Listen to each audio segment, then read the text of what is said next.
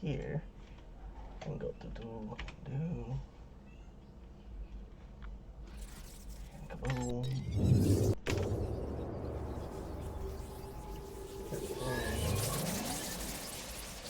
Browser. You've got mail. You've got mail. This is not my Discord.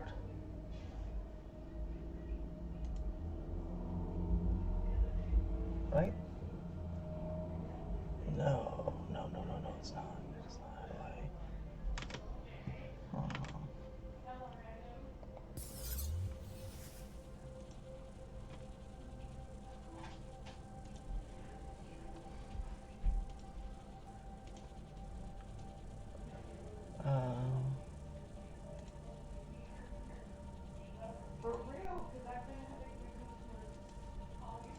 Log out Pebbles.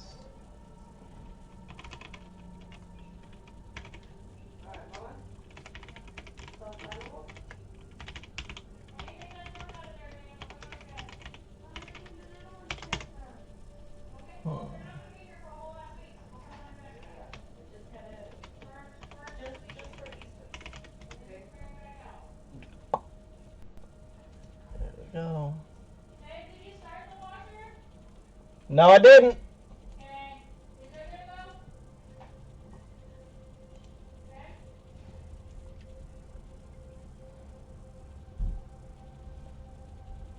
Okay. Okay. Boom.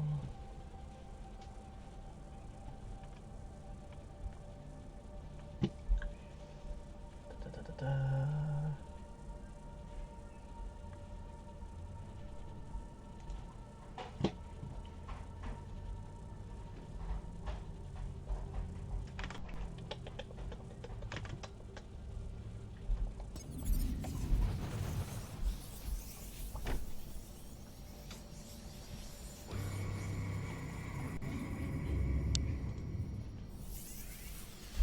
Weird little thing to invite people.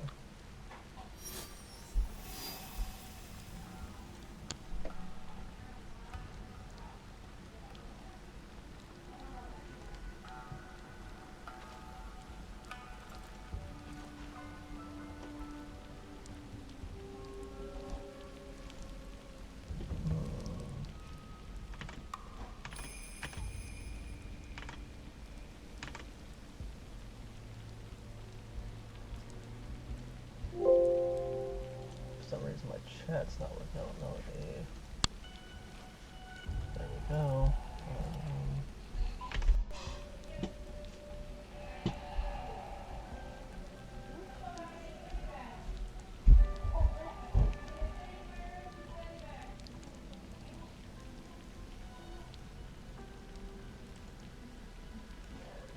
Okay, so now my Twitch.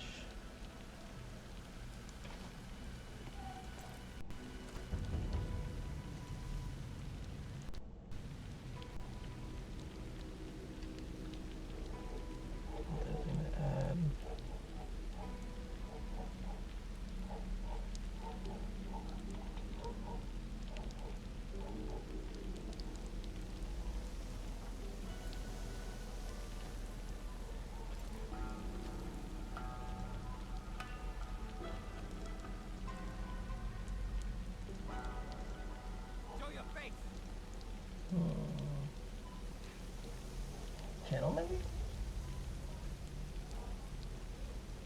Okay. Huh?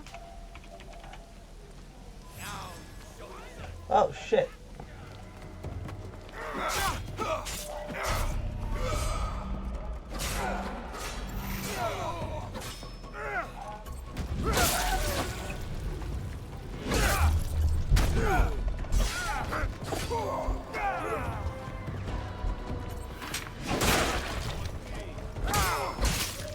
Will you live up to your legend?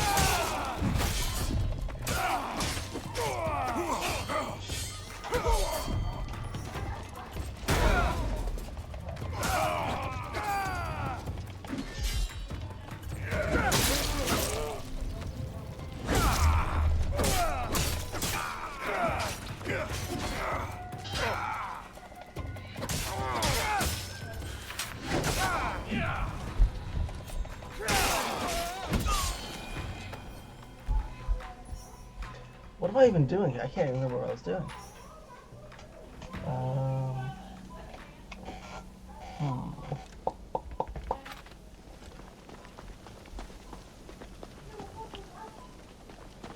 I know this guy's dead as fuck. I gotta call my room.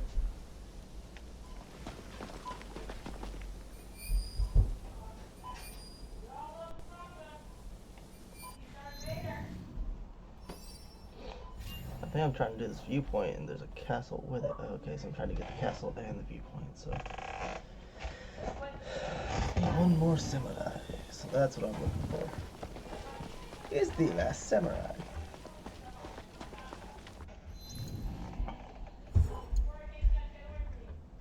Yeah, one sec. Pause, Jake.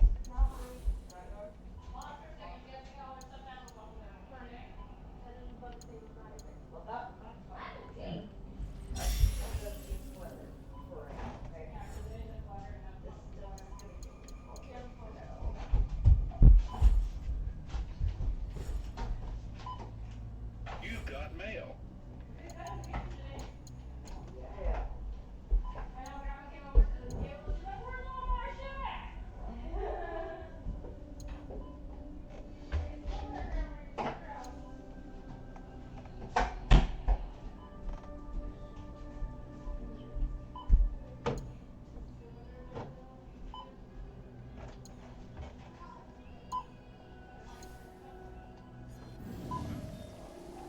What could that have been?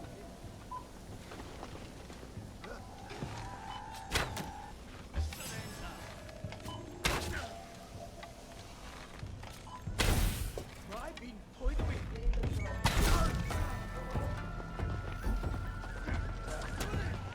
They went down there.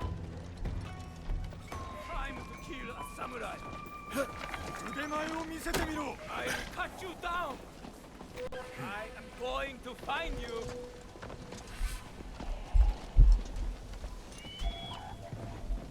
Face.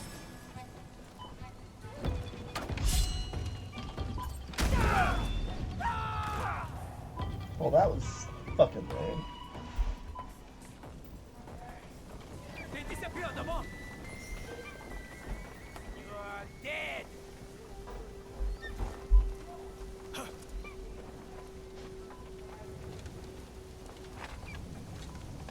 You there? He knew where I was, too. That's what gets me.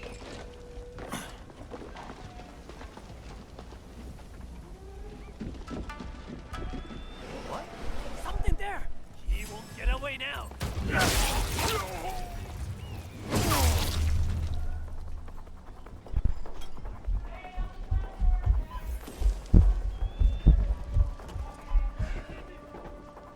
Emo.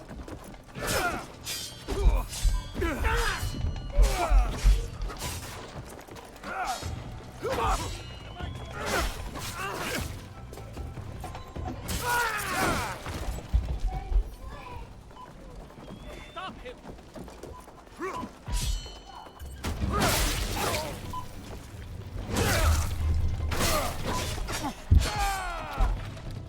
I can do this on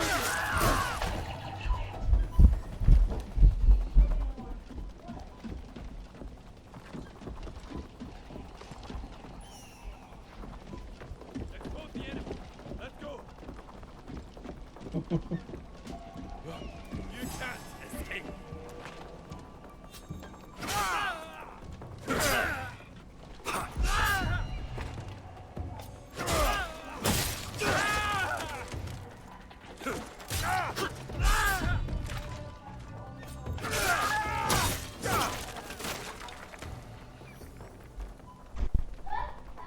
Y'all saw that too, right?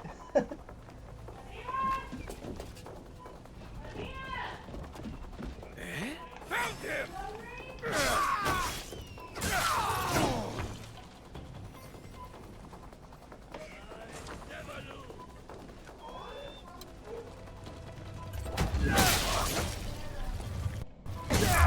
I'll see you bleed.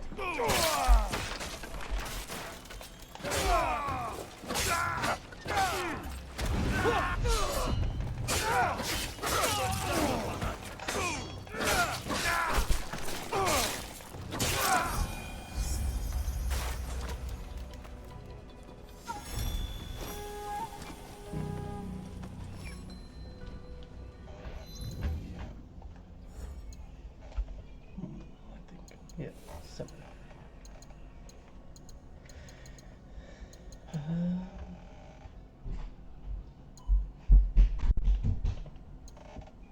We pin off. Damn, one more for fence.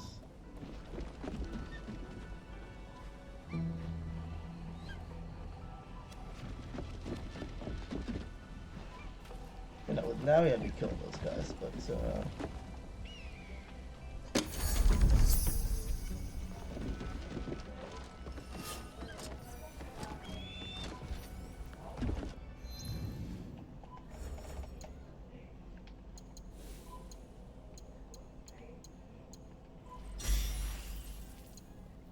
that makes attackers vulnerable. Oh, that's sick.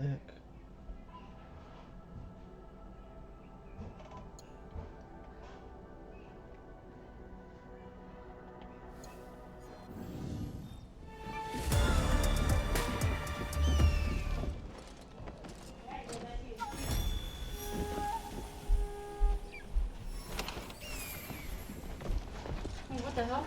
Did you get on stream? Yeah. I didn't even notice. Oh, well, thanks for not paying attention to me, I guess. Shut the fuck up. Here's your tacos. Why, thank you for some tacos, baby.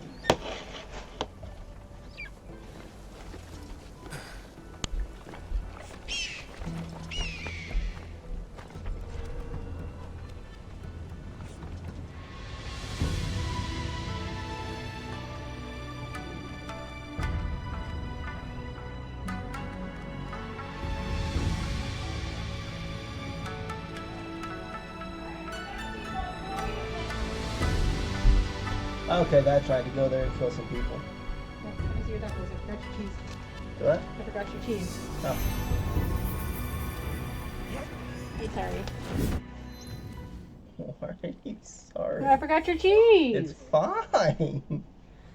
It's rude. You need cheese on your tacos.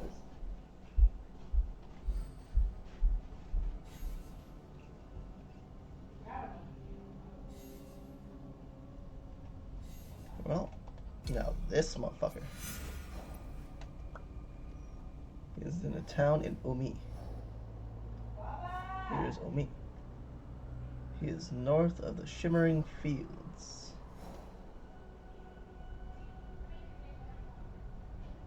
Fields.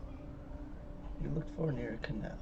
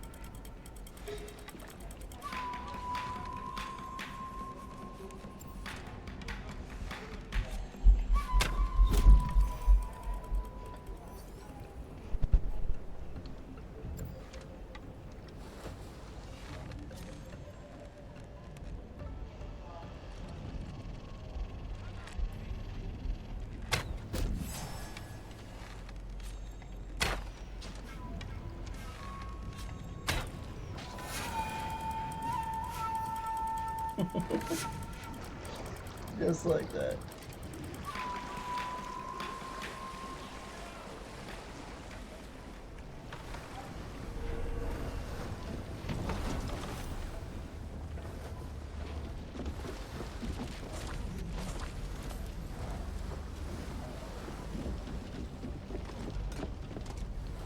Oh, I can't take their boat. That really sucks.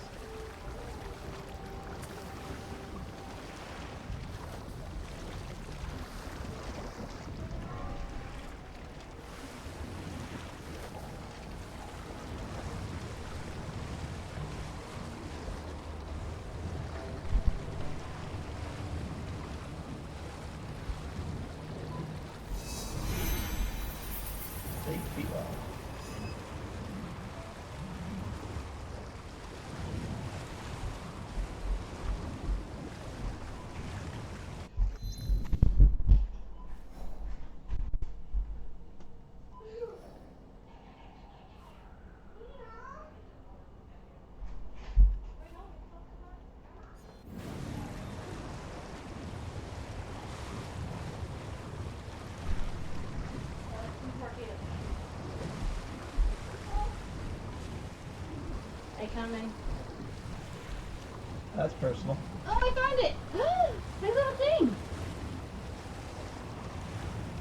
Look at Hey, you found the thing? yeah, I found a bit. I don't know if my chain's good anymore though. Probably The not. chain now. Huh? Probably not. Oh, my back. Unless it was just like that one loop that broke. Mm-hmm. Oh, you putting on your rapey show? No, I caught up. Oh, what you putting on? Maybe one piece, but I just did because I was like sleepy sore. I don't have that much water now. I was caught up on a lot of my stuff. We were caught up on Rookie last night. Yeah, we did. That sucks. Huh? But yeah, we did. That sucks. We can watch 911. I'm not done. I mean, not at this moment, but you know. The blade of the Naginata spirals, thrusts, and cuts straight to the marrow. Straight. My art is one of true and terrible intent. Watch Black Clover. Each stroke performed as if in the thick of battle. Do you wish to learn? Don't you know who he is? No, I don't.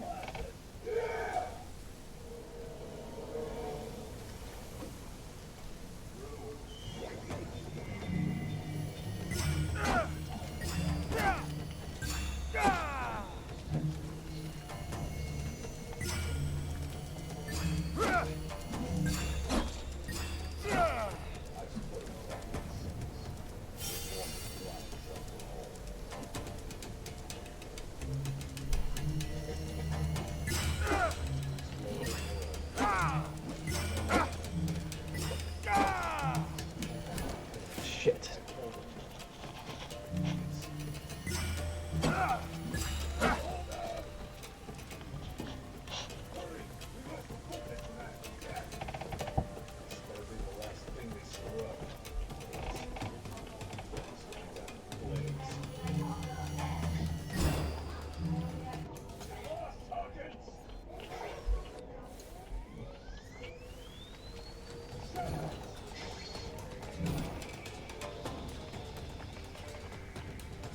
I can just hold triangle to try.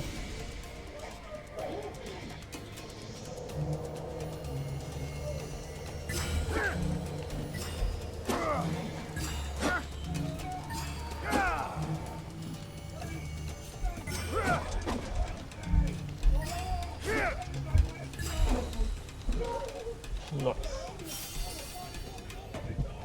What do you say? Yeah, but what do you add?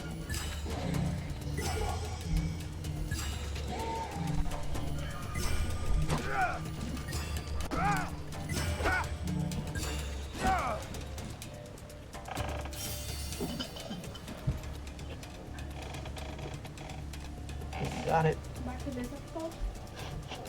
I went to the finishing episode. This is strong. Hmm? I'm done it. I'm always just showing it.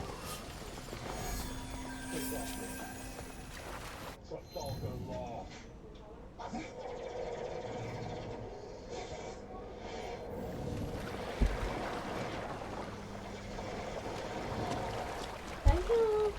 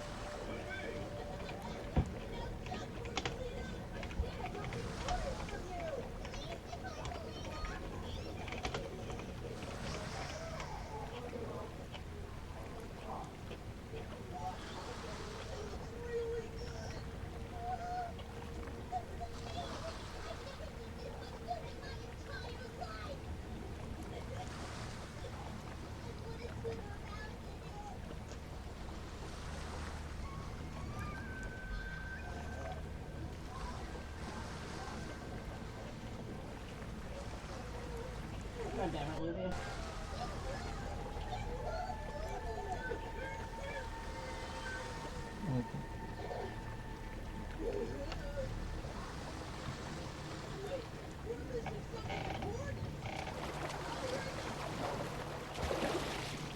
I need this.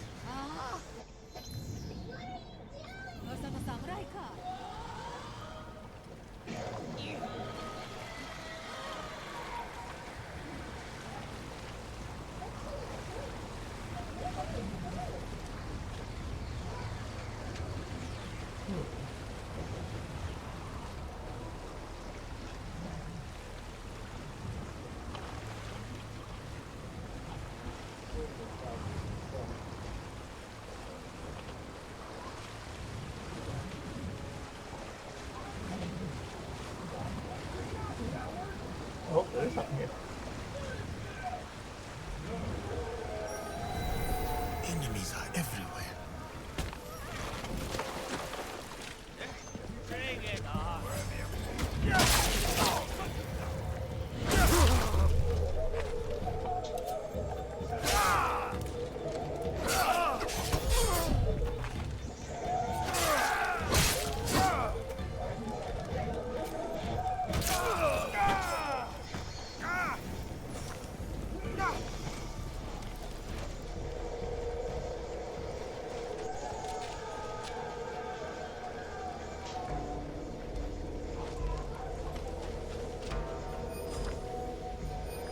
What's that?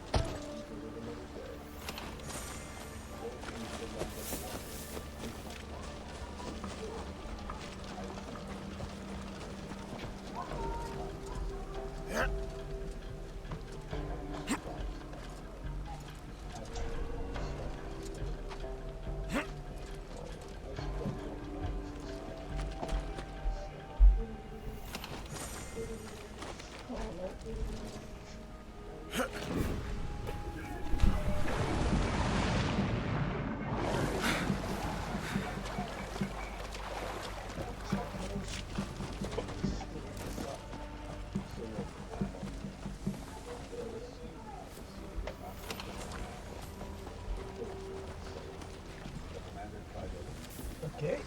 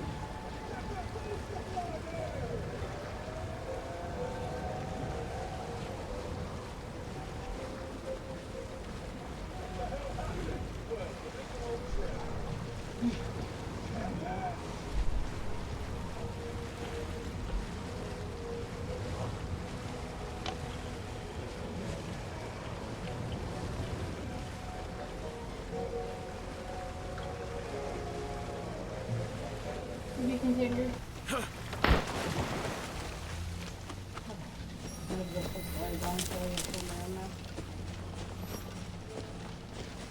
Or you can chill and I'll help you. Yeah. So you can chill and I'll help you clean it here in a second. You have had a very long week, And? and I would like you to relax so you can help me tomorrow. Okay? Fine. Why do you get mad at me about it? It's okay, baby. Play your game.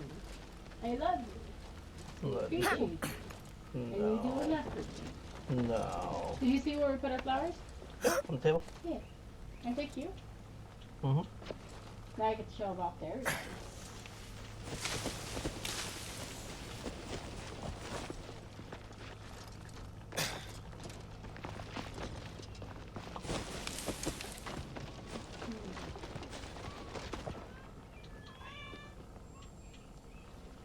Kitties! Let me pet him. What, does Yasuke not pet animals? Is he allergic? Oh shit. Where's my rubber band ball? I don't know. It was up there. I haven't cleaned your desk yet, though. Probably do this. Unless all he was unsupervised and here then it's gone. No, every time that he's been here, he's taken that. He was not here. Unless he did it when I wasn't here. I've only left them alone without me here like once. It's probable though.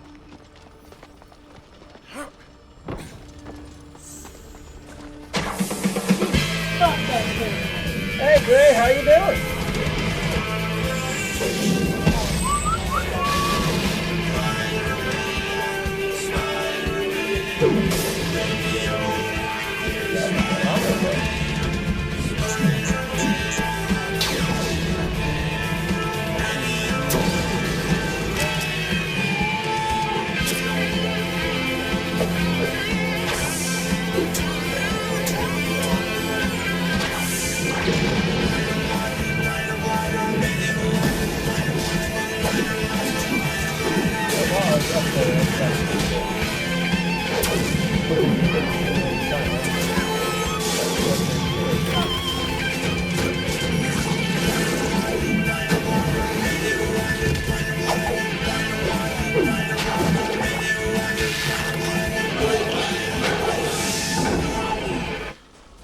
So how you doing today? The package barely left Antica and is out for delivery starting at 6 o'clock, so it's gonna get here late. Uh-huh. With my games! It's your game. My games! Your game. I'm so excited. You're so excited. I'm so excited. Yeah. You excited? Not as much as you. Originally. Yeah. Of course I'm A wrecked excited. ship. My favorite game. There may be something of value on board that wrecked ship. Joseph messaged me. If He pirates have early not this picked morning. it He was clean. like, it's on Amazon. I was like, I know. I was up till midnight, and I sent him the thing showing the Act 2 coming. He was like, you were on top of it. I was like, yeah, if you were to click on it at 8 o'clock, it's coming next month. I was like, it's having issues with you already trying it out. Basically. He's like, so it's really popular. I was like, it's very popular. I was like, it used to be worth it. See? Again. Damn. I wonder if he muted, because he didn't. I wonder if he heard you. Did. No, No, Mike is no, okay. I'm muted. I'm just making sure. He's just ignoring me. Rude. Spot damage document appears to be listed goods carried on the wrecked ship. The port of Oh, origin is the marked as Switch booked copy soon. finally Its sold out. destination is unreadable. What? Switch copy finally sold out. Wow. The only one that's still available is the Xbox copy. I knew I was gonna hop on it today. I knew it.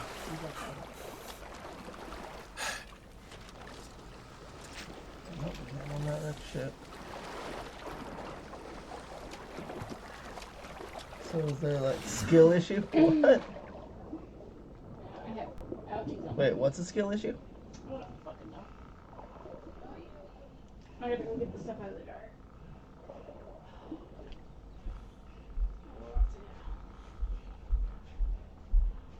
That's right.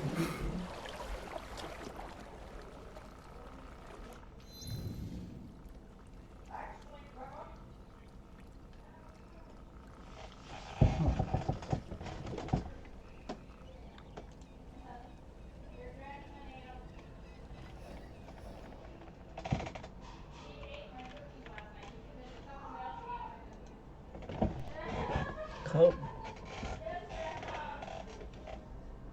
Grandma's mad at me.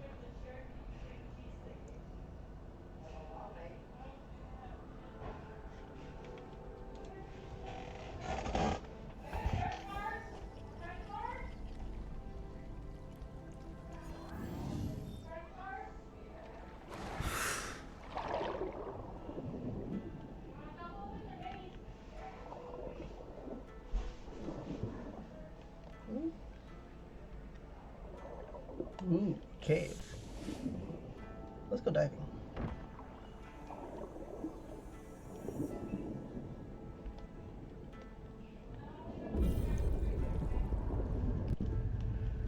Oh. Oh, I'm gonna fucking drown. No, I am not. Haha. Too awesome to drown.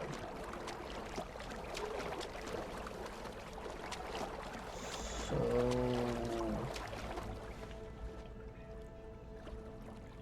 Nothing's in here? Like that. This is really cool looking. Oh. Chesticles!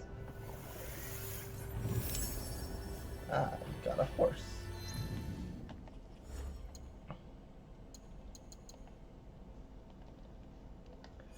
Oh, okay, I can't go to gear because I'm in water. That makes sense.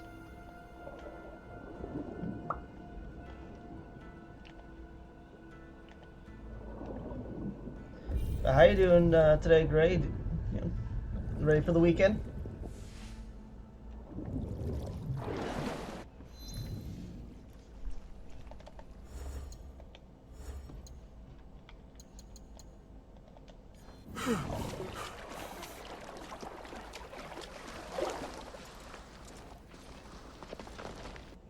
Okay, now can I?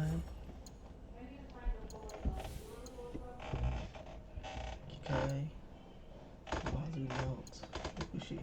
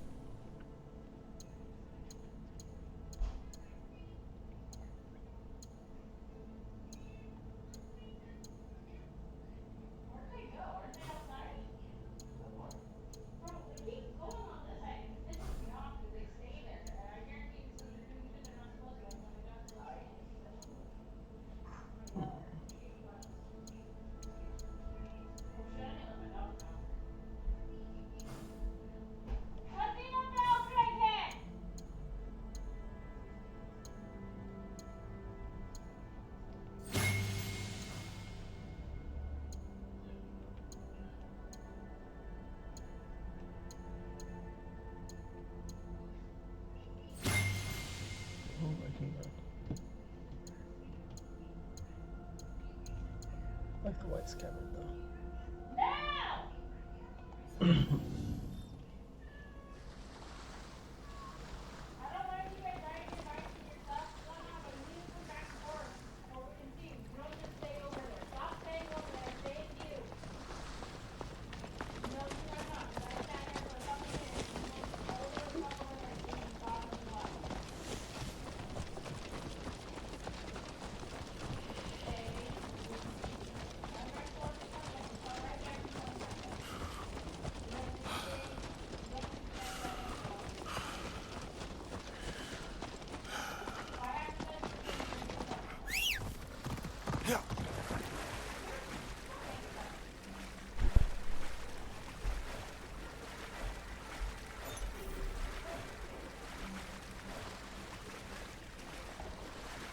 Who needs a boat when I got... Oh.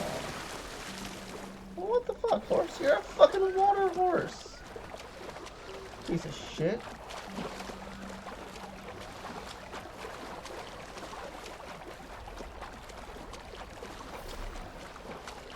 Possible to call my mount my ass.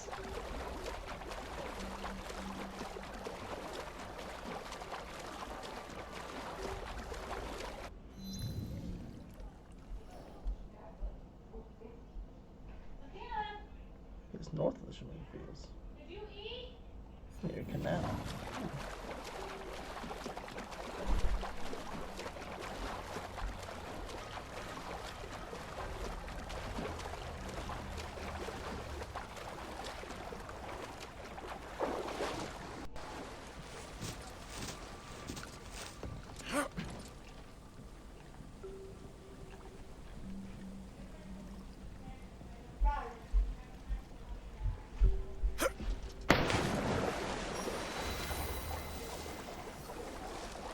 Sugar boy Hamlet.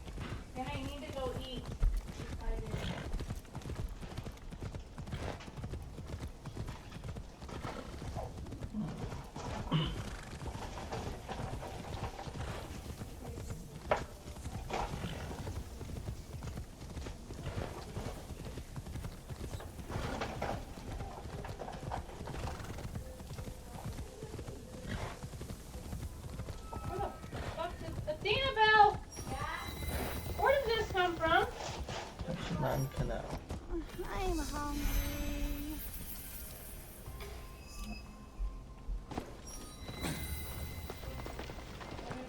We already paid our taxes. If the Daikan returns, saying we must pay again. The poor must plant rice so that the rich may wear silk. It has always been so. But the Emperor... The Emperor is powerless. The Shogun is weak. And now the great fool of Owari has danced his last. Yasuke-san, welcome to Hachiman. Lady Oichi tells me of trouble in the rice fields of Omi. Yes, Omi's Daikan is corrupt. He secretly works for the Shinbaku. So much for loyalty and doing your duty. Indeed. And you, sir, are you still loyal to Lord Nobunaga and Lady Oichi? The Oda clan holds a place in my heart. If you want to. But I serve a new purpose now. I hope that new purpose proves just as worthy. Come, I will show you what is amiss in Omi. What they do is send out a second Daikan who claims the first was an impostor. A clever scheme. The Daikan is too well guarded for the peasants to resist. That is shameful. What about the daimyo? Lord Hideyoshi holds northern Omi. He seems fair, but he's always away at war. And the stewards at Azuchi and Nagahama are bribed to look the other way. No daimyo should commit such thievery in their domain. I would take action myself, but I am too well known as Lady Oichi's bodyguard. Yes. Let us keep Lady Oichi's name out of this. I'll look into matters here and return.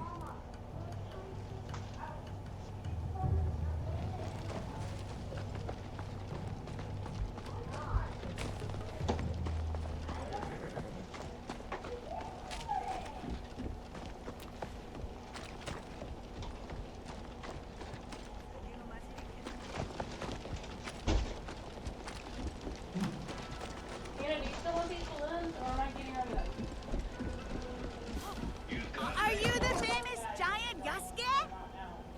Please feed the evil Daikan to the water dragon of Lake Biwa. The dragon is hungry. You have nothing to fear. I will help you. Ha! Yatta! I believe in you, brave Yasuke.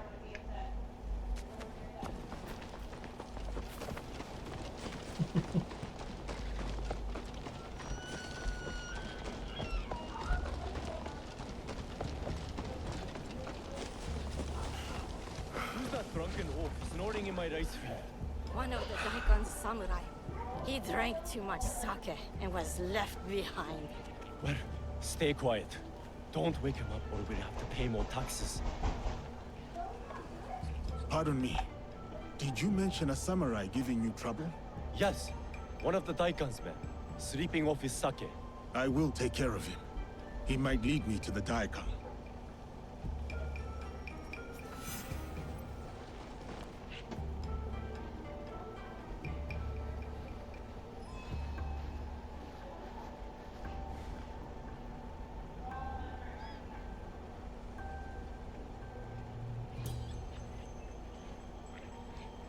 Where is he?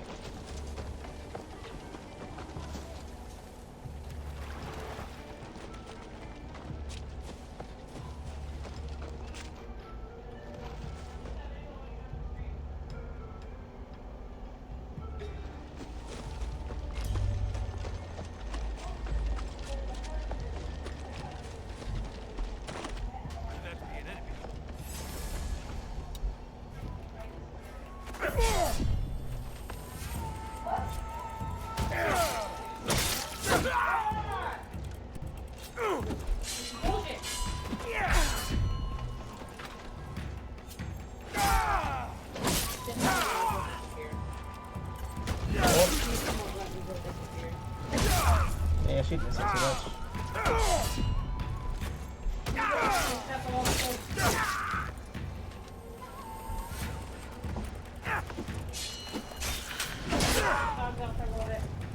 Alrighty.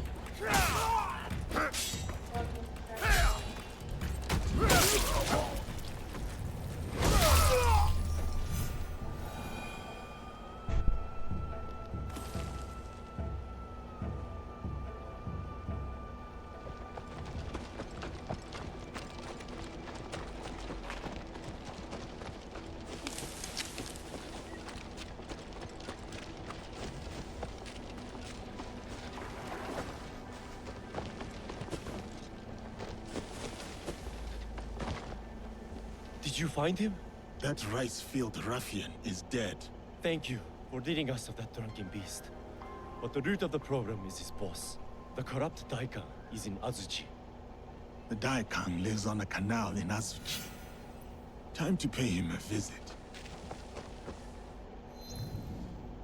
He lives in the Daikon mansion in Azuchi.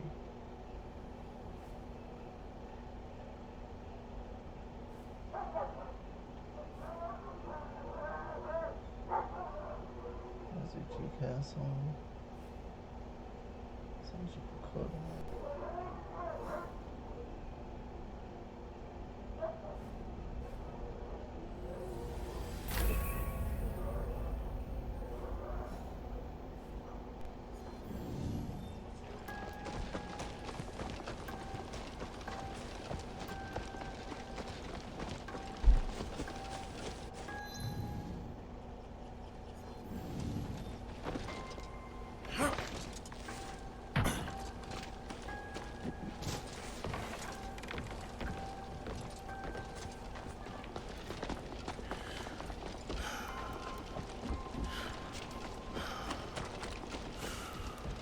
This is not your road! And if I'm late to the market, I do not sell my...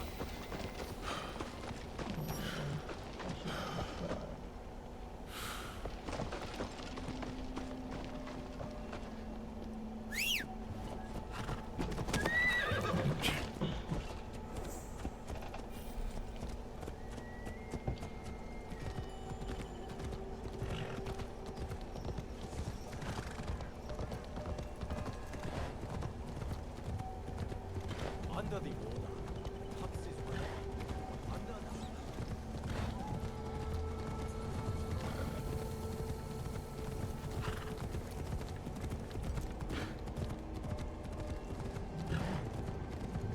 I saw that!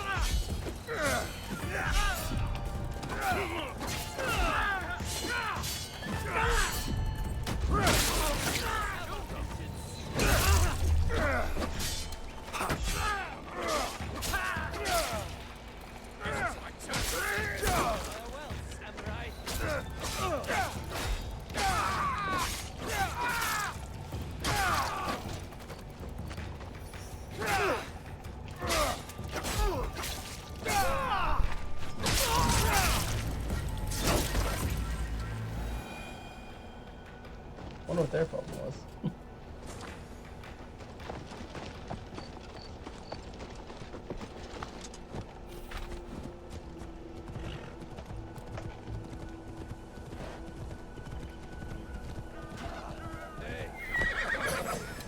Anyone?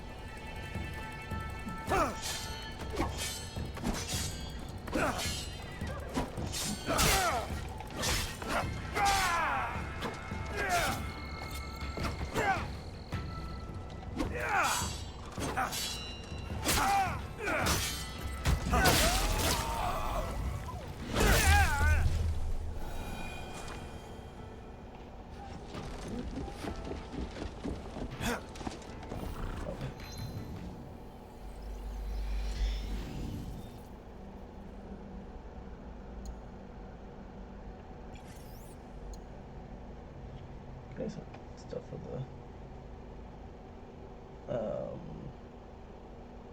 arena. Purge corrupt entities, kill samurai, mine echoes. You got mail.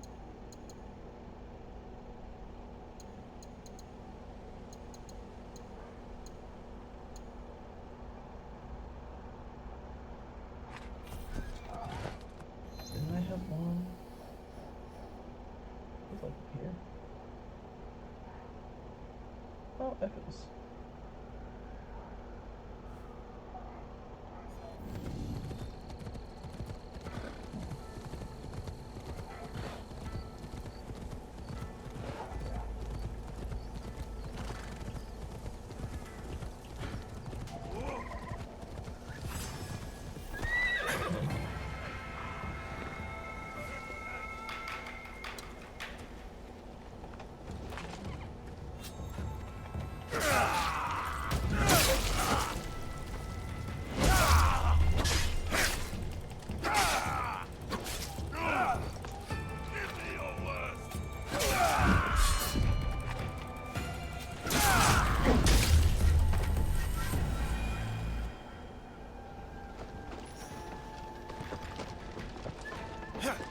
Yeah.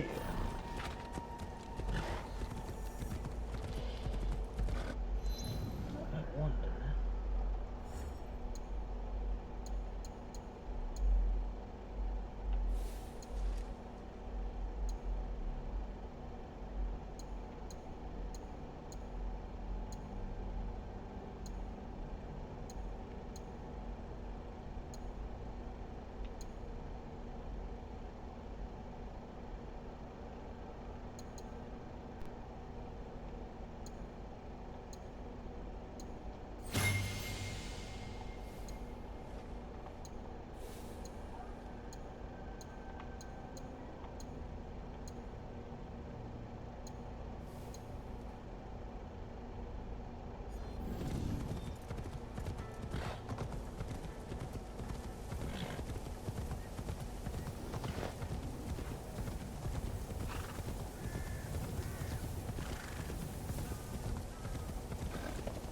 Okey-dokey.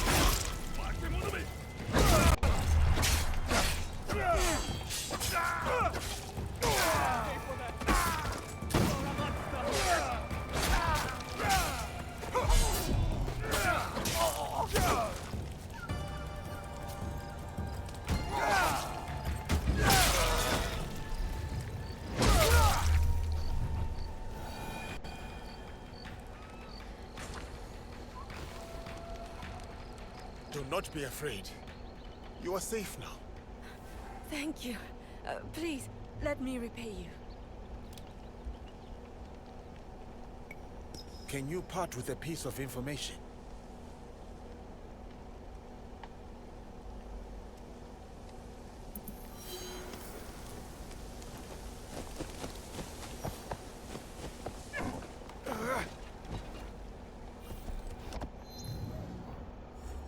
No double thinking it.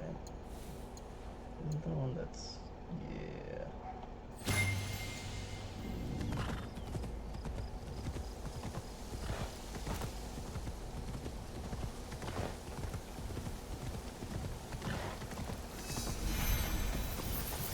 Can put it.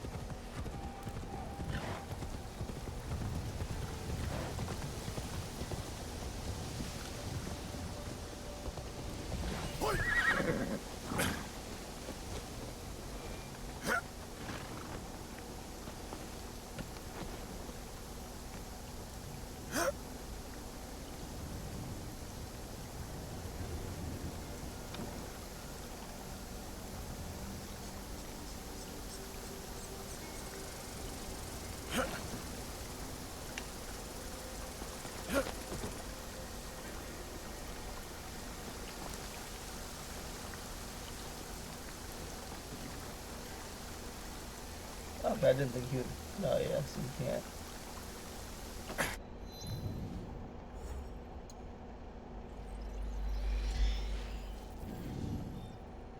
But now I can. Seasons change.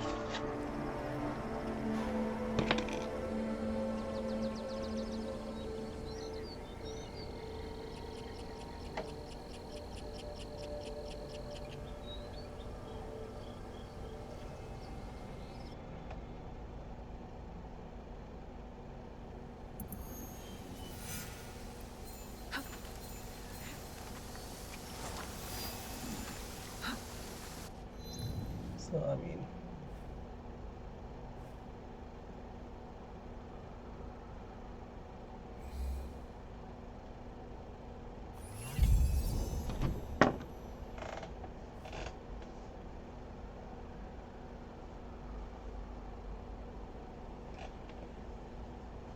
oh.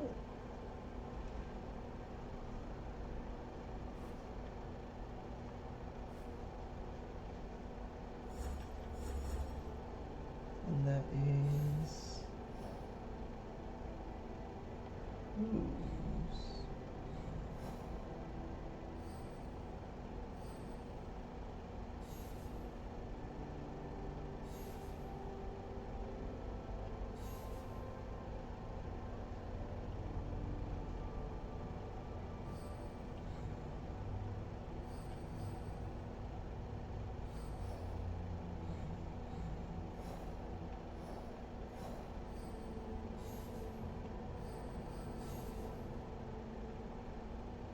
This is probably something on it.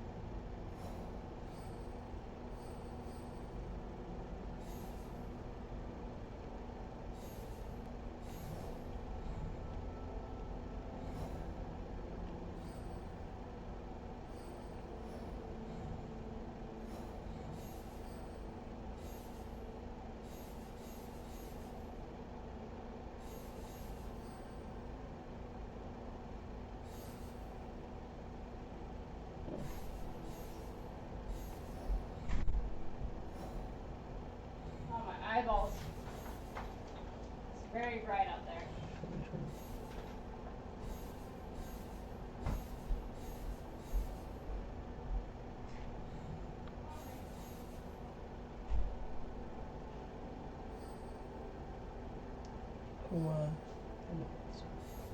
Okay, so it's not another. Sweet.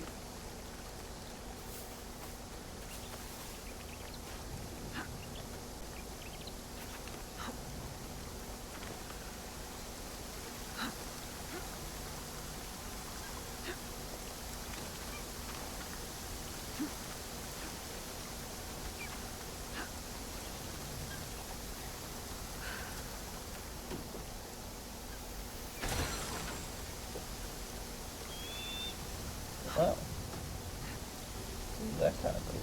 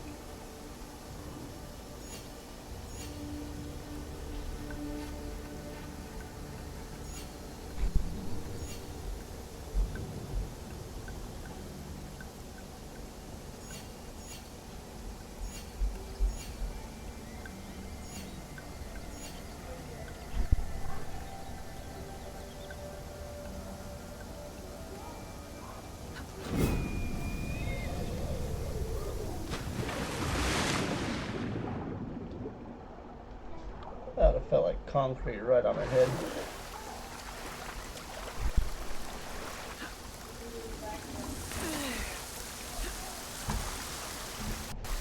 Okay. Dogs are not very big.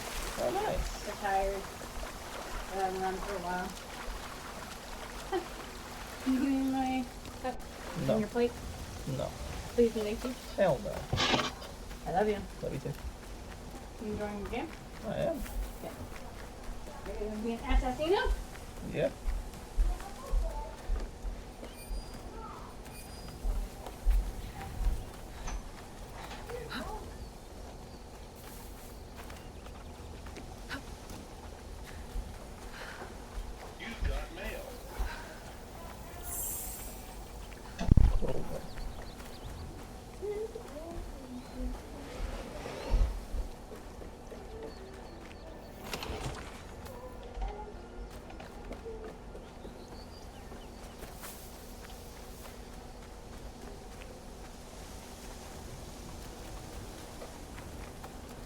Oh, yeah.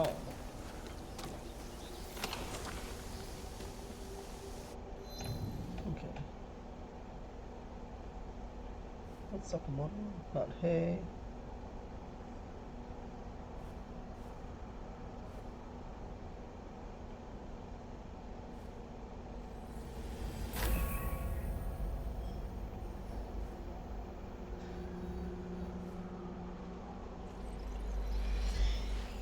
Fast travel to the hideout.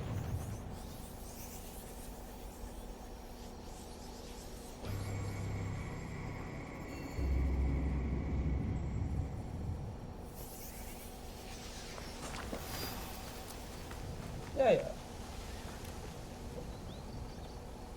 Something on your mind, Yaya? My thoughts are with my husband, as they often are. Iwatora was a talented Rikishi, and he taught me how to wrestle. I grew very strong under his guidance and patience. The first time I beat him in wrestling, I was afraid I had wounded his pride. But he embraced me. We drank sake under the moonlight to celebrate. He beamed as brightly as the moon. He taught me all I know.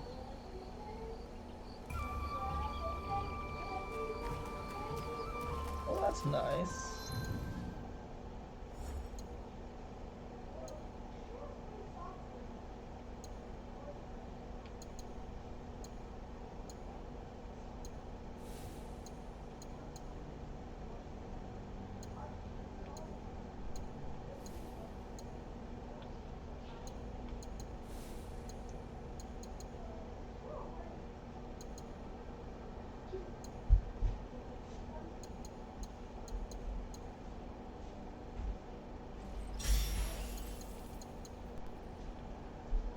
Ah, maybe I'll save one for that.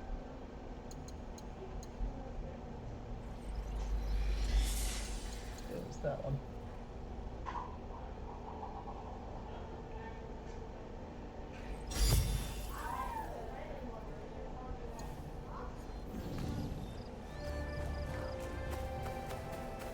Monta, I need you to fix something for me. I don't just repair roofs, Miss Tomiko. I'm a scout now. Out there, you're a scout. Here, you fix things. Yes, Miss Tomiko. I'll get my tools. Oh, that was fun. That was great.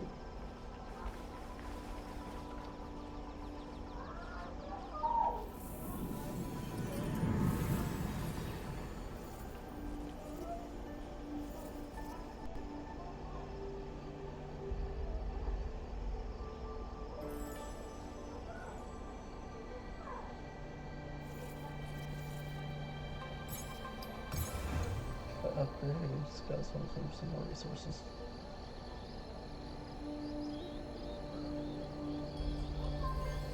Yeah, why not? Fully upgraded building, then why not? Okay. Study. Additional scout joins the league. Reduces search on quest by 6%. Cost. Most of it, so. Study.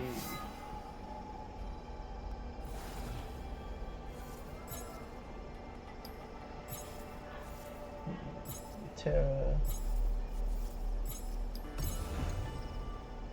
This thing. Let's use information. Build locations to collect for unique treasures and more from hoops. Oh. Really? Oh man, that's cool. Oh my god, that's just level 1. What? That's additional Kakarega locations around Japan and reduce the Kakarega unlock cost by 30%. What? Dude, that is dope. Dojo. Can be trained as a veteran. Forge.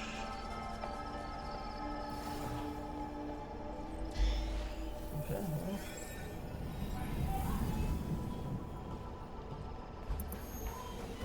Oh yeah! Oh, hey guys, how you doing? those bits? What the hell is that one? Corgo 100. I'm not really sure what that is, but that's adorable.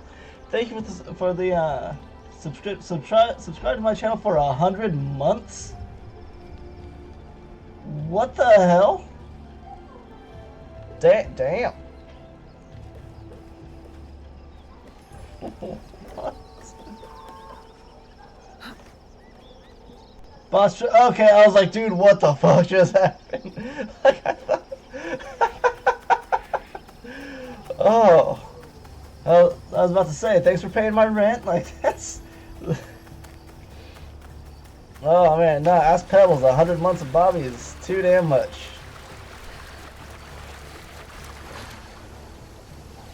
Oh, I just sit and chill. That's cool. Oh, do I do the little... Oh, I can meditate here. That's cool.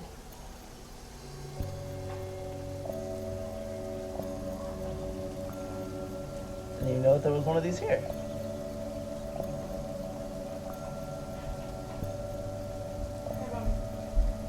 There was only one tortilla left, so I think I can just like figure it out. Oh, thank you, baby. I don't know if you saw, but I'm doing the hand signs. I don't think you want that out in the open like that. Just gives you the big no.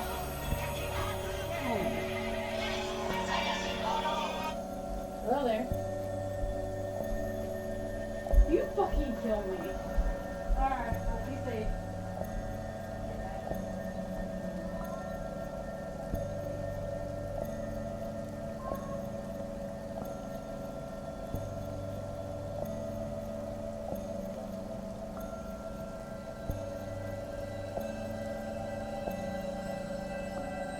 Alrighty. I am benevolent to both my inner and outer world, like my father. Yeah. Cool.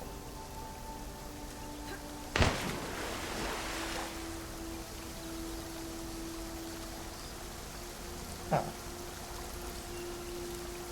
Waterfall stuff. Video game 101. Always look behind the waterfalls.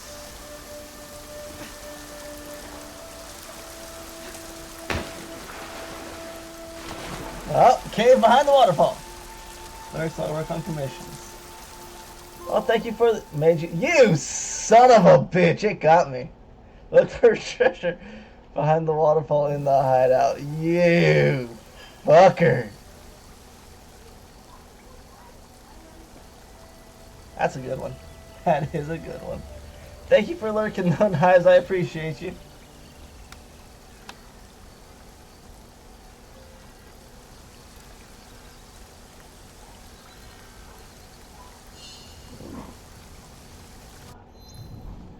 So now, my dude that I'm looking for is right there. So best roll is Yasuke.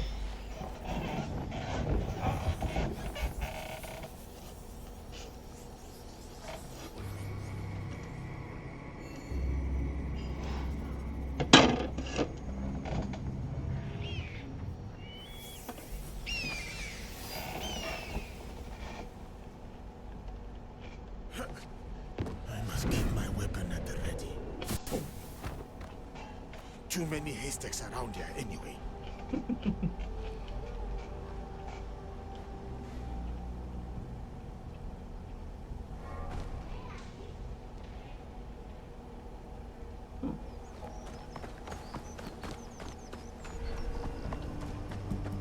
Clear away.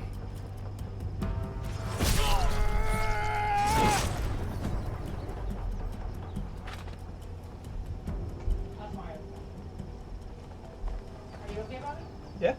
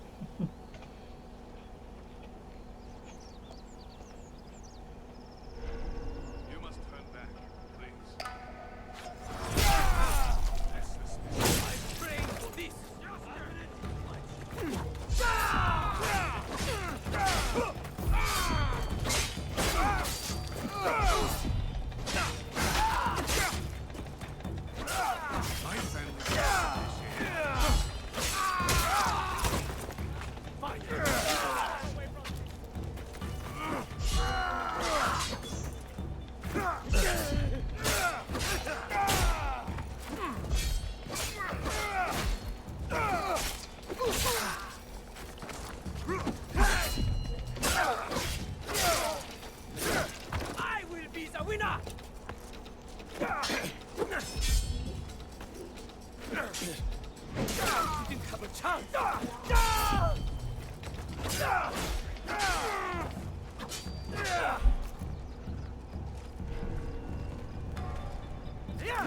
You will be struck down!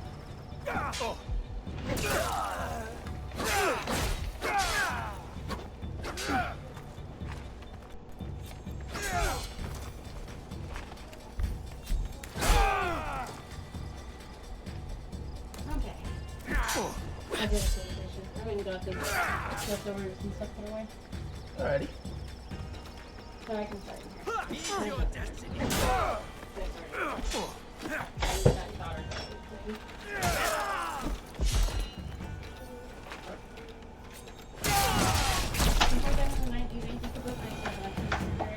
What now? Yeah.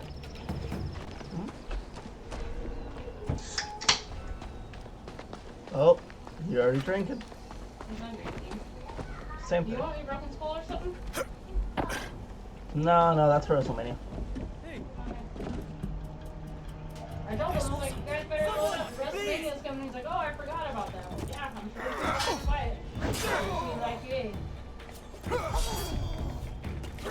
Say what now? I did it on Easter. Right? A little weird.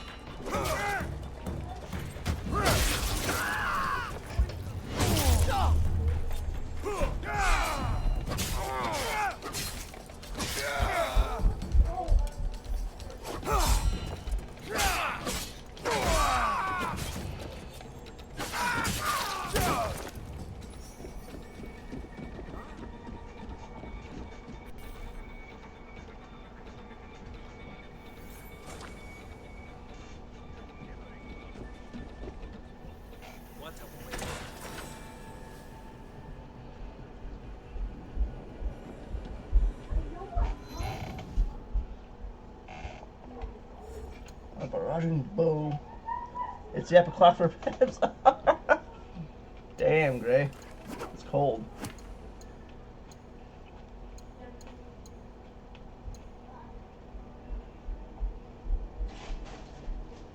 That was nice. What? He is coming! You are no matter! Oh, did you open it? Nothing. Do it now? Is this open? Did you open this? No, I assume that was That's open old. for you. Yeah. Yeah. I was just making sure. Now I use my only arrow.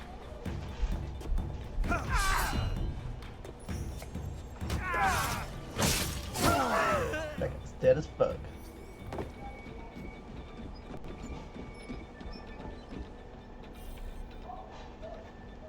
Oh, that bitch took a bite.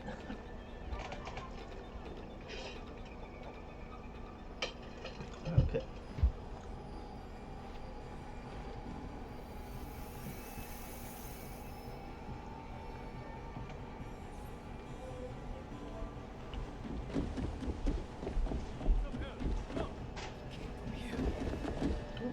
Okay, if you turn on the light. Yeah.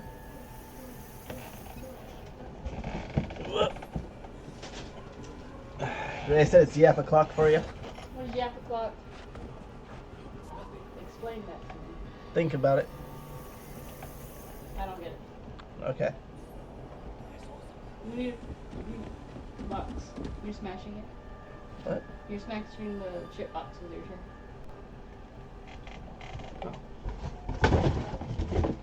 Starting a new job is always a mix. Yes, I can handle this.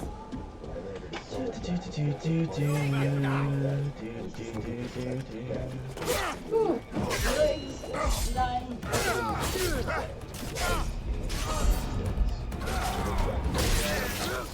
Doubled as a form What the fuck just happened? I was assigned to manage the farmhouse. It was a favorite among carnival goers. It seemed simple enough. That was like my entire health bar just got taken down. Fun, safe time, and observe them leave. At first, everything seemed straightforward. But then I started noticing odd things. It started with small discrepancies. I counted dozens of people entering, but only 11 would emerge. At first, I chalked it up to miscounting. After all, keeping track of the chaos of laughter and screams was no easy task. However, as the days passed, the numbers just didn't add up.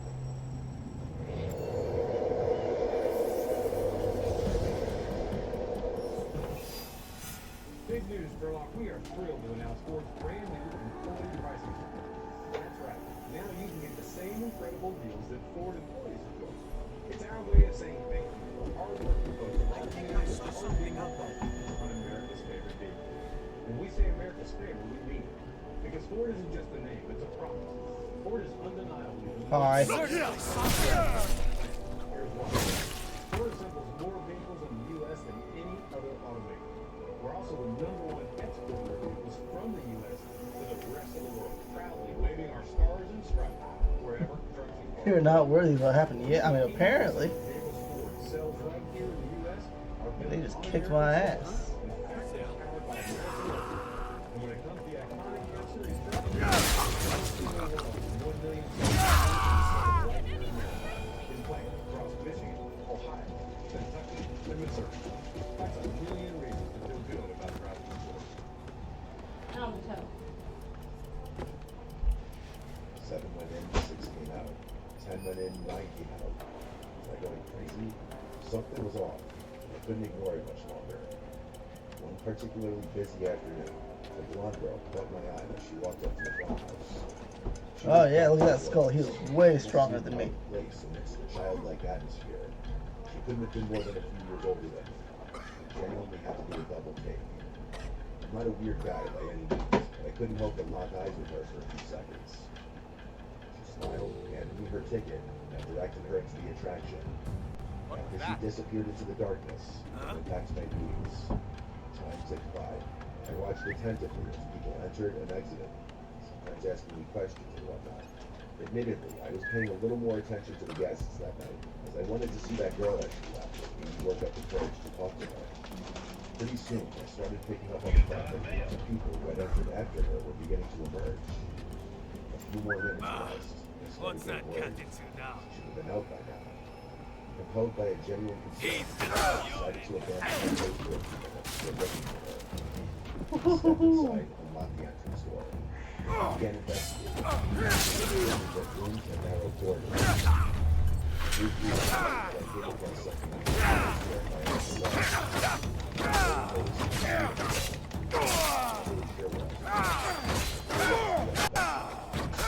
Yoink, yoink, yoink.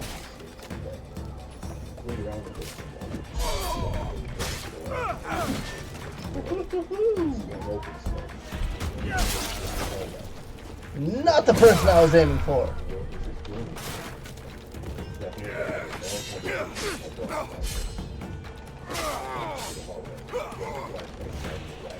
I didn't have much time.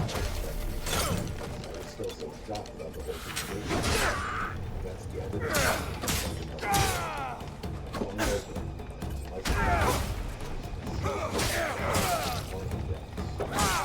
we decided that this discovery proved that everything was crazy. Other people had noticed the attraction already started to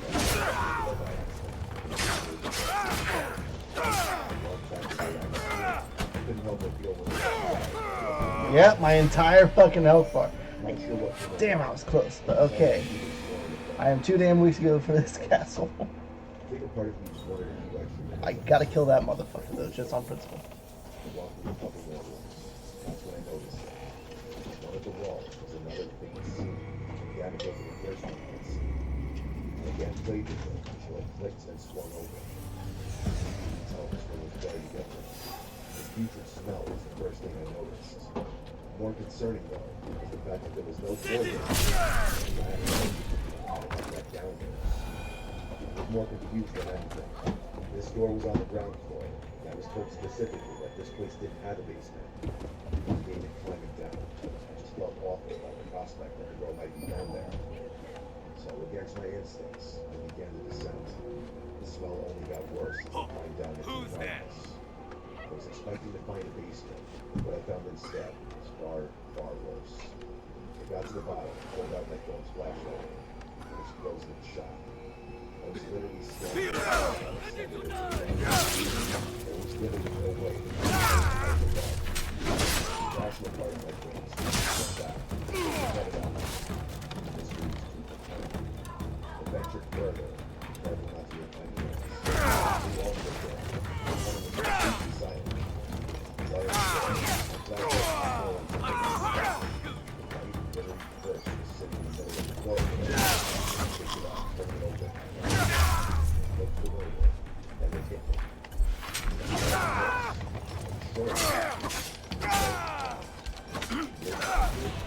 If there was any way a rational person could find this power in their lives,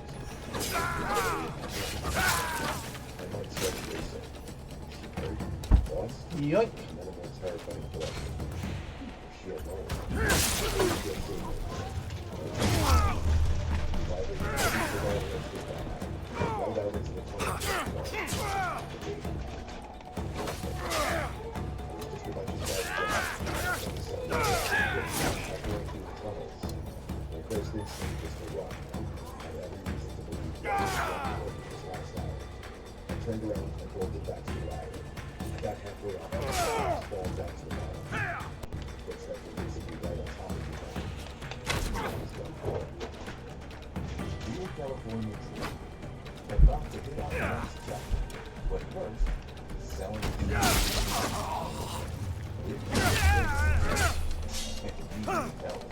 It's never been negotiation sure, but someone gets the big stuff too. Reminding us that although those isn't always clear, when someone has your back,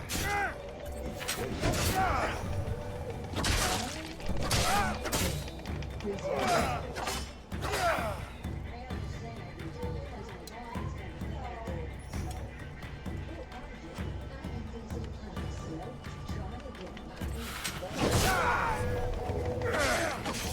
Oh shit, a second one.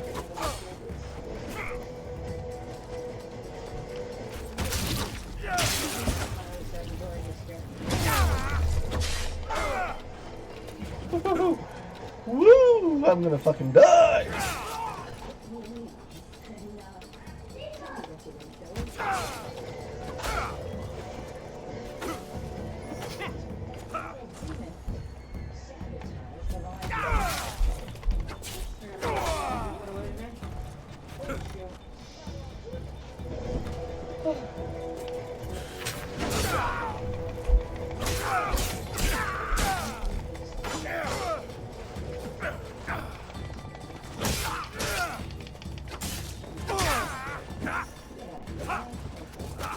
Fuck! Yeah, okay, I can't kill them when there's two. Okay. At least not in that cramped of a space.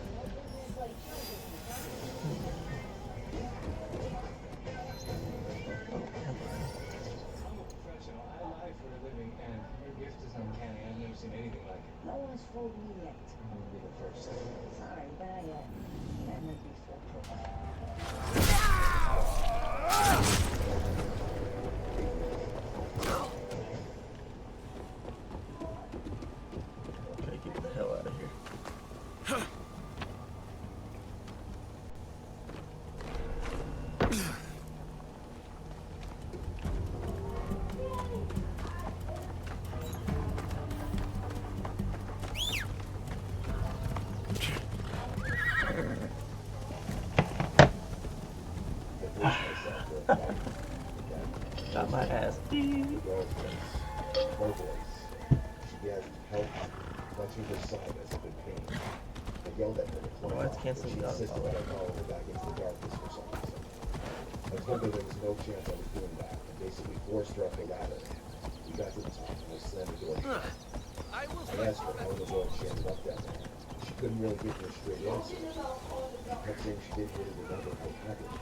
Just that she suddenly realized she was underground. She said she started hearing things moving in the dark, that there were voices calling to her. I didn't know how to process this. I asked her if someone had died in her down there. She said she didn't remember. The weirdest thing about her story was that she was looking at me with this blank stare that genuinely freaked me out. I basically interrogated her about why she told me to stay down there. She didn't answer. Right, I had enough. in your thing. I wanted to get as far away from the person as possible. We're changing the bathroom though, because Dad's on the camera. Dad, can you not come on? Again, this house had been some sort of safe during Prohibition in the 1920s.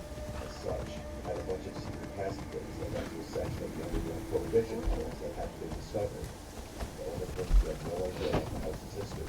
But I was How much should we skeptical. go on your bed afterwards too? Trying to get dirty clothes over there. Like the dirty towels and everything. I have no idea. Pebbles, what is the drink? Is that one of your 7-Ups? Huh? Is that one of your 7-Ups? Yeah. It's a tropical 7-Up, Gray. Is that your underwear that's doing that? We'll loosen them up tomorrow.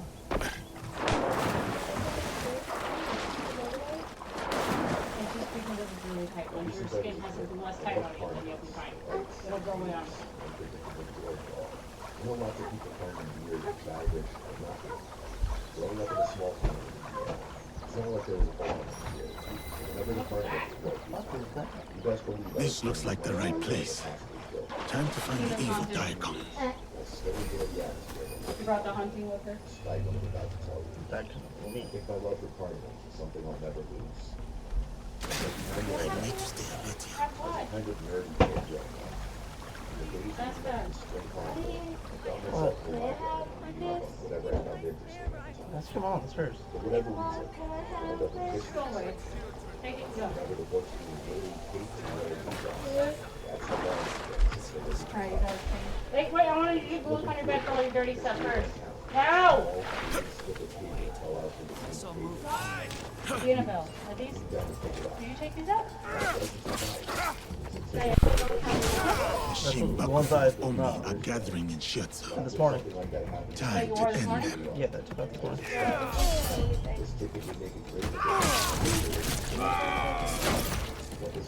I should return to Kuma.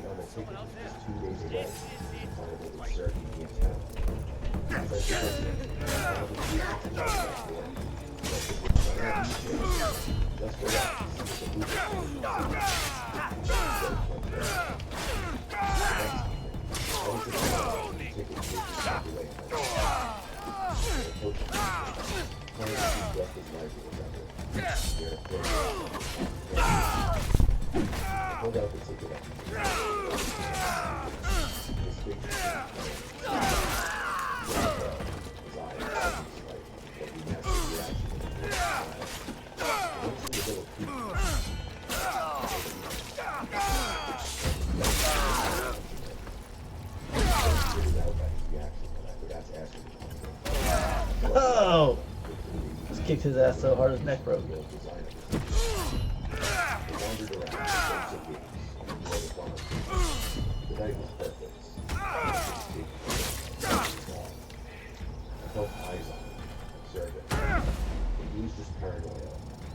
Right, I thought that was pretty cool.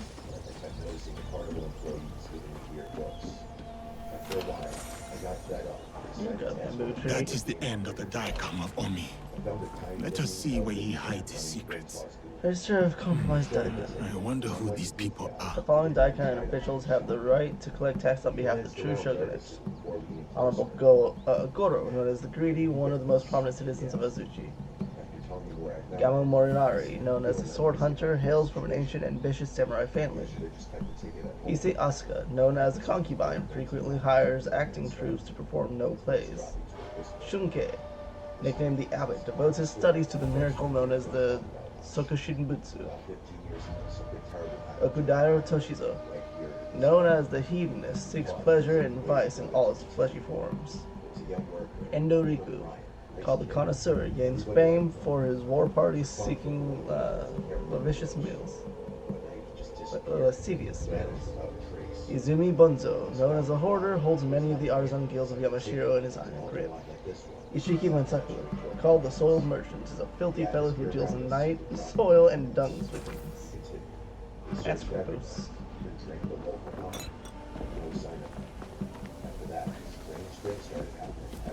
Is someone there? Danger!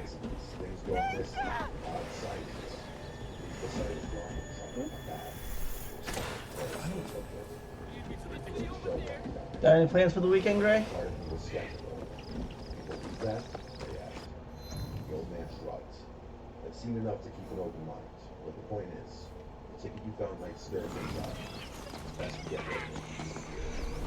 You get those I looked down at it, reading it over again, as if there was some kind of secret I was missing. How could a ticket be the cause of all that? Still not very fine. But look at his eye got back there. His tone switched, just as if he were angry. Told me you did it here, almost in a growl. He considered it, but concluded that some stupid story wasn't worth giving up such a cool souvenir. I told him no. Yeah, I can go to tomorrow and then a party after. Oh, nice. Yeah, I was supposed to be working tomorrow, but the contractor who, I worked with on the weekends, I guess he hasn't been paid in the last 6 months, so until the people who pay him, then, no work for any of us.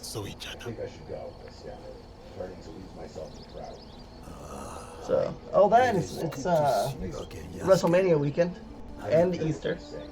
One of the dates is Honnoji. So we got family coming over on Sunday. Tomorrow we're having a birthday party for Athena, so we're gonna go bowling for her. Not the same as before. I know we don't even like it. So we will not see anything like the days of Lord Nobunaga's reign again. I mean, you put it down next to me. Ambitions and dreams are but leaves in the wind. I never thought I would outlive him. But all things must pass, even power and valor such as his. So it is with us all. So it is with myself. But your loyalty has proven you worthy of bearing this flame. It is time, Yasuke. It is time. Open the scroll. Sensei.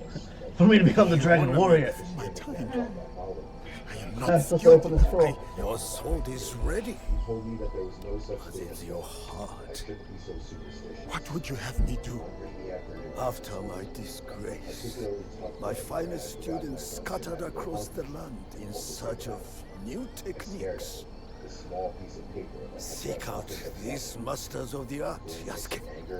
Prove to them that my sword school remains unbroken. They will teach Yeah, WrestleMania is in Vegas. samurai's weapons may bloom in battle. I will prove your faith. Maybe one day I'll actually get to go to it, but not for the prices of those tickets. Nice. There is one thing I wish to ask. Will you drink with me? 1 cup of sake. Just one.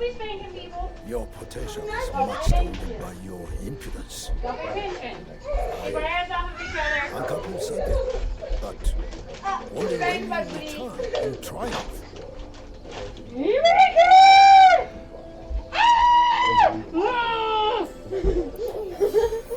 No!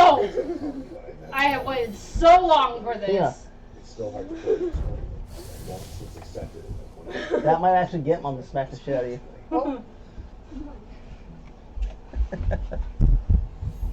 I'm so excited! Then I just can't hide it. There's 2 of them. Aren't they beautiful? They're pretty cool. They're beautiful. Oh, is he watching WrestleMania? No, he's just saying that they have it there. I can't see. Into town. Pebbles got her Lunas today. It'd be kind of cool if they put them on separate discs. The remaster, yeah, and I got 2 copies. I'm a nerd. Yeah, I forgot that I turned the camera off. Omi, southwestern Azuchi, near a bridge leading into town. The PS4 copy online already sold out, and if every time they put another restock on it, like every few hours, it says it's not going to be delivered until like sometime next month. I was up until midnight waiting for this shit to release. Yep. I'm so excited. Isn't it beautiful? Now if I can get a Knights of the Old Republic remake. Right? We'll be doing the same thing. You get a sealed copy and not a sealed copy. Uh-huh. I love these games. Fuck it, let Obsidian do it so they can be like, oh hey, this is what we originally wanted for Knights of the Old Republic 2. They still haven't charged my card. Don't look a gift horse in the mouth. Huh? So don't look a gift horse in the mouth. They did the same thing whenever I bought the Lion King, remember? Oh yeah. Stop it, you two. Aww. Narume Nagayoshi of Shinkage-ryu challenges any Excited? to do by the road It's that leads excited. north out of Azuchi. I can't wait. I'm gonna play Monday though, because if I get onto it, I'm not gonna wanna do my adult things. This time will be different. I know. Really too much. Kind of like when I had to wait a full fucking week pretty much to play this. Yeah, you did. Because you're like, I'm going to leave you alone for the week. And that was a fucking lie. I shrugged my shoulders and I was figured that I might as saying... well walk through it. Admittedly, I did get a pretty good laugh out of the distorted mirrors. I think I was like halfway through. Oh my god, do I have to do the fucking same damn thing twice? To my left, there was a head that seemed to be peering at me. I only saw it for a split second, but it was a bald guy with really sunken eyes. I looked around, but didn't see anyone. So I'd have to fucking use 2 scouts just to find his ass? Beach near the trade harbor, so I'm just gonna keep going north. Oh, that's my desk going off. And I just can't hide it. I know.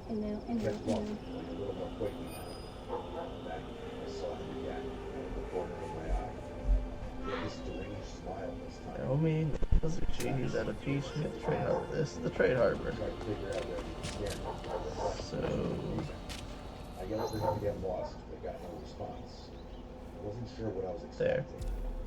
It was an Amazon exclusive. That was crazy to me. That's all I was like, nope, I don't trust bots, nope. Uh-huh. The Switch copies are sold out too. Yeah. A few minutes later, turned a corner after getting another They keep doing small restocks, but I did read a thing saying that for a while that they're going to keep doing the demand on it until it starts to fade out, and then they're going to stop making it. He held his ground. I punched his arm, forcing him to let go. I fell to the ground. Military harbor. He was wearing all red. Had a bit of a jug, his tired, sunken face. I jumped to my feet before he could reach me. Sprinted back the way I came. I don't know if it was survival instincts or not, but finding my way back to the entrance was somehow easier with the adrenaline coursing through my veins. I sprinted out of the farmhouse and caught my breath. I reached into my back pocket, and a horrifying realization hit me. I didn't have Omi, north of Azuchi, at a beach near the trade harbor. There's the fucking trade harbor. After running to the nearest scout person, I told them everything that happened. She seemed confused and told me that the funhouse was closed to patrons that night. Okay, not anywhere up there. There's all my scouts gone. They called the police and searched me. Found nothing. My wallet. I was such an idiot. I told them that guy was probably an ex-employee of the chief. They shrugged off my fear and told me to go home. He's on this beach right here. Yeah, there he is. It's not like I had got hurt. Motherfucker. I wish I could tell you the story ended there. Come here, you little asshole. My girlfriend called me one night. I'll kick your ass. Screaming into a phone about something terrible that happened. Yasuke! Apparently, Over here! I'd been texting her Yasuke! phone, pretending to be me. Seasons have passed since our days on the training grounds of Azuchi Castle. What brings you here? I have I'ma learned kick your much ass. since we last met, Narume Nakayoshi. To attain mastery, I must be tested by one who has done the same. I have come to duel you again. Tell me what you have learned then. What is the path to victory against a strong opponent? Nobutsuna Sensei said the mind shifts with everything it confronts. To counter my opponent, I must watch and understand their moves keenly. He said kick his ass. You have committed our sensei's teachings to memory. But these lessons are useless if held back by the dispositions of defeat. Both the timidity, both the laxity, the retreat. Nintendo and the PlayStation. There are no stuff. foes It's only fiercer than Xbox. these. Can you overcome Oh, them? she got one of I each. know you are Right? I was thinking about it, but I was like, no other man has dared challenge I don't want you. digital for That is for precisely Nintendo. why I have sought you out. Spoken like a samurai. I am Marume Tessai Nagayoshi, by birth Fujiwara Nagayoshi, and I gladly accept your challenge. Cool. I'm gonna fuck you up. Or I'm gonna get fucked up. One of the two. Against whatever life throws at you. No more bad money.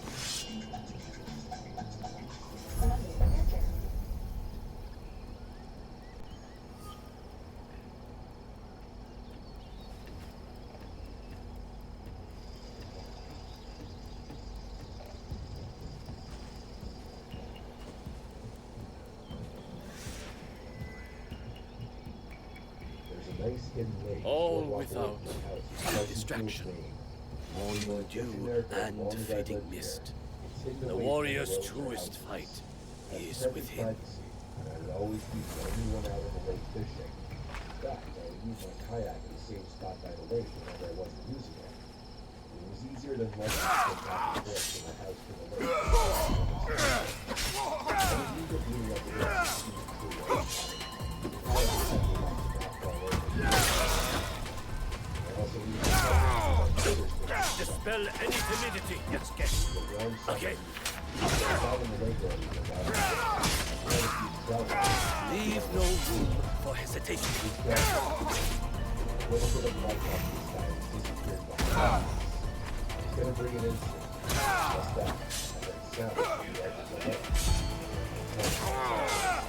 This is the way.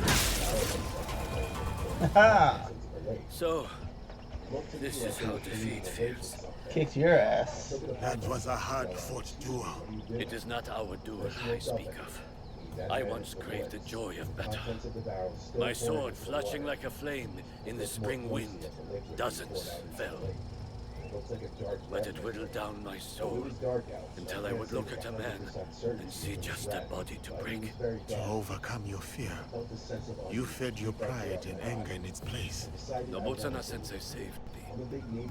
His art taught me to honor the hands and heart behind each sword. Your graciousness toward me now is a testament to his work. But with each duel I win, I come close to slipping back upon that dark path. Yeah, well, you didn't win this one, Your bitch. victory staves off its shadow, and honors our sensei's teaching. I will share with you what I know, and return to our sensei's side. Nice. Under a person's street. I turned and was about to say who's there. I decided against it. I finished covering the kayak quicker than I ever had before. I didn't even bother standing it up to lean on the tree. I left it on the ground. I picked up my gear and cooler and started quickly walking out of the woods and onto the road, which led to my house. It was only a couple minutes of a walk and I was back home. I kept looking over my shoulder the entire time, though. Someone was behind me. I put my gear in the shed real quick, then went inside. I never locked the door so quickly. I was genuinely serious. I rinsed off the trout and put them in the fridge, planning on cooking them tomorrow. You want that one, so you can be like a no-skate. That's the one that I have right now. The food was in the microwave. There was a knock at my door. Got him! Shut up, Sid. I walked back to the house, returned in an instant. How you doing, Sid? Suspicion that I was being followed home was basically confirmed. I mean, who else would be knocking on my door this late? I'm so excited. She's so excited. I'm so excited. She is so excited. They done killed my uncle, now I'm in the lab. Spider baby really fat. Can swing and crawl. Look at me swing. Look at me ball. Now I'm the man. Spider-Man. Catch me if you can. Dr. Ock tried to kill me, but I ran. Peter Parker take a picture. I'm the man. Been a man. Call me Spider-Man. They bringing in the rhino on a helicopter. They trying to take me down, but that is not an option. I'm the man, call me Spider-Man. I'm fighting the evil and saving the people, just doing what I can. I like to get real high, my bitch named Mary Jane. Got rivals and my haters blasting every day. I didn't choose this life, but it's been this way. I won't save your bitch, but I'll save the day. A samurai's duty is to serve the land. Serving the land. Yes, I like that. Thank you. These people mean much to you. I grew up on a nice Other farm than Pebbles being mean to you, how you doing today, Sin? How did you I always enter her mean to service? Sin. He's mean to me. He's never once He's been mean to me the whole time. once. He's always mean to me. No, he's the nicest guy to the you. daimyo of Nozanomi. And Lady Oichi's husband. He died. So My size and she's single now. impressed the great lord. He gave my father a cocoa of rice and took me into his household. I see. I'm so excited. Lord Thank Nobunaga you, chose my me dear. too, Yeah. in a way. Like you. The whole land knows your story, Yasuke. Yeah, is but both I'm a not working this blessing weekend, and so I a can't get my curse. saber. At least I didn't There's use one the more big thing. A list that's of true. more corrupt daikon walking from the Me, Shinbaku. no way. Tell them Grace. Grace can tell you your little shit too. No, what? Sin's never been nothing but like anything but nice. He's a little fucking troll. He is not. You take that back. I don't take it back. He's just a real good That fella. is insane that they even sold that in the Nintendo Switch copy. That is insane. I told people. I said that shit's gonna sell. Feds better watch out. Sin might take the booby. My booby! I ran downstairs to lock the front door. I mean, he might. No. My living room window was shattered. Glass was all over the floor. You had to I say had my right. sight on that broken window until the police officers showed up. I had to explain that I already I don't know. report what happened earlier. We don't share. The fear of waiting too long. I don't know. In the darkness, one of the two of the officers who showed up We don't share. saw that man down. He breaks the haystack. This time will be better. Oh, it's just so the funniest shit. I gave my best description of the Ah. report. Short, bearded white man with a receding hairline and glasses, black flannel shirt. I got a legendary fucking fish horse thing. I stayed in the living room all night with my gun next to me, watching TV. What the fuck? No way Fish to know horse. if I go to That's sleep weird. or if I But it doesn't fucking swim. At dawn, Like, my brothers came over to help me. what's the point of all this shit if you can't swim? No. I had to dive into a cave to get the motherfucker. Like, I had to swim to get the horse that can't swim. Now you can go. I can go bowling, yeah. I'll just take those kids and chuck them down the lanes. Trust your gut. Get banned from bowling for life. Something terrible might have happened.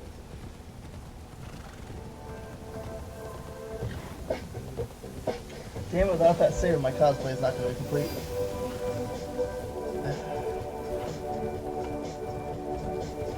Unless with my next paycheck, I have enough to.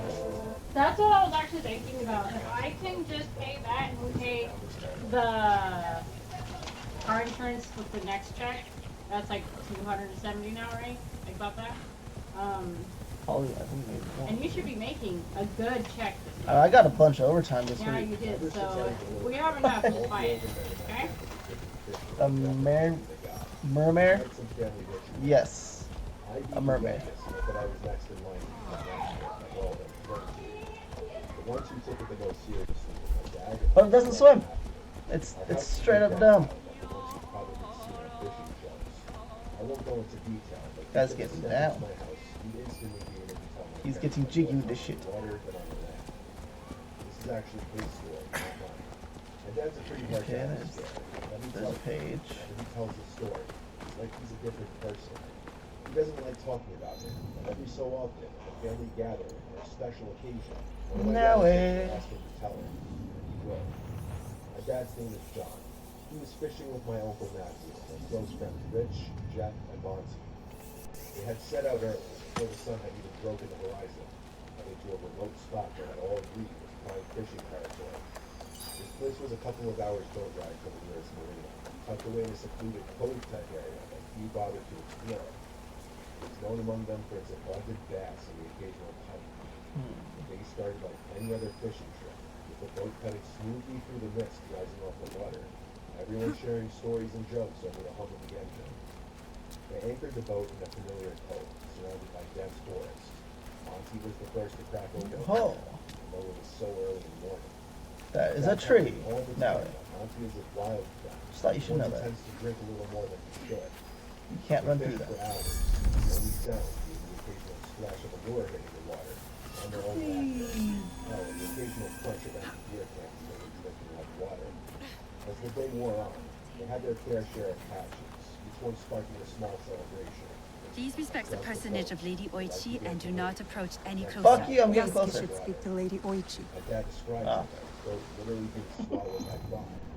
Rich, So, the most experienced she's fisherman, single though. kept saying that he had never seen fog so thick. That's how unnatural it was. Jeff, the jester of the group, was almost as drunk as Monty, both of whom were seemingly unfazed by the Greetings, sir. fog evidence. Please go right ahead and speak to Lady Oichi. She How is about waiting fuck for you. you, Gama Akihime? Hi, Lady Oichi. Greetings, How you Lady doing? Oichi. Yasuke, Ooh, she's so are you ready excited. for our boat trip? Oh, hell yeah! Definitely. Let's rock that I am boat. ready to continue my samurai education, as you put it. Wonderful. Follow me. We will row from Isakiji Temple to Shirahige Shrine. The lake itself is sacred. Crossing it will help us approach Shirahige in a respectful manner. My dad needed to handle some business out there, so neglecting the problem was not an option. Get on, lady. Let's go. Rich and Jeff said that Why are you being so Do you slow, have Bird? lakes as large as this in your country? Yes. And they swell with the seasonal rains. Lake Biwa is beautiful. Though I was born in Oahu, I have fallen in love with its enchanting views. Oh, I do need to pay the Water's internet bill. too So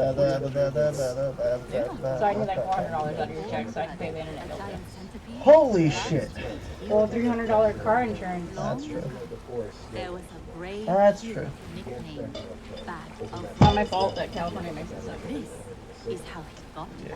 Yeah. Fujiwara no Hidesato was a courtier of noble rank who lived hundreds of years ago. One day, he crossed the Seta Bridge near Otsu, one of the famous views of Omi province, of course. I have seen it myself. As he crossed, he saw a dragon in the water. He spun around only to meet a strange figure on the bridge. The stranger had crimson hair and wore a sea green robe. On his head was a dragon-shaped crown. The figure said, "I am the Dragon King who lives in the palace at the bottom of Lake Biwa." Scary. Yes, the figure was fearsome. But Hidesato stood his ground. Politely, Want he any of the answered, snacks like the cheeses or anything? "Greetings, my Oh, lord." good. Thank you. Said the Dragon King. "You are not afraid. Everyone else runs away. Can you do a brave deed?" Hidesato was pleased. "Yes, my lord," he said. "Command me." And so the Dragon King told Hidesato about the giant centipede Omukari from Mount Mikari. Every month, the monster ate one of the Dragon King's children. Soon, there would be none left. Unacceptable. Hidesato promised to slay Jesus the Christ, that scared me. so the Dragon King invited him to his palace to I meet didn't Lake expect to scream like that. So you have spooky stories on, and then And you it get scared me. scared, and then do spooky story They shit. make a scream and then they make the scream and I was like, holy shit. Oh, Pebbles. You silly Expect bitch. anything else from me? For a moment, the woods were as clear as day. So you didn't like the cola one, babe? It was. Illuminated by the flare's red glow. There's a mango one. Were the 10 Mango individuals packing who could only be described Nice. as tribal attire. The cola one was very okay. Is this okay? Ah, dude, he's playing Star Wars. Which one? Which quickly grabbed his arm. The monstrous centipede was as long as a mountain. I have my Its complete hide Revan was costume. I can do tough a Knights of the Old as stone. Republic in full The cosplay stream. fangs dripped poison. A formidable beast. Brave Hidesato fired an arrow at it, Oh, but it Battlefront. bounced away. Which He fired Battlefront 2? another, but it also failed. The monster charged. Hidesato prayed to Hachiman, spat upon his arrow, and fired a third shot. The arrow struck true. The Dragon King was so grateful for the monster's death that he gave Hidesato many treasures. Perhaps the greatest Oh, look at that! was Best the bag of viewers. rice. Every day, Hidesato emptied it of rice. Every night, it magically God damn, Gray! and that Sin, kill them! of how Fujiwara no But yeah, there's Battlefront 2 that came out in I believe like 2004 and 2005, and there's Battlefront 2 that came out in I want to say 2016, 2017, something like that. Funnily enough, once he had passed out before everything was done, he doesn't remember any of the details of that night. I still get shivers down my spine when I tell the story. I can only imagine what my dad was feeling when he passed away. We put our kids to bed and then took a vacation. Now, can I swim to the Dragon King's temple though? That's the important question here.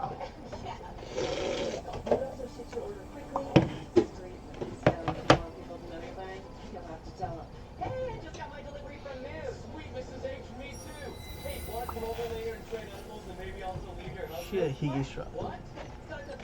Now, I'm kind of curious. Oh, it's next to that thing. So if my quest ends here, I'll go to that thing and do the stuff. Thing in the stuff. Exactly. The one to discard 2% It's all in there. would be Oh, my legs! Here is Shirahi. I even have ouchies. Please, follow the Miko's They're getting direction text for messages. ritual purification. Ritual purification. I must attend to personal matters, and then we'll await you at the inner shrine.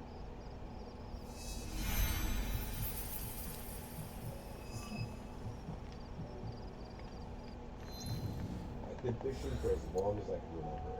I'm almost 6 Dad years old. says he has a propane Even though I've tank. been fishing thousands Oh of yeah, I heard. times, Did you want me to text him and tell him? Because he literally just sent it to you.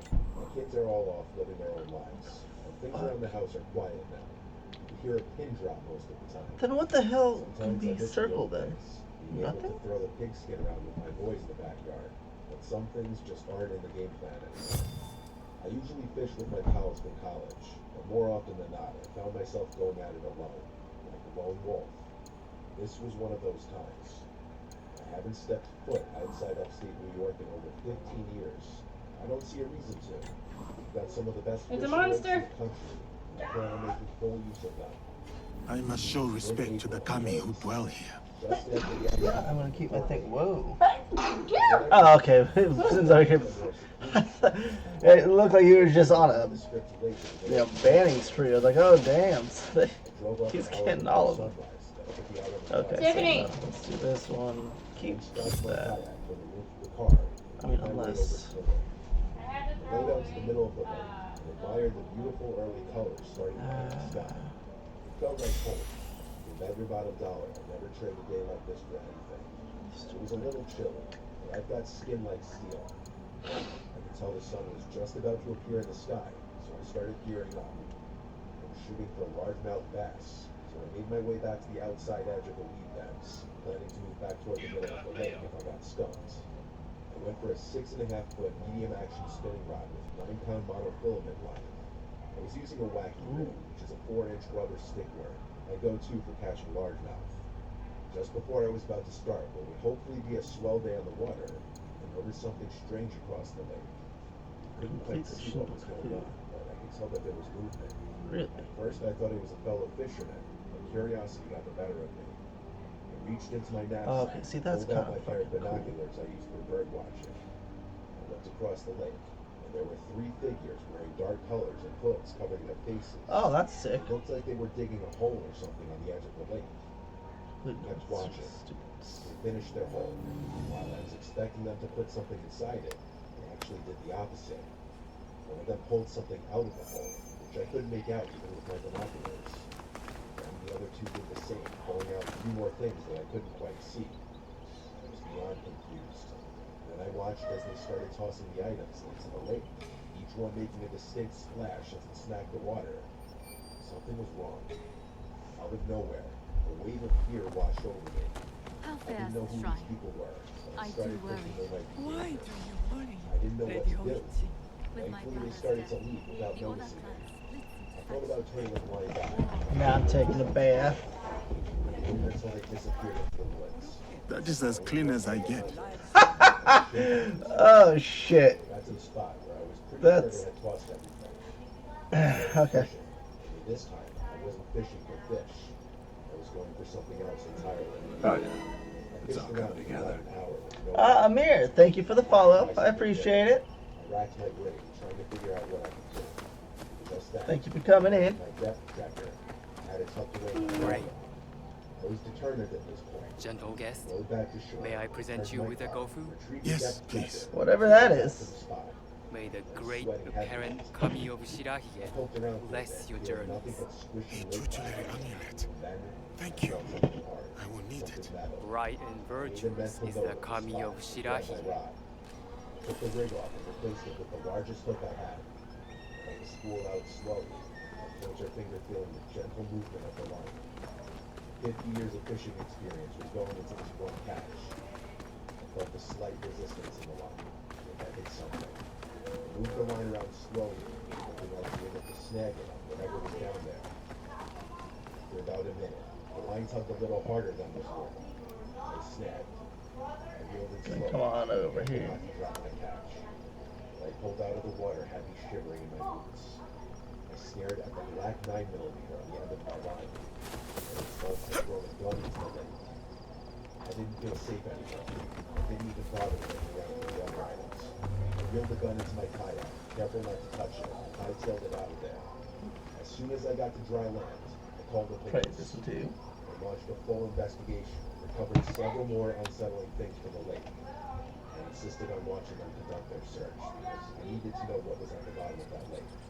They found a key that had 7 keys on it, a bunch of gold, foreign coins from different countries wrapped in cloth. And the only thing they found there was a locket, with water lines, and pictures Oh, inside Skeeter it Eater. that were Cool. unintelligible. The police told me they contacted me in order to connect these dots to some kind of crime. They never called me though. But the story didn't end there. One night, I don't remember how many days after this incident, I heard someone in my front yard say, "That was the car, I know it," and then people snooping around my yard. They never rang the bell or knocked on the door, but I heard multiple people circling my house. Here's number 4. I had no idea they were the same people. If they were, I had no idea I'm being watched anytime I leave my house. I alerted the police once more, hoping this would reopen this investigation. Nothing came of it once again. I still have so many questions. Why were those people buried in the first place? Why would those people go back just to dig them up? Alright. Maybe they realized that there was a greater chance they'd be found with drones, so they went back and threw them in the lake. Or maybe the bodies have been in that hole for years, and they decided to dig them up for some reason. All in all, it's the strangest thing that has ever happened to me while fishing. This great charity, the generous hand and the blessing of Shirahige. Well, Greetings, get sir. some on. Please show a generous heart and donate to our humble shrine. Gladly. The spirit of mountain, lake, and heaven protect you. Candidate all life stages.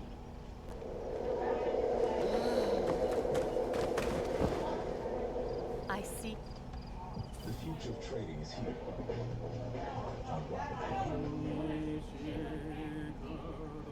Prepare to be amazed. Carbon and carbonates and carpet stains and odors baths with built-in brushing foaming and deep from carbon fibers. Amazing! Try Carbon today.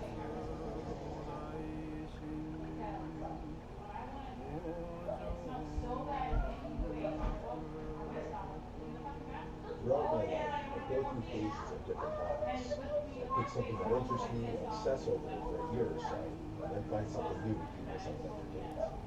During the summer of 2022, I was Big into fishing. About an hour's drive away is a shore house my family has owned for decades that's on the water with a lagoon and small Boston water. My friends and I would take frequent trips there to fish and just chill. It was the following October after summer when my two friends Kevin and Aaron decided to hit the shore house for a weekend and try to catch some striker. What is everybody bitching about on this game though? It's fucking beautiful, dude. Kevin was our friend, which was a big reason why I got into the whole fishing thing in the first place. What the hell? Fortunately, on this claim, the boat was out of the water for 2 weeks, so we'd have to fish all the beach and piers. It was no problem though. I hold many fond memories of my time at Azuchi, Lady Oichi. I am grateful for my training and all that I experienced there. The Taira, for example. Did you enjoy that? Matsumori was a young Taira warrior killed in the Genpei Wars 500 years ago. In the play, they have only that one night left. In the morning, they know they will die. There is always hope. There is always dew on the grass, and always it fades. Opened up into a small If there's any trash on your desk, this is the trash bag for it. Kevin said since we have to walk a little ways to the spot, we should take everything we need now so we won't have to go back to the car to get anything. We planned on staying up to catch the sunrise, so we packed accordingly. We walked about 5 minutes down this path, which opened up into a messy. Thank you for letting me honor your brother's memory here. I owe him much. As children, I was his favorite sister. How many did he have? But he was a difficult and dangerous man. He married me off to a rival, Azai Nagamasa. That was expected. It was my duty. Odani Castle. That was your husband's home? Yes. He was brave, kind, loyal, everything a daimyo should be. 3 daughters, 4 years of bliss. Then husband and elder brother went to war. Elder brother won. For who could resist the demon of Owari? Does it look better in this corner? Odani Castle to the ground. Killed my husband. Slaughtered the entire clan. He made my husband's skull an ornament for a feast. I have found Japan to be full of dangerous and difficult men. My brother's wakizashi. It fell into my hand after the Honji incident. I remember that blade. Blades are for vengeance. But vengeance and mercy cannot stand together. Sometimes we make hard choices. If you knew your castle would fall tomorrow, how would you live your last night? I would prepare all night for the fight to come. And if need be, prepare to die.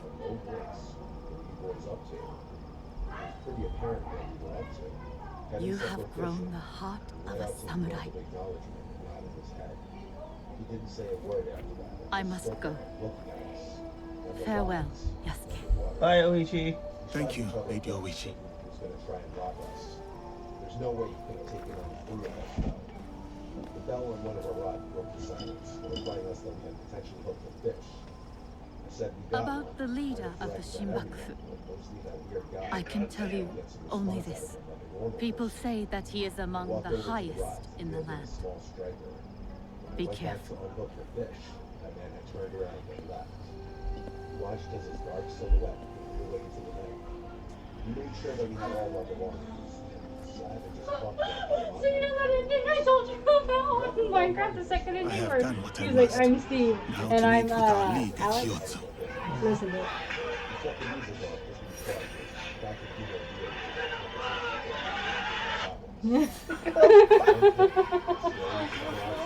That's fantastic. Took me a second to realize where it was. I did. Horrible. It was the only car in our lot. No house.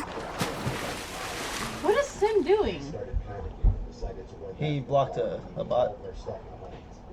Took us a couple minutes to get there. There's so many removal things though.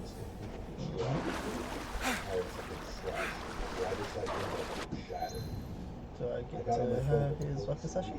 Told them my location and situation. The operator asked if I knew who was there. So I said a sketchy guy came up to us and we were fishing. She asked if I knew where he went, and I said no. Just as I said this, and wrestling I looked at us. Heart rose into my throat. Felt trapped. Frantically ran like 200 yards down the road and hit in the creek. I told the operator this, and she said to stay hidden and keep quiet. Within 10 minutes, I saw 2 cop cars speed past with their lights on. We ran back to the car and saw 3 officers searching the area. Multiple things had been stolen, including my wallet, some cash that was in the glove box, and the remainder of Kevin's fishing gear.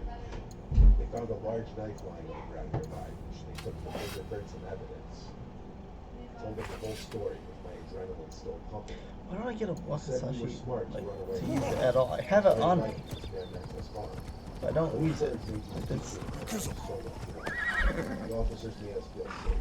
They're nice enough to help us pack up the equipment and carry it back. Which one of They you took down our rascals information did and this? gave us a ride If back. I didn't spot the hole, we Still would have have no drowned. reflecting on what had just happened. That morning, Mary and Guy Hello set out there. up north. I was I picked just up my car exploring from a the new shop. fishing spot with these rascals. Don't let their little whiskers fool you. They are ravenous beasts. Shoot right through the wood. And now the boat needs repairs. I have never heard of a catch to do that. It has been too long since my last catch. But we must return home to Okishima. I'm not sure how. I can repair your boat. It is simple work, but what I really need is some lumber. Thank you anyway. We put our kids to bed and took a vacation. Thanks for some delicious treats for you. No, okay, I guess I won't talk to you again and offer you lumber.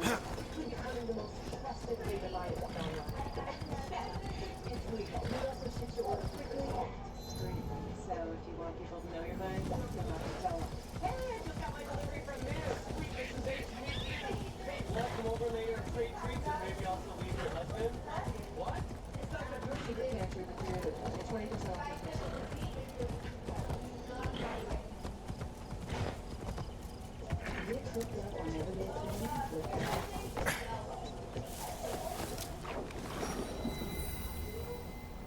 Oh, miso.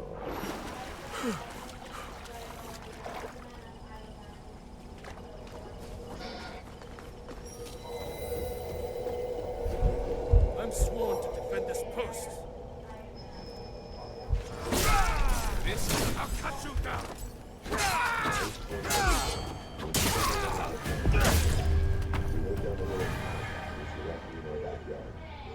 If death comes for me here, I am ready. Our neighbors were a bit spaced out. It was a pretty upscale, expensive block compared to the rest of the town, so the properties were big. I'm fully moved out. This was back when I was in college. My parents make a lot of money. We had multiple homes, so often I was home alone. It was a random night in December. I was off from school, so I can't remember if it was the weekend or a weekday. But odds are, since I was home, it was a random weekday.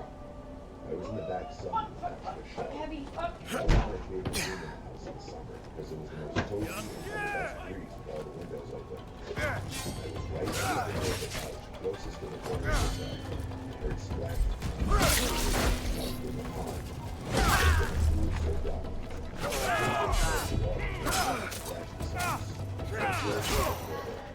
As it persisted, I decided to lower the volume of the TV and listen. I put my ear up to the window. The persistent splashing way too loud and it felt as loose. It sounded like there was scratches from a person. I opened the door with someone. I stepped outside to the grass. I looked out at the pitch darkness of the backyard. I now heard a man screaming. Someone was definitely swimming in the water. They were trespassing. Each house on the pond built a specific chunk of the pond. I stepped inside for a second to flick on the legs to the backyard deck. As I did this, just a bit of the pond was exposed. The splashes whoever it was saw. I wondered if it was one of the neighbors.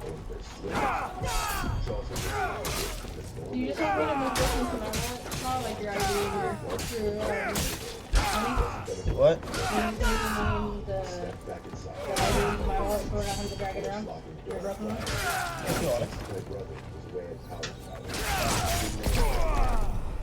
was trying not to freak myself out over it, but watching TV after this was kind of hard. I couldn't focus on the show. I looked out the window, and all I could see outside was darkness. I still had the TV on in the background, not realizing how revealing the light from the TV would be outside. Then, I thought I heard something on the deck. I hurried to find the remote and turn off the TV. And as the room went black and silent, there was the sound of someone's heavy breathing right outside one of the many windows in the room. I instantly laid down flat on the couch to try and hide myself. And after a short moment of silence, a deep voice from outside the window said, "I see you." My heart dropped into my stomach. I couldn't decide at the moment whether to speak. If this fire is a dangerous, naloxone is an extinguisher that's toxic killing. We can all become first humans and help save lives at backspikefentanyl.org.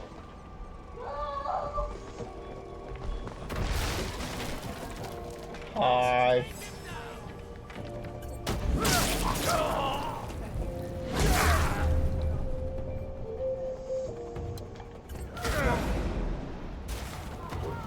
He's still alive after that fucking kick, really?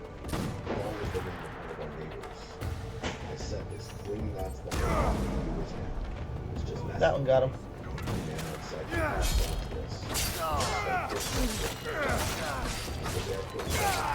No, it didn't. Yeah.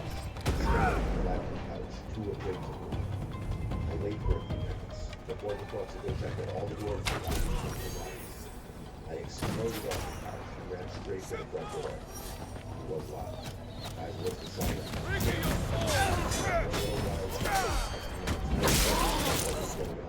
My dad told me to turn the backyard lights on and check if anyone was still out there. He basically told me to be the man of the house and protect it.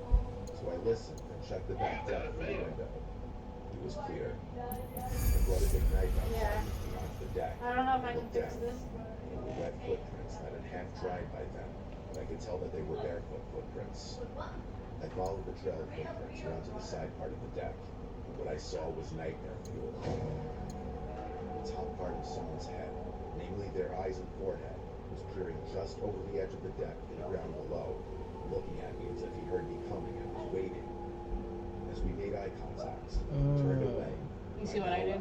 It was just on me. I'm guessing it's just been worn out after time of me wearing it all the time. I don't ever take it off. When they came, I felt instantly better. They asked if our family had any enemies or people who don't like us, or if we have any problem neighbors. Questions like this. They did do a quick sweep of the property and then left. I decided to shut every window that night and run the air conditioning just for added safety. When I awoke the next morning, I was just delighted to see sunlight. I don't believe that man ever returned to our house. And we still don't know who it could have been. Did you fix it? How? I'm fucking awesome. Like, you cannot be surprised by this. I have a dog who I take for a walk 3 times I can put my thingy back in. First in the morning, then in the afternoon, and finally at night. Jeez. I take him on the same route every time, just through our driveway exit, which leads to a cul-de-sac parking. Your wife breaks a lot of things. It's a good thing you know. What does your house say? Makes sense soon. Big stuff and I know things. On the night walk, I always go somewhat late. I picked you the I'm not sure perfect why, cat. but it's been a habit ever since I've had him, and it's never been a problem for us. Until one night, I begin our final walk of the day and go our usual route. I have a flashlight with me as there are no lights at the parking lot. And I'm listening to music with only one AirPod as I feel it would be for the best just in case I heard something unusual. And I did. As I'm approaching the parking lot, I was hearing Yours is your grandma's. a voice of some kind that was up ahead of me. And I was completely zoned out in my own world of music as it was happening. But then my mind finally caught up, and I stopped. I took the AirPod out and stood still to listen, just to see if I was only hearing things. And then it happened. A voice that spoke ahead of me, and I couldn't see anyone. So I did the stupid thing, continued to carefully walk forward because I thought it was all in my head. And something didn't feel right about it. I I stopped again after a few feet, right next to where all the cars were parked. I had my flashlight pointed everywhere in front of me. I stayed listening. The creepiest thing that has ever happened to me yet is hearing a muffled voice of what sounded like a kid say the word help. My heart dropped so fast I couldn't move my legs. I frantically pointed my flashlight everywhere to see where it was coming from. I was sure it was coming from the cars, but I was completely thrown off by this. There wasn't a kid in sight, or anyone nearby. It was just me and my dog, who didn't seem to notice anything. He was just sniffing some bushes nearby. Then I heard it again. The word help was spoken 3 more times, and it was coming from my left side where the cars were parked. It made me panic even more. I didn't know what to think of it, and I knew I wasn't imagining this when I saw my dog's ears perked up. He was looking in the same direction I was facing after it happened. And that's when it hit me that I felt multiple times. His voice didn't sound entirely like a kid. I don't know how to explain it. It's like an adult and a child at the same time. Each time I called for help, not only was the voice always muffled, but it spoke and I was escaping every time. And I knew that literally. There was absolutely no change in the tone, inflection, sound, or anything of the sorts. Dad and I went straight home afterwards. Lost your head. She was puzzled herself about what it could have been, and I suggested we call the cops on the off chance that there was actually someone in need of help. But she didn't think it was necessary. That's mine. So many questions were conjuring up in my head. Why was the voice muffled? Was there someone in the car that I couldn't see? Or was it something darker waiting for me to move closer? I don't like to think too much about it. Whatever it was, it still makes me feel extremely Still your disturbed to shit. this day. This picture is where I had stopped and taken my AirPods out to listen. This is where I had gotten closer when I got my left side. I'm aware that there's a combo complex on the right side. with So honor. I think the noise was coming from. Facing the car. From this point of view, Oh, I thought it was gonna try to front that would like launch his ass out the window. trucks and SUV types. Something's out there. Anyone help me? More space, thus making it harder to see from where I was standing. I never figured this out.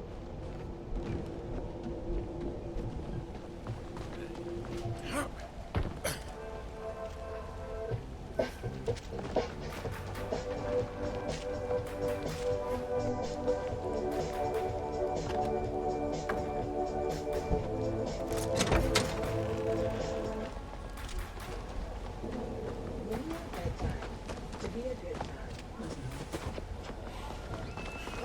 It matters where you stay. Conference hotels and resorts. Hopefully, for the stay.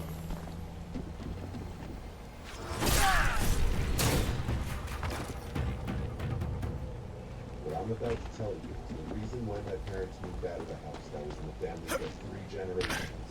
I've struggled with depression most of my life. It's hard for me to shake the feeling of being useless. I'm doing much better now, but when I was a kid, it was How am I horrible. still gonna die? Sure. Because of that, I spent a lot of time alone in my room. My house was nestled in a very woodsy area. There were trees on 3 sides of it, and a forest separating it from any neighbors. My room was pretty big for a bedroom. It was in the back corner of the house, so the windows on 2 walls faced the woods. It was honestly pretty scary for a kid my age. It didn't help that I was also scared of the dark. Things started happening when I was around 10 or so. I was in the 5th grade. I was at the age where it wasn't acceptable to sleep in my parents' bed after a night nap, but I was still keen to help them. The first thing I noticed was I had different color settings, so if I wanted, I couldn't be able to be around. Before I fell asleep through most nights. One night, though, I woke up randomly in the middle of the night, which was unusual. I was really tired and I fell back asleep for under a minute. But before I did, I was different color than the red I was in. I didn't think about it until about a week later. I woke up and once again not set to red like it always was. I asked my parents how they were messing with my night, and they were confused and told me they didn't know what I was talking about. I explained what happened to them. They told me that the thing had always been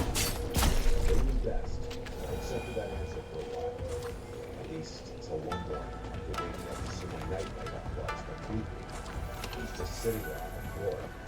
Once again, my parents dismissed my concern, told me my brain should be focused on school. My dad said I was getting too old for math anyway.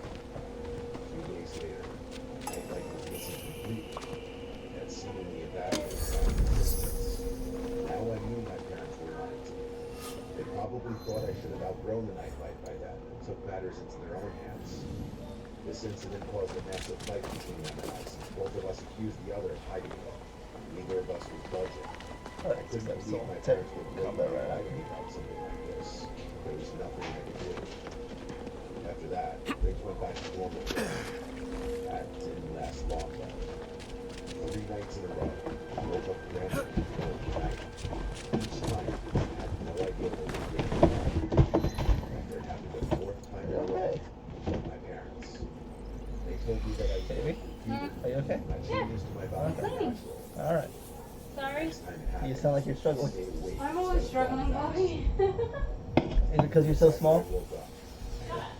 I should stay hidden here. My parents didn't believe me. My dad even checked my closet. There was nothing in there aside those boards and posters.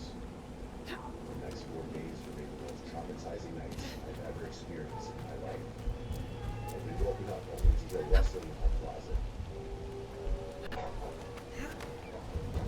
It was torture. I couldn't take it anymore. I begged my parents to believe me.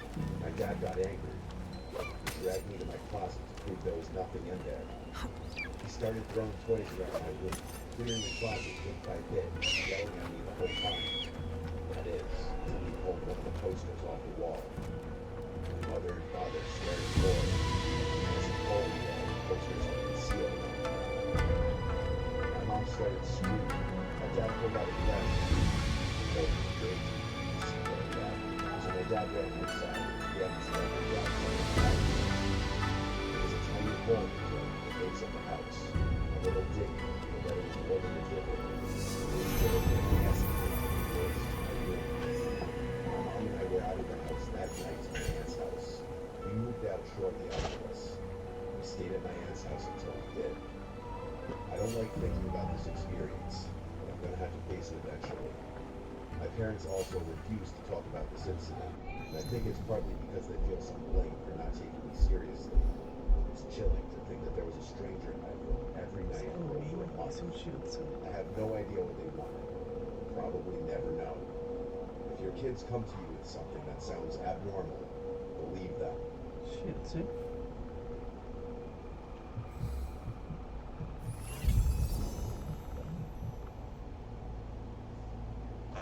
My name is Leo. To be completely honest with you, I'm a little lost in life right now. I won't get into it too much, but all you need to know is that my family situation is horrible. For the past 3 years, I've tried to stay as far away from home as possible.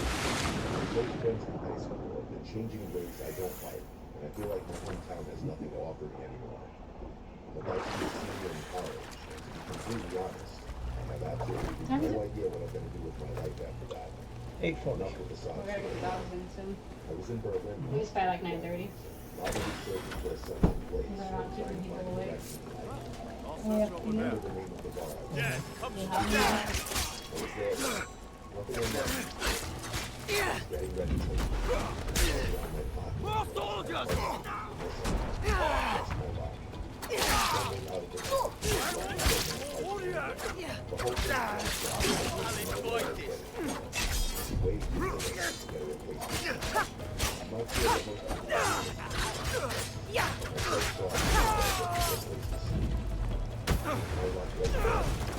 Started raining.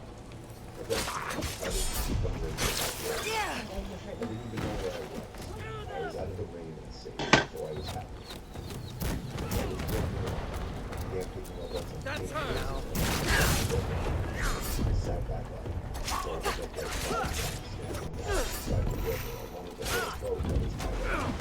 They didn't seem to notice me. It took me less than a minute to realize that I was blind. There was an honest to God drug dealer or something going down right in front of me. My journey wasn't great, so I wasn't really able to make out what they were saying. Several brief cases of duffel bags were exchanging hands, so I filled in the blanks myself. I thought about finding a new spot, but I didn't want to draw attention to myself by moving. I figured I'd just wait for this to be over and then leave. All of a sudden, one of the men yelled something aggressive to me, pointing a gun at one of the other men. There was a brief moment of silence, but then the other guy put his hands up and began talking really quickly. It looked like he was being set up. The other men stripped the man at gunpoint of his clothing and started confiscating his belongings. I didn't feel safe there. God, I was very safe. As I did, but one of the men I really need your boat. There's someone there. Your boat, dummy. I started running, not even turning to look at them. They shouted more things at me. Oh, well, I mean, the chill with me, but jump off, sure, that works. Passed out due to drug exhaustion. There was no way they'd be able to catch me. They could have easily killed me. Sometimes I still think about how I could have lost my life that night. So I took the first 3 is that way. Sometimes I feel like I'm fated to run forever. So 1 is Yasuke. 2 more is Yasuke, and then swap back and go between them. Make our new sugar for your everyday sidetrack. Only original in a way with liquid IV.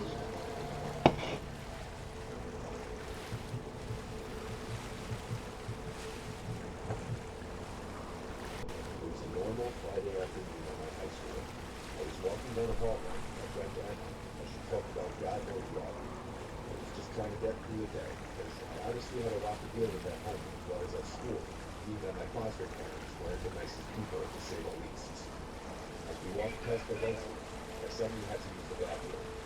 I asked Emma if she had to go. She said no, and she would wait outside for me. I went into the bathroom and immediately noticed no one else was in there.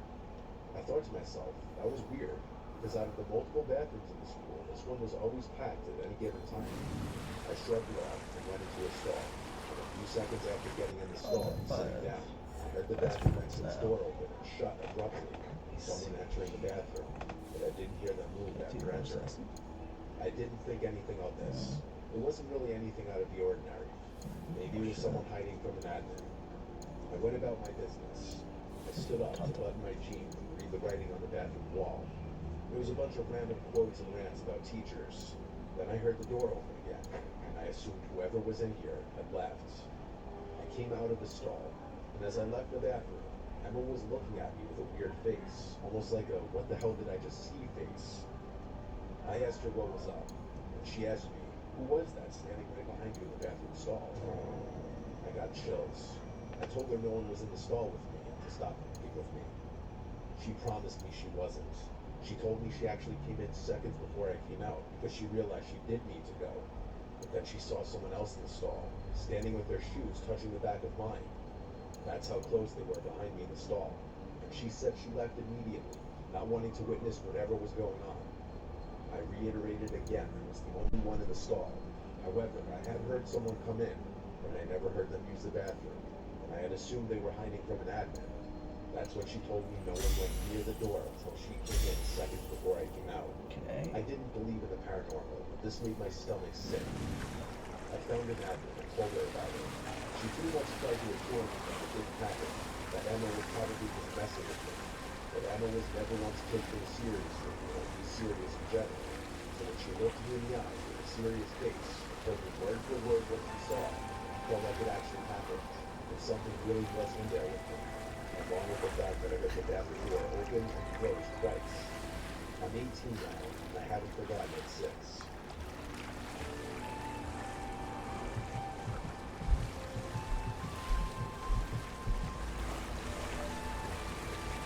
This happened long ago when I was renting a small house in the town where I got my first real big girl job at. It was a small one-floor house with 2 bedrooms, 1 bathroom, and just enough living space for myself, occasionally hosting some people. I've been living there for a few weeks already. All was fine.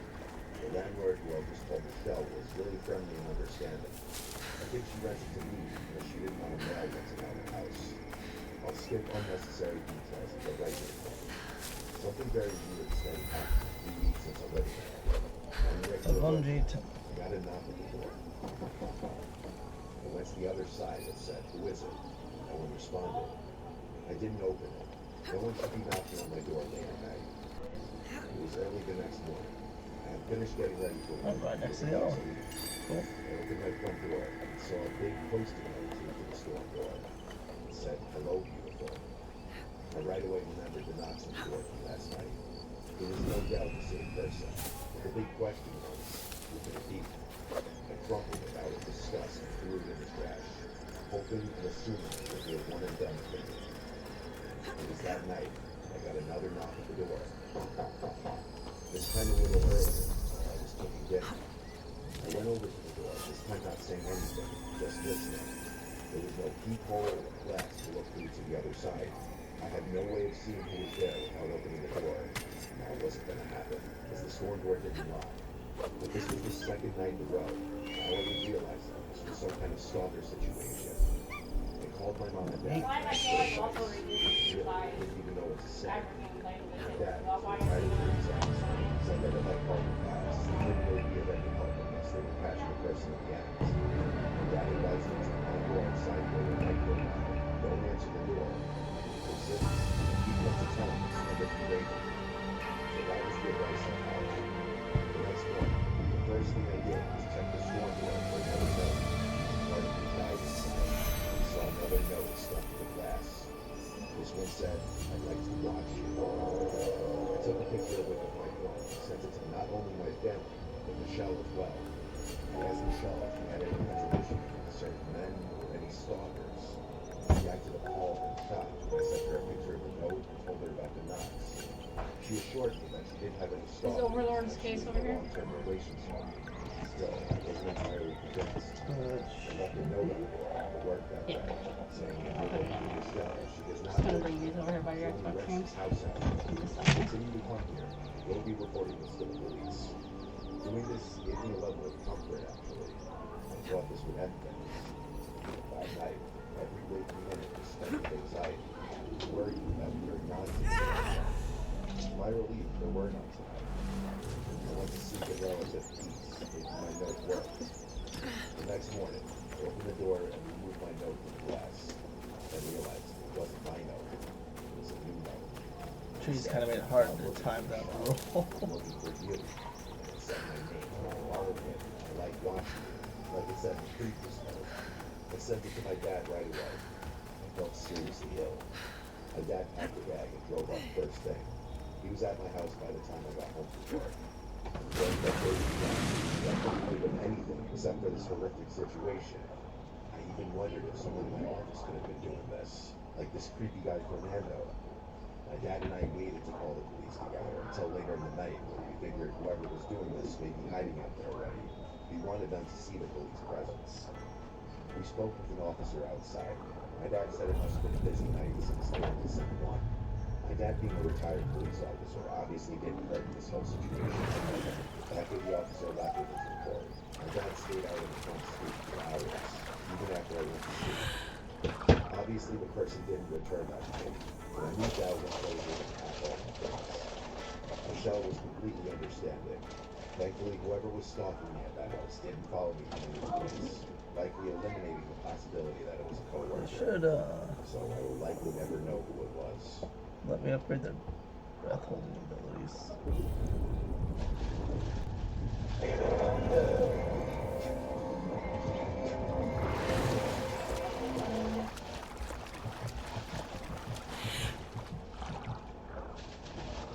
I'll be honest with you, I probably spent more time chasing women than I'd like to admit. I've had to tone it down a lot since college. Partly because of what I'm about to tell you. I went to school in California, and while I haven't been back in a while, I was there. The culture was very open. And when I say open, I mean sexual. This honestly could have been true for other colleges and other states at the time, but I really wouldn't know. My sophomore year, I had just finished studying at the fraternity type. About halfway through the semester, I was getting sick of only talking to sorority girls. I'm gonna put all our snacks in this box. It was honestly a little gross. I started developing a fear that every girl I was interested in had been with several people I personally knew. I tried my luck and created a Tinder profile. It wasn't long before I matched with someone whose interests seemed to match mine. We started talking, and things were going well. After a few days, we met at a local Irish bar called Tap House on a Saturday night. This was actually my favorite bar in the area because it had pool tables, and I had been clearing racks since I was 10 years old. I remember getting there a little early so I could secure a table and warm my muscles up a bit. An hour passed though. I came to terms with the fact that I had probably been stood up. I was trying to decide whether I should salvage the night or just go home and play with my shots. I got a notification. To my surprise, Now the snacking's next to you, babe. I was waiting, telling me she had just arrived. Can you hear me? I greeted her. She So now the apologized. snacking's next to you. Nice. We got some drinks, ate some food, got to know This guy really wants me on his boat. Go away. At one point, she asked for my Instagram, which I gave to her. 10 seconds later, I found myself Shoot out, you sharing a motherfucker. collection of explicit photos she had just sent me. I was Shoot out, go through that guy. My Run drunken away. state, I wasn't going to complain. Before I could even respond, she told me that work day. I could just only one thing.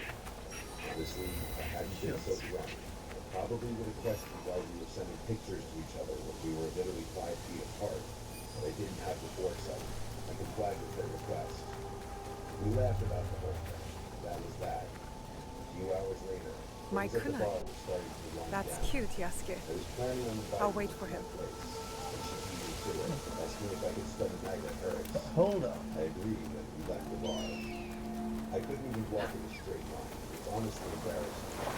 We moved to her apartment, which was actually an Oakland, something I hadn't realized before. Honestly, that flight would have been very hard to break when we requested to Oakland. She unlocked the door of her apartment and stopped the sound so I could get close. So a few steps inside, her door shut down. It was pitch black. Is there a shoe up in here? I was turning around to my phone. Kind of cool if there was.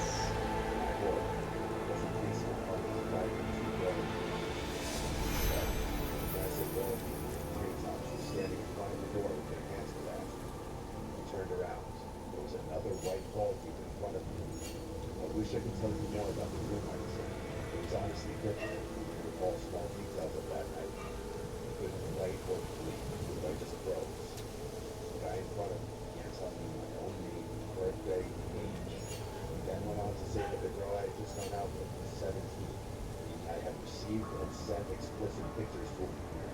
He then suggested that I do what I was told, which I did. The two guys behind me confiscated my phone, wallet, and keys, all of which I gave up without a fight. I asked the guy in front of me what he wanted. He basically told me that he's a major distributor of illicit substances in Northern California. He told me that I'd be outed as a criminal, that him distributed products at fraternity and university. I wish I could remember more specifics. The two men behind me then gave me a piece of paper and told me We to still write do down not my have a address name so for I would whoever's have behind the mask. numbers for as many No, students but as they I are could. gathering at an inn right here in Shiotsu.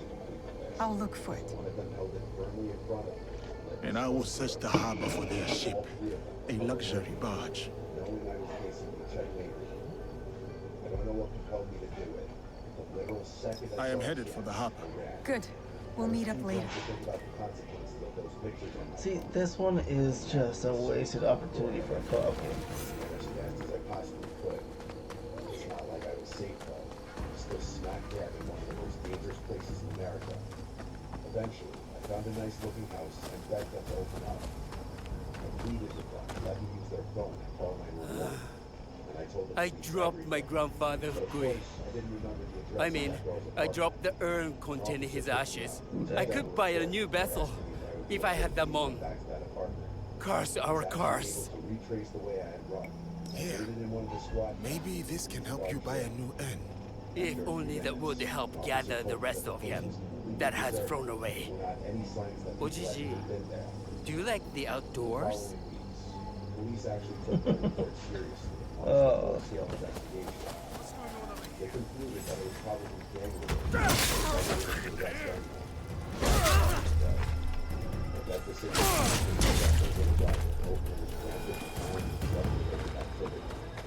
in all honesty, what happened to me all those years ago is Well. probably nowhere near the top of the list when it comes to Took my the practice. shit out of that guy. I haven't used the dating app since.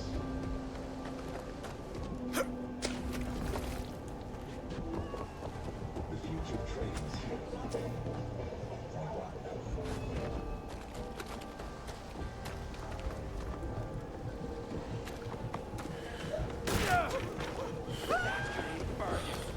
Rich are you? gaggle smoking cigarettes I every day. hate them all. Before you judge, I ordered a dozen pots of sake out of that. Now I eat like an unfortunately, it hasn't helped much. I sell things you don't even know you need. My sleep schedule. I don't know what it is. I find myself staying up hours past midnight and rarely get out of bed before noon. While I'm trying to fix these parts of my life, they're extremely relevant to what I'm about to tell you. It began a few months ago. I was standing on my balcony, like I do most nights, smoking a cigarette. I live in a really secluded neighborhood. I will come back another. Tell your friend. Despite I'll this, tell my friend. I have a neighbor whose fence I can see over while I'm standing on my balcony. Pardon me. Where is this barge you loaded? Out on the lakes. Don't know where exactly. Who would know where it is? The samurai in charge of the harbor. He knows everything about the movement of boats. Thank you, friend. In front of his house. I didn't make anything of it, just noting the coincidence to myself. The next night, though, I made it a point to pay attention to his yard. This area is Same black gang parked there again. I didn't assume something sinister. I understand. I was more intrigued than that. The following morning, I went up to my balcony and looked into his yard. The van was gone. For the remainder of the week, I ate game night and observed the van and realized it was bogus. They said I wasn't nosy, but sure I'm obsessive. It's actually the main reason most of my friends drifted out of my life. I wasn't going to do more than observe, though. It wasn't my business or place to poke around further. That is, until one night, I saw something that completely changed my perspective of the situation. I was up later than usual. Face me! The gun was there, as it had been the past several nights. I was smoking my last cigarette when the neighbor actually walked outside. What could that be? Assist me! Carrying what appeared to be a long black bag. It almost looked like a set of golf gloves, and much heavier. I pulled out the gun from my jacket, delicately placed it on the side. I pointed that gun.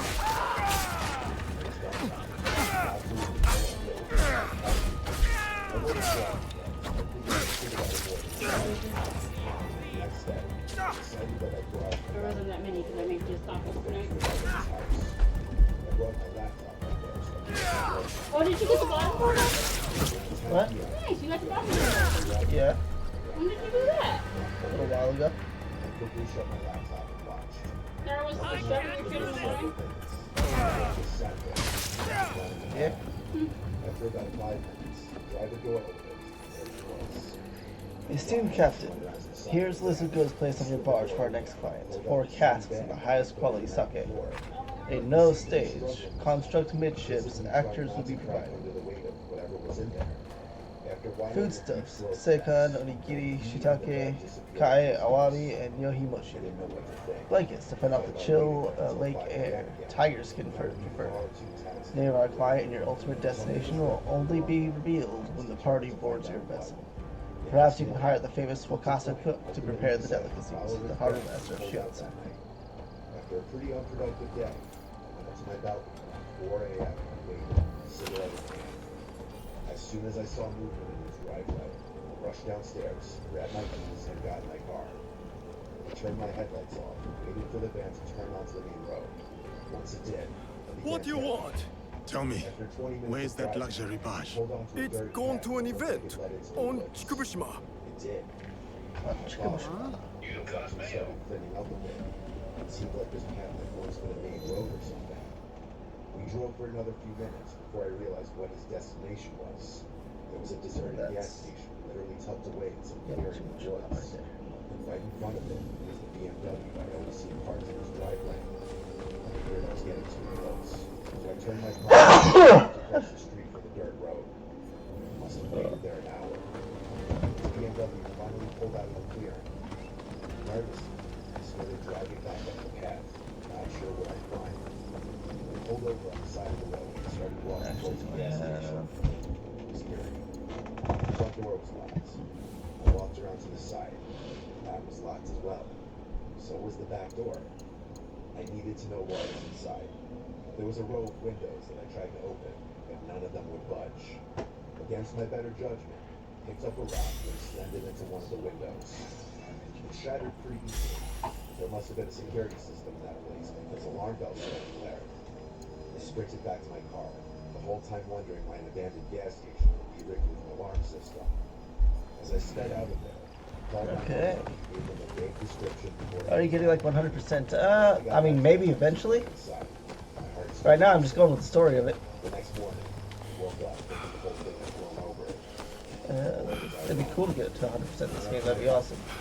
8 police cars in my neighbor's driveway, lights flashing and everything. I watched as an officer escorted my neighbor out of his house in handcuffs. One by one, police cars drove away. But let's I lit a cigarette and let's see where this takes us. From what I have learned, the Shimbakufu are gathering on Shikobushima. Yes, tonight at Hogonji Temple, by command of their leader.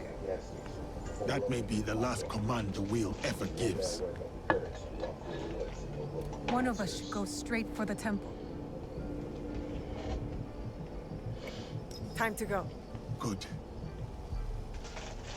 Time to confront the wheel. I'll sweep the shoreline.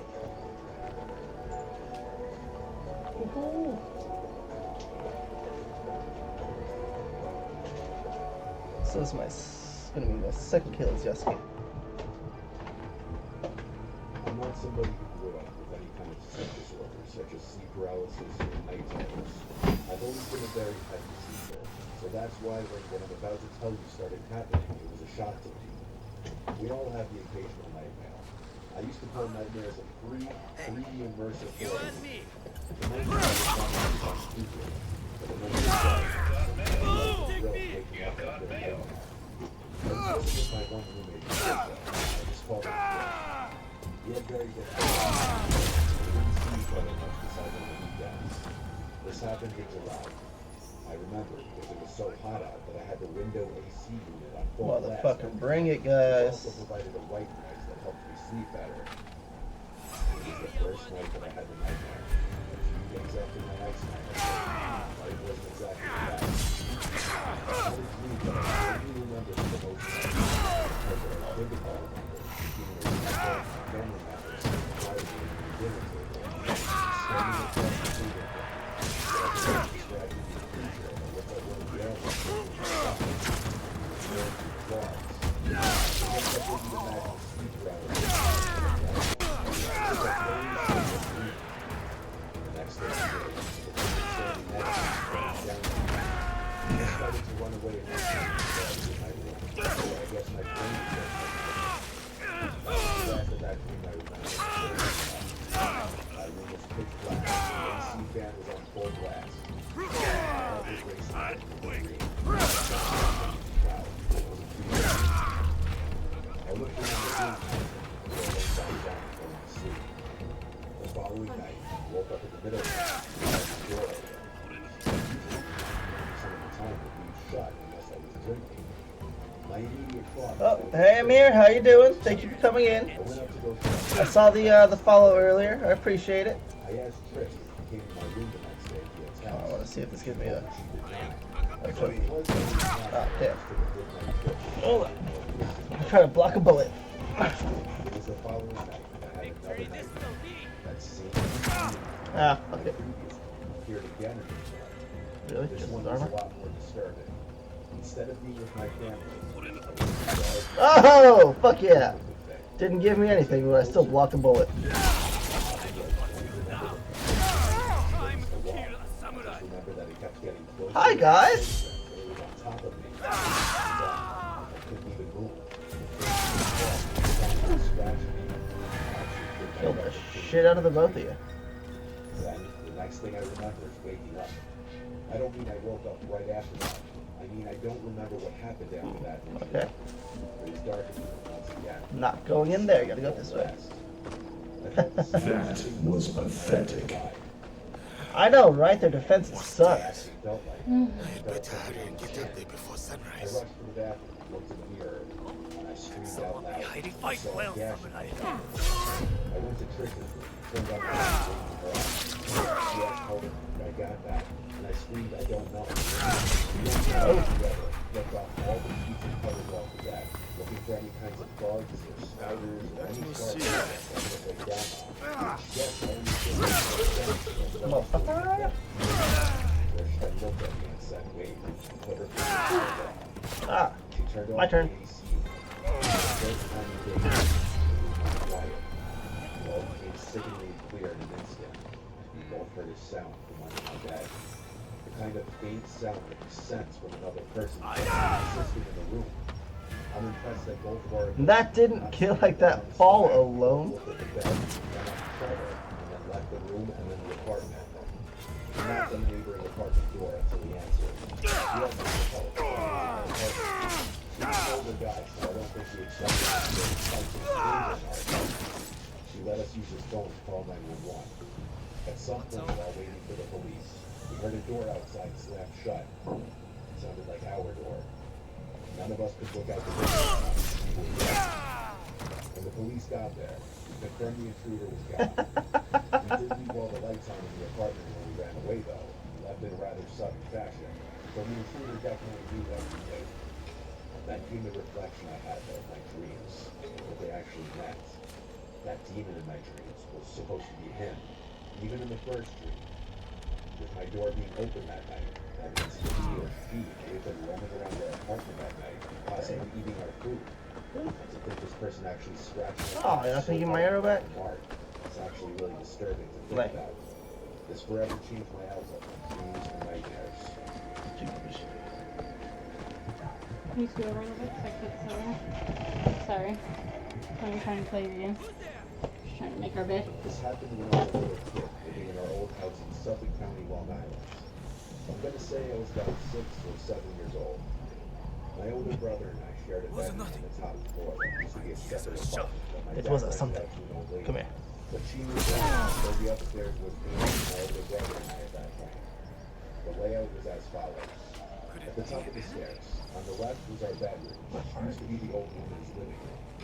Straight ahead was the bathroom, and to the right was an extra kitchen and a small bedroom. We had a million toys in the room, and as the room itself was huge, it also had 2 parallel crawler closets on opposite sides of the room where we stored a million other toys and board games and stuff like that. There was one toy though, a race car with a bunch of buttons on it. The buttons would Look at me! The sound effects such as honking, revving, and driving sounds, and a little rock song. It was a toy we had for like ever, because it was originally a gift from my brother when he was a little younger. It was a random night. My brother and I were both in bed, not yet asleep.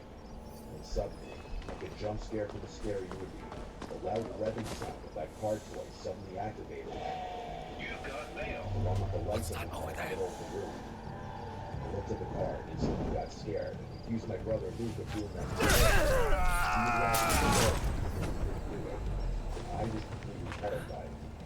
The toy then stopped making noise and went quiet. I was extremely unsettled as any little kid would be, but nevertheless, I know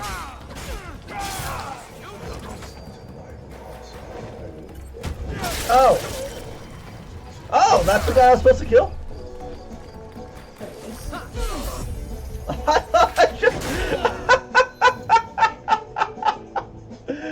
Okay. That's one of the guys I was supposed to kill. One of the corrupt dice, huh? It wasn't for a while until something else happened. One night, Luke and I were both... Oh, his mute button's yes, I can kill. Just to kill. Miss him before he can spend the suck up of the last time. I kept yelling at him to shut up or I'd get mom. He kept laughing. Like, we both noticed a light in the corner of the room. okay. It was the toy car again. I got out from the bed and ran straight down the stairs yelling for my mom. I got to my parents' room and yelled there's something in our room. I'm sure I gave a little 7-year-old spiel about how there's a ghost in the room, hearing the thud and the lights on the toy car turning on. Yeah, fuck, I Luke should entered the room. kill all these My guys. mom defaulted to telling him to knock it off if he's trying to scare me. He said, how could he turn the lights of the car on from his bed? I slept in my room that night. I was too scared to sleep upstairs. It was a long ride after that. Anyway, now it's right here. Until one night, Luke was not in the room. I guess as he was having a sleepover with one of his many friends. I was sleeping in the room by myself that night. I had long since tucked that car away in the small bedroom across the hall because it freaked me out. After my mom kissed me goodnight, I asked her to keep the door open since I was always scared when I was alone in the room. I rolled on my side and tried to go to sleep. Let it not be a wasteland. Wide awake. Then there was a sound I can't explain that came from down the hall. I flipped over to face the door. The toy car rolled into the door. Yeah. I let out a scream straight from the bottom of my stomach as I tried to press my body up against the wall. Both came up the stairs. Noticing the car, Ryan. screamed that someone pushed the car into the room. I He's got ready to to go come check in. the other room, but said there was no one there. There Getting weren't pretty any upset places to there. hide up there. Toothbrush? Closets, Yeah. no bit of beds. My dad checked all of them. I don't know what my parents thought in that moment. On one hand, they probably thought the toy was malfunctioning or it's just my imagination. But on the other hand, I think they were also slightly freaked out. That toy car didn't have a feature to move on its own. My dad smashed the toy and threw it in the neighbor's trash to make me feel better. No longer seize wealth from the poor of Omi. We have taken enough. This story is the reason why I believe in the paranormal and something after death.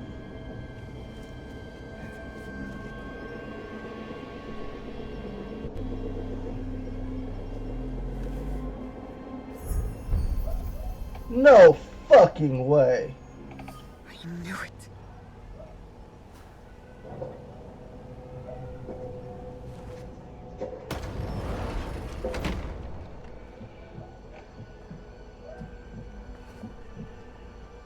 When my cousin Cody and I were in our early Were you 20s, surprised, we went on a Yasuke? handful of camping trips around Come. Colorado. This happened, I believe, when I was 22 and he was 23. But why? It happened in Arapahoe Sir? Forest. Please, My first time respect the camping there, parsonage not of Lady Cody's Oichi farm. and be It seated. was in the middle of the week. Our jobs allowed us to have off days in the middle of the week. We Whoa. would go on our campouts then to avoid traffic and crowds. I always let Cody take charge on these trips. He's the Eagle Scout, not me. Lady We Oichi, parked by a picnic area. explain and yourself. set foot into the woods from there. I wanted After about 15 only minutes to of hiking help deeper the into people woods, of Omi. we found By a good stealing spot to from set them? up camp.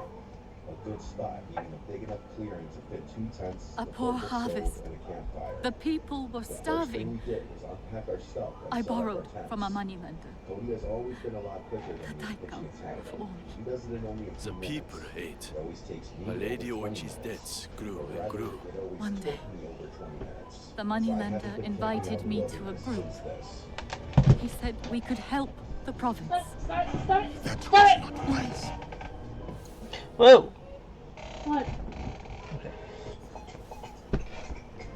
By the time I discovered my mistake, Next thing we did was create a too ring of late. stones These for a are fire. lies. I gathered Obvious some sticks lies. and wood. why We should looked I for some lie? fire starter and a lighter, so I guess we kind of cheated. But oh Why well. should I live? It was at the point in the day when the sun was going Nagamasa down. is dead. We had a fire going. Now Nobunaga Cody was throwing is up dead. some steak and burgers. One thing about Cody, he always went all out with the food on the trips.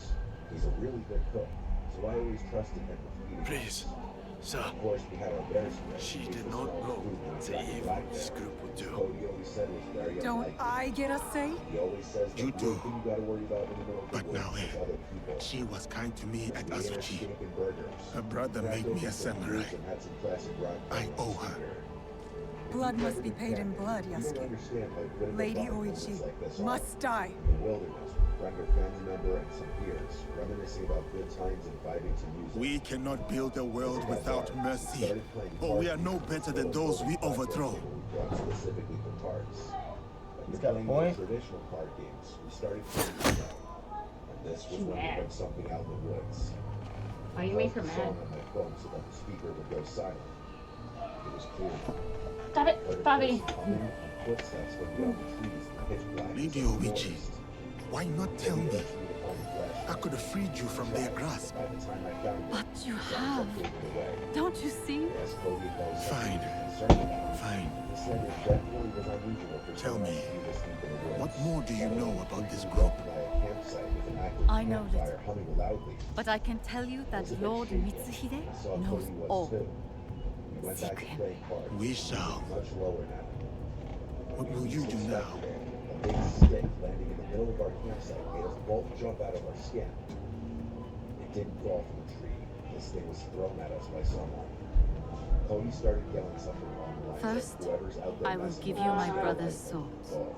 Take them. Then, Footsteps Wield could be heard them once well. again in the distance. Hell yeah. They were walking away from us. I said we should pack up camp and move somewhere else. He said absolutely not in the dark. We both had bear spray. He advised to just keep it next to me in my tent when we go to sleep. It was the closest thing to ranged self-defense weapons we had. I kept hearing sounds like tree branches cracking in the distance. Alright, when I'm done folding these Sounds like we blankets, never I need to expected. take a break so we I can shall get meditate upon my misdeeds and possible remedies. Someone was out there. Farewell, Multiple Yasuke. people. That much was clear. We had to go to sleep eventually. So we agreed that maybe we should take turns staying up to keep watch to make sure that no one comes to our campsite and steals anything. Worse. Cody agreed to take first watch. He said he'd stay up and read his book. So I crawled into my tent and then my sleeping bag and went to sleep. Waking up in the middle of the night while camping is normal. Did not expect, yes, expect her to be Outdoor environment one of the with shit an about food. uncomfortable sleeping bag. Any number of things could wake you up. Are we doing any good at all? How can we build a land of peace on the backs of 1,000 dead? Now we are doing good. Looked like Cody. I rubbed my eyes, but really it was the darkness that was preventing me from seeing anything of his face. I said, Cody, thinking he was waking me up to take my turn of keeping watch. I said groggily, Lady Oichi likes you, and you like her. I can tell. Slowly growing more awake It will every never second. work. Then I heard the She's a zippers in the tent daimyo's quickly daughter, zip up. and you're His head just a disappeared. samurai. I laid back down How in do the you sleeping know bag. I was not a prince among my people? I suddenly had some Were weird you? moment of clarity. I shot to an upright position and listened as the footsteps walked away. Someday I will tell that story. He didn't answer. But today is not that day. I took my time to peek out to the campsite. The fire was dead. Cody wasn't out there. I went over to Cody's tent, which was zipped up. I unzipped it and looked inside. Oh, the season changed again. Sleeping bag. I got chills, goosebumps, whatever you want to call it. I almost shit myself at the realization. I started shaking him awake, and when he finally awoke, I told him someone's here, at the campsite. It took him a minute to come back to reality, just like I did. But when he did, he grabbed his bear spray. He said he must have dozed off while reading. He said I should sleep in the tent with him tonight. But to do that, I need my sleeping bag. He came outside of the tent with me and stood watch as I ran to my tent to grab my sleeping bag. In my tent, grabbing my sleeping bag, I heard that goddamn humming again from outside. I grabbed it, and Cody whispered at me to hurry up. I said, "You hear that too?" He said, "Yes." We both got back in his tent and zipped it up, with our cans of bear spray by our sides. I tell you, in those moments, I wanted nothing more than for a bear to come and save the day. The hours dragged on as I stayed up while Cody slept. After 3 long, horrible hours, I woke him up and we switched. When Cody woke me up, it was almost dawn. It was light outside, so we packed everything up. By the time we were done, there was plenty of light to hike back to the car. While we could have driven somewhere else and had another night of camping elsewhere, neither of us were feeling it anymore. This was a haunting experience. I think we both just wanted to be in the safety of our houses. It's been 6 Ingredients for life's most sensitive skin. Honest. The future of trading is here on Robinhood Legend, the new desktop trading platform. Visualize the way you analyze, buy, and sell like never before. 6 years since this happened. He's hit me up a few times since then about camping, but I haven't really had interest since this experience. People are just too scary. I was someone out there stalking my campsite. I sighted that person's head in the dark, just looking into my tent. It was straight up from a nightmare. I may never go camping again, honestly. Are you ready? Huh? Yeah, hold on.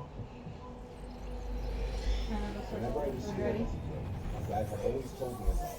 You should not be scared of ghosts. Fear the living. They can actually hurt you. In my late teenage years, I came into some money after my father committed suicide, and I received an inheritance. Now you know what it's like to be taught that. This is enemy territory. No, thank you. I That gotta is keep not it out. ideal. Get it inside. The payments. Renting out was not covered in the either. cabin was set to go on the market for sale in Salamanca. He was in the process of finalizing all the paperwork with the realtor and lawyer. For that month's time, the cabin was not to be rented out any longer. It was just going to be vacant. I saw this as a chance to get away for a while, clear my head in light of all the things going on. I quit work, packed up my snowboarding gear, grabbed my dog with me, and headed up in my dad's car to the cabin. Fuck you! I hope your whole family has a nice Christmas! I spent my days playing the midnight in the snow. Me too, Sin. Sorry, Gray, me too. That's usually what's in post. Food, cigarettes, and liquor, so I was pretty much a scholar, aside from the occasional outfit of the clothes. With my dog as company, DVDs, PlayStations as entertainment, I was quite content. I started to feel relaxed after all the drama that had preceded my outing. The cabin itself was 2 stories. The bottom story had the living room and a side guest bedroom, along with a small kitchen. Upstairs had another 2 rooms, along with a walkout balcony attached to the master bedroom. Most of my time was spent either in the living room, kitchen, or master bedroom. I never ventured into the other rooms. I always kept the doors easy for them shut. The third day came around. I was going through my usual routine of playing with my dog, playing games, and watching DVDs. That day it was a pretty heavy snowfall, so instead of hitting the slopes, I stayed in. That's when things started getting a bit weird. In our area, there were only 2 other cabins adjacent to ours, maybe a block away from each other. All other cabins aside from these surrounding us were forest, very tall fences.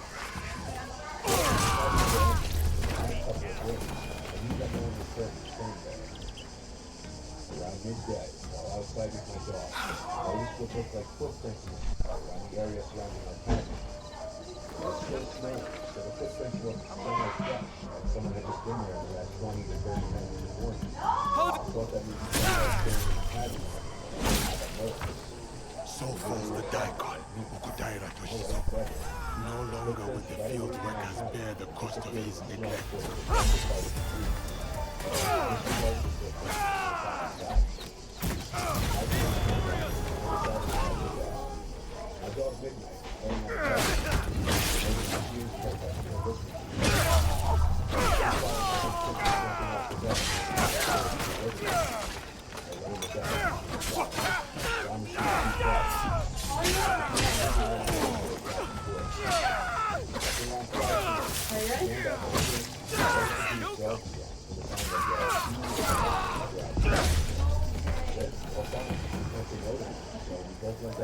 My lord, since I last wrote you about a possible adjustment to the rice levies, no word has yet arrived. However, your humble servant remains ready to conduct the service once you give the order.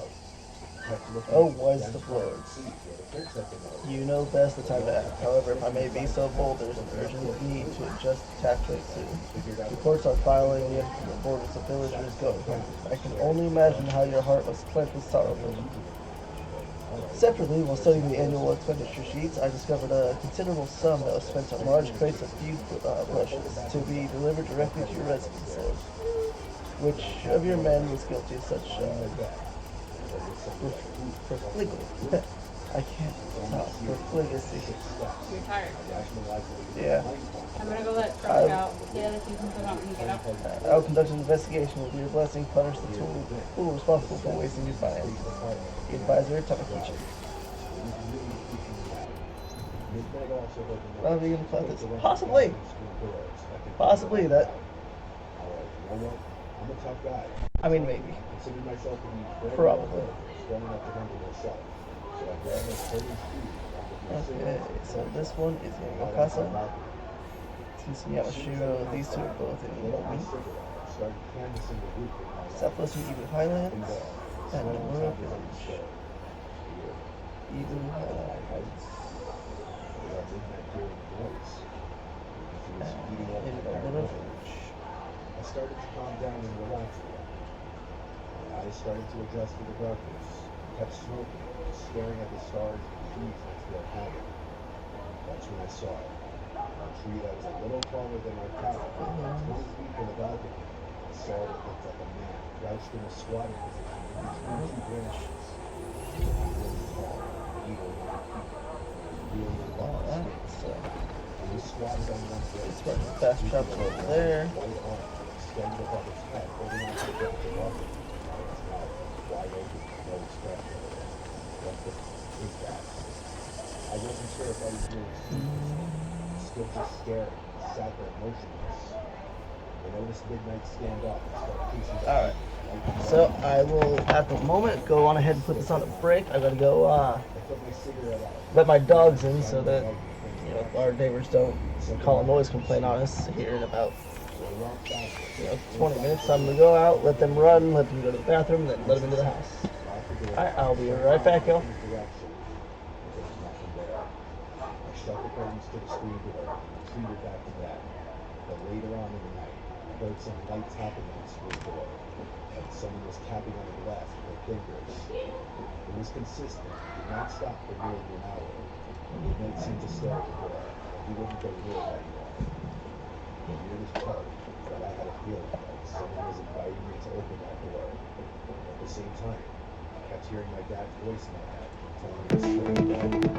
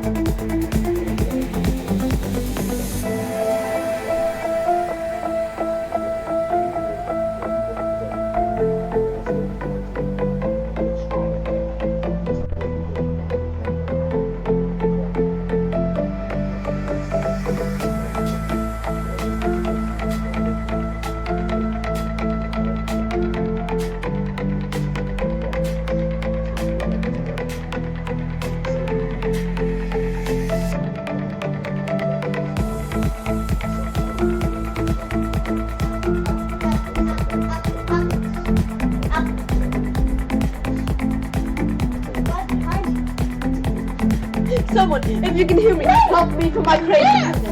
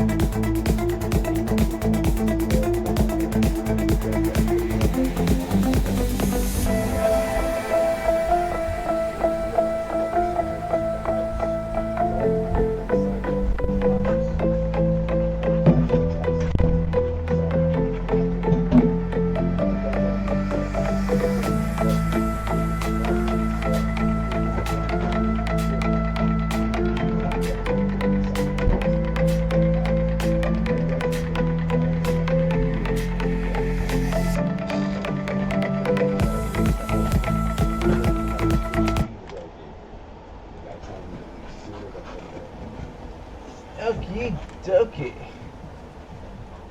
I'll be back. This happened when I was a young child. My parents had me late. Next time will be better. My siblings are both at least 10 years older than me. I was woken up in the middle of the night to a commotion from downstairs one night. It was my parents. I cracked my door open and heard my parents freaking out about something. I wasn't sure what it was. I went to the stairwell and stood at the top, calling down Mom, Dad. Mom came to the bottom of the stairs and said to me to go back to bed. I listened without asking any questions. I could tell they were stressed about something. I was trying to go back to sleep when the front door downstairs slammed shut. Then there was dead silence. If death comes for me here, I am ready. Either way, listen to my mom. I woke up and staring at me. The sound of the front door closing. Footsteps. And talking.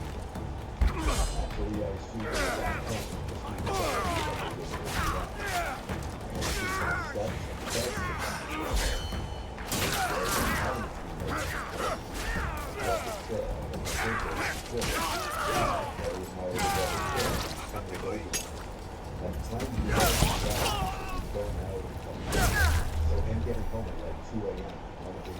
Wasn't abnormal at all. These are all things I was telling myself. Logical explanations as to what I was doing. Actually, I heard footsteps behind me. Louder and closer until they reached the top.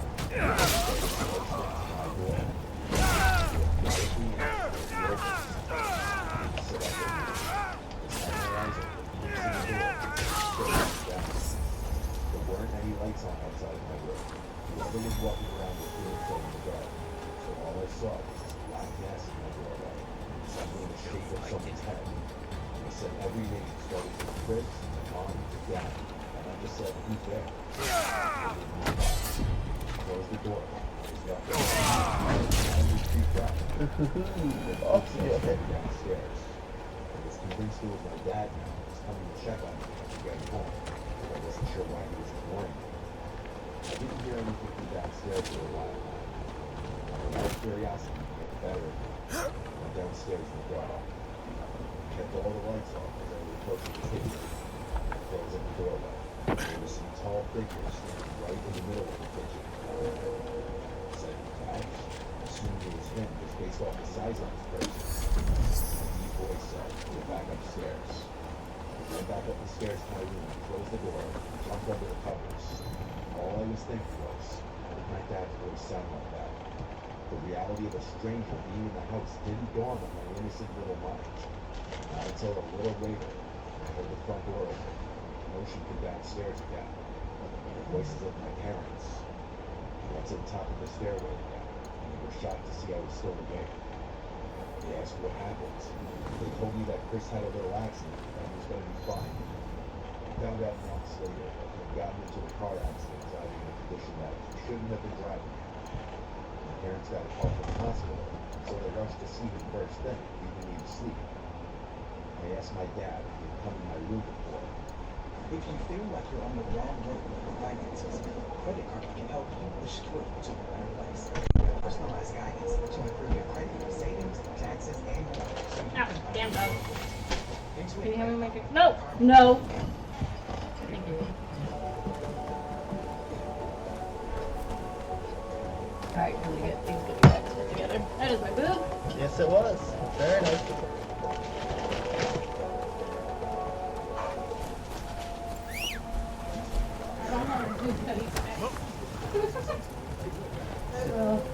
What? So I don't want to do goodie bags, but I will so I don't have to rush that in. And sit here. I doubt that I'm going to have to use all these laughing cavities. Nope. Nope. Nope. Nope. Bro.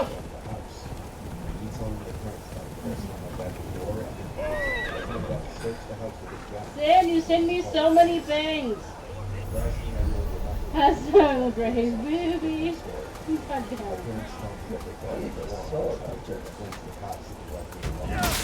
Yes, and we are back.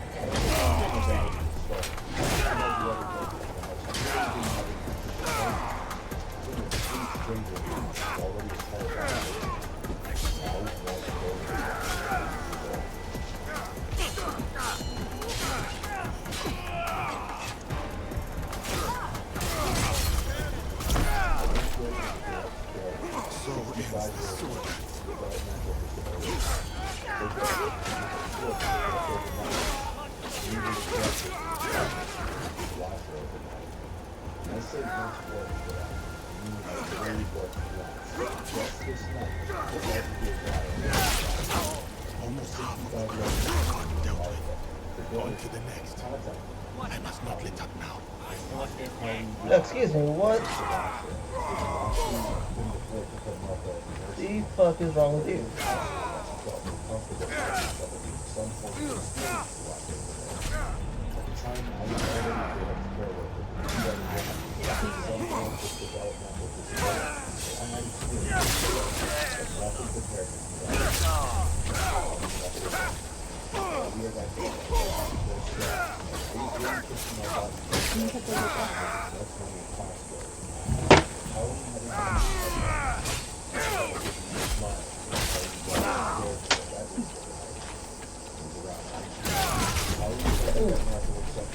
Oh yeah, sends Pebbles so, well, I mean me too, so many reels on Instagram.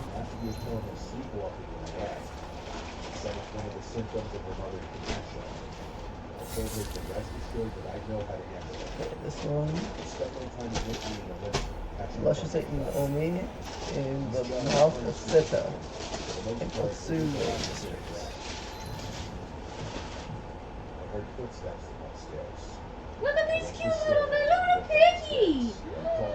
It's so cute! She didn't answer. Shit. What? What's wrong? It's cute! Went back to the living room. Watched some more. These kids get the coolest shit for me, dude. Got up to grab my sandwich that I brought from the fridge. So I went to the kitchen and waited for my sandwich to go back to the couch. I knew he had a heart attack. These are so cute! I saw Martha standing at the doorway. I love them. I apologized to her. Oh my god! Corgi butt! Corgi butt? Corgi butt! Dude, that's what Knives, when she came in a little bit ago, she gave me corgi bits. Loud scream. Why are you here? I don't know you. Things of that. Pig butt. I want all butt stickers. That her mother Pauline hired me to watch her and the house. This seemed to work for long enough for me to get her. Calm down there, Tina. They're cute! Brought her up a glass of water and some melatonin and clonazepam. I made sure she took both before going back downstairs. You have a cow? After a few hours, I You was see the cow? absolutely exhausted. I had to get a couple hours of shut eye. There was a spare bedroom upstairs with a twin-size bed where Pauline said I could rest if needed. These are so cute! Besides that, that's not good. Nobody likes this thing. I fell asleep within Did you? minutes. I was asleep for only maybe an Besides hour. this, it's ugly. Well, I that's fell to a sandwich downstairs. Oh, what's that It was this corgi? repeated slamming. Every 1 to 2 seconds, something from downstairs was being slammed. I jumped out of the bed. I had left the bedroom door open so that I'd hear anything when Martha got up. It was something right here. When I got to the stairs, I realized the slamming was in the kitchen. I walked down the stairs as quick of a speed as I could while still remaining quiet. Getting to the bottom, I peered around the openings of the kitchen. What I saw was like a scene of a scary movie I'd seen before. I saw Martha in the darkness, standing in front of the oven, repeatedly opening it and slamming it shut. It was horrifying. I say I saw Martha. I really only saw her silhouette. It was that dark in the kitchen. I said Martha really loudly. She stopped, Bunny turned to butt. her left at me, shut the oven door one final time, and started walking towards me, towards the stairs. This one's not a butt, but I love that pig. He's so cute. Scared something. Look at the pig. No? He's so cute. How many times have I told you again? There he is.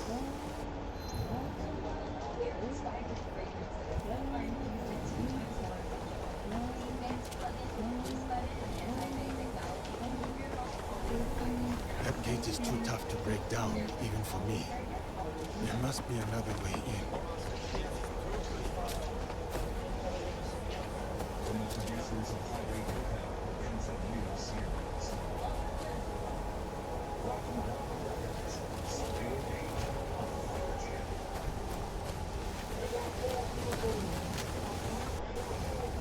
I must keep my weapon weapon at the ready. Get down. Get down.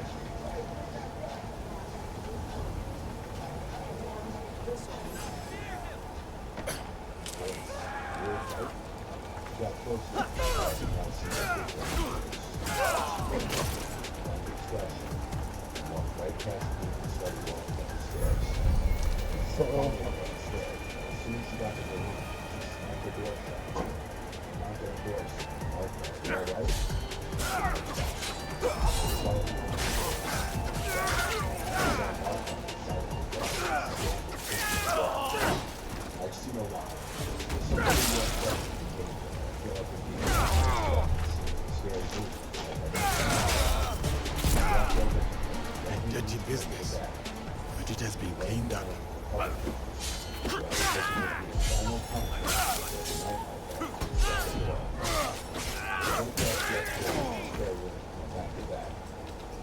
purposely tried not to fall asleep for at least half an hour, just in case you wake up again. I don't even know if I made it how long. All I know is I fell asleep pretty quickly. I woke up once again, very much later. The room was still pitch black. 1 hour alarm I set, not yet gone off. I looked around the room, wondering what was wrong. I couldn't see what it was, but I heard a sound inside the closet. I noticed the door behind the door.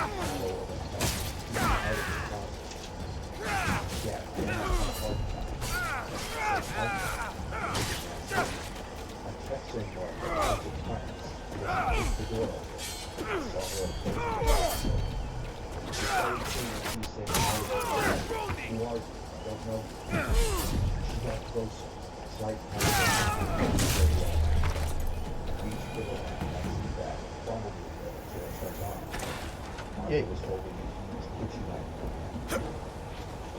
Everything changed. Martha was now a threat to my life, and I had to worry about myself, not her. I screamed at this point. Martha put the knife down. I guess my scream stressed her out because she got closer and started screaming back at me, still repeating, "I don't know you." I wasn't going to calm down a knife welding dementia patients. That was not in any job description. And that got a way to run around for that. I went for it. Jumped off the bed outside further from her. She screamed again, "Who are you?" She swung the knife at me as I ran past her. It was a slow and deep strike from what I saw, but nonetheless showed that she had attention to that she was using it. I got downstairs and grabbed my shoes and went outside. Instead of calling 911, I called Colleen and she requested I do it if there's an issue. I was courteous and doing it, but getting law enforcement involved is never doing anyone any favors. Colleen was yelling into the phone at me not to leave her, and honestly I yelled back that she attempted to kill me, and that I didn't call the police. We had to leave work, of course. I stayed outside of the house, making sure Martha didn't go anywhere until Colleen returned. Colleen went inside. Martha was back in her bed, asleep. Colleen went as far as accusing me of exaggerating the whole thing, until she found the knife next to Martha's bed. To not give her any more fuel to blame me for any of this, I left out the fact that I ever went to sleep. But that doesn't mean that I felt in any way I did anything wrong. Colleen even offered me that I went to sleep. I never worked in that house again. Martha was a scarier patient than I'd ever dealt with in any of my jobs in my 9 years of being a direct caretaker.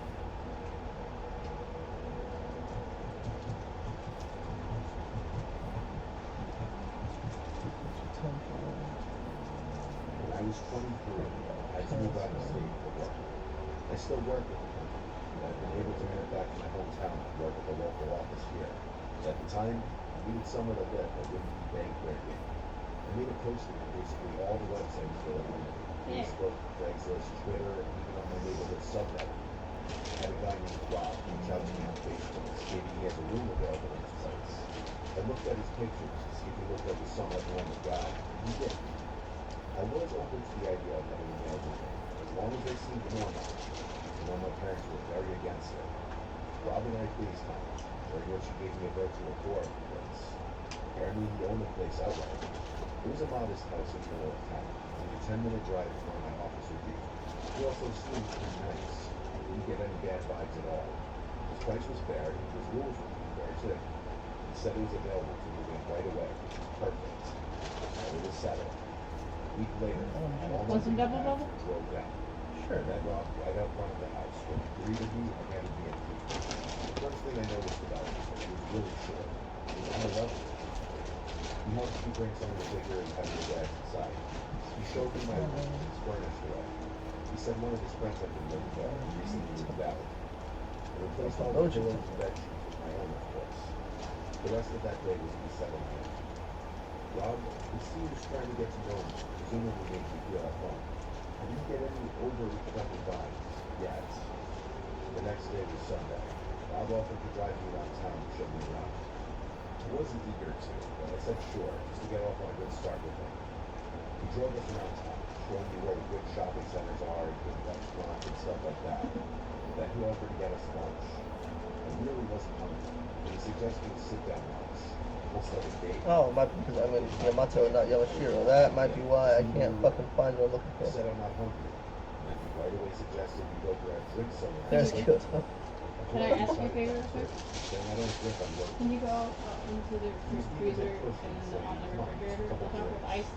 Still maintain my politeness and said Can you bring the open bag? He was really quiet all of a sudden, and he was upset. I'll admit, I was slightly uncomfortable, but nothing I couldn't handle yet.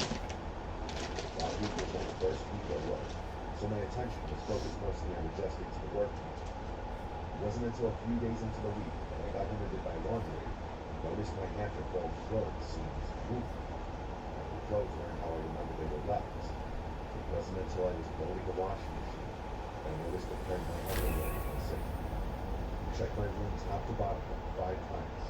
It was gone. I had a disturbing thought. Meanwhile, no, I refused to believe that just yet. And there was no chance in hell I was confronted and asking that. Still, I was now starting to wish there was a lock on the bedroom door.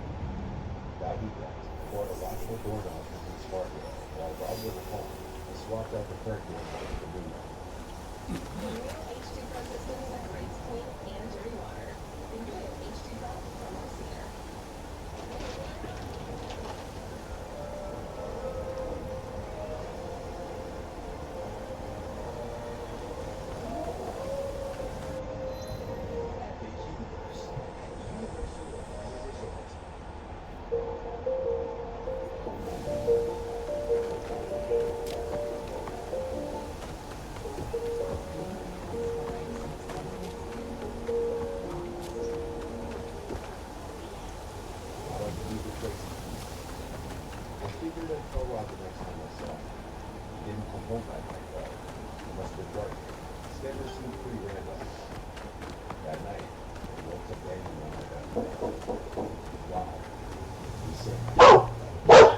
No. Because of the fucking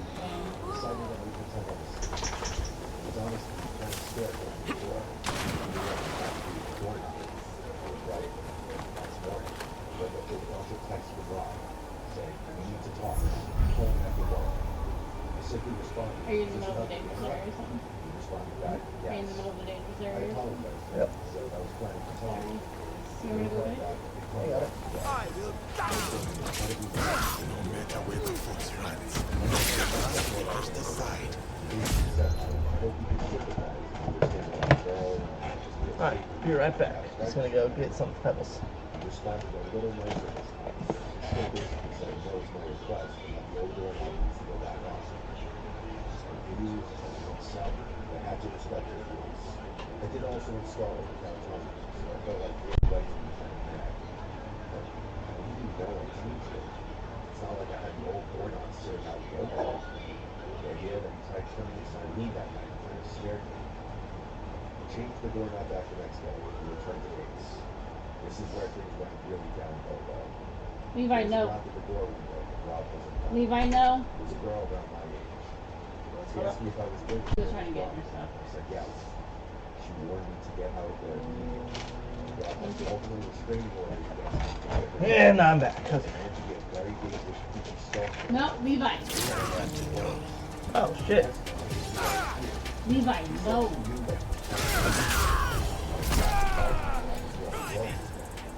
No, bro.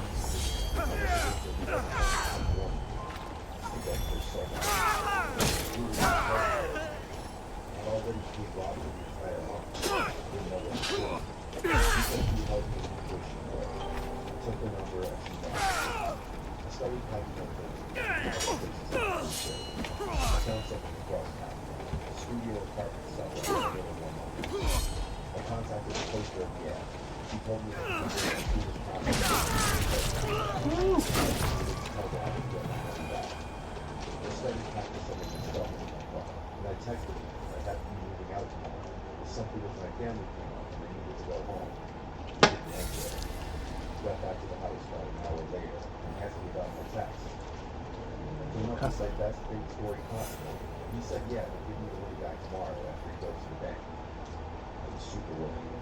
About an hour later, he knocked on my door and said, by some chance some girl say something to you? I simply said, no, wait a week. They said, never mind. It just seems like they're running away out of here for another reason. I insisted that it was purely because of family reasons. He said, okay, left. Said the story didn't end there. I woke up that night and screamed at the top of my lungs, and I saw a black figure sitting on the end of the I'm bed. going to assume that's somewhere over He was here. locked. He turned and put his hand on my mouth and went. I said, please don't hurt me. He responded, why would I hurt you? You someone said something. So hands didn't say what I said. I said it was scary. And his heart was still just as insane to me as it was in that moment. He started to caress my leg. Said, I don't mean to scare you. That was a little bit away. I said to scare you. I got out of the bed and ran to the door. He screamed at me to stop. I ran outside with my phone in his hand and called the police. I gave him the door to pull and I explained the entire situation to them. And he arrived from outside and he gave his side of the story. Basically, I told them that I was going to get all my stuff out of the room and I'll leave it. So the cops stayed there as I collected the remainder of my stuff and brought it out to my car. I also insisted on Bob Venmoing me the money back while the police were there. He did so. The whole time the police were there, Charlie sat back and told me normal food at the town. One of the officers then pulled me to the side and told me that this guy had been arrested before for other incidents with women, but Bob denied everything in my room or touching me or anything. So it was all he said, she said. I left the house and went straight to a hotel for the night. Kind of a straight Next shot up day, there. I moved into the studio apartment. Luckily, the girl who posted it facilitated my quick movement. I had never written will never live with her. Not my boyfriend or husband. Just anyone I don't know for that matter. I'm keeping it even. Give me a second. Together for $16.99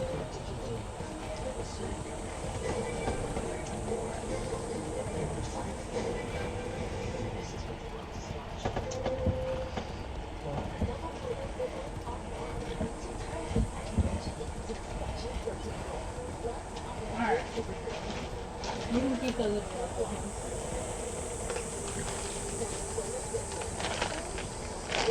Cool.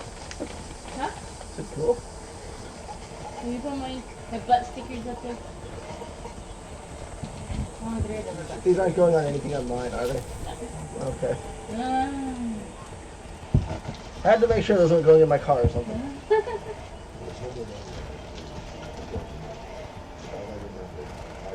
Because I know you.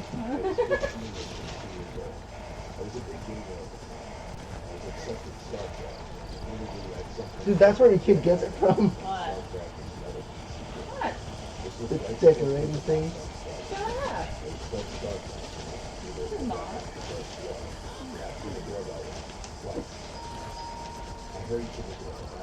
We still gotta get cut. Alright, it's in.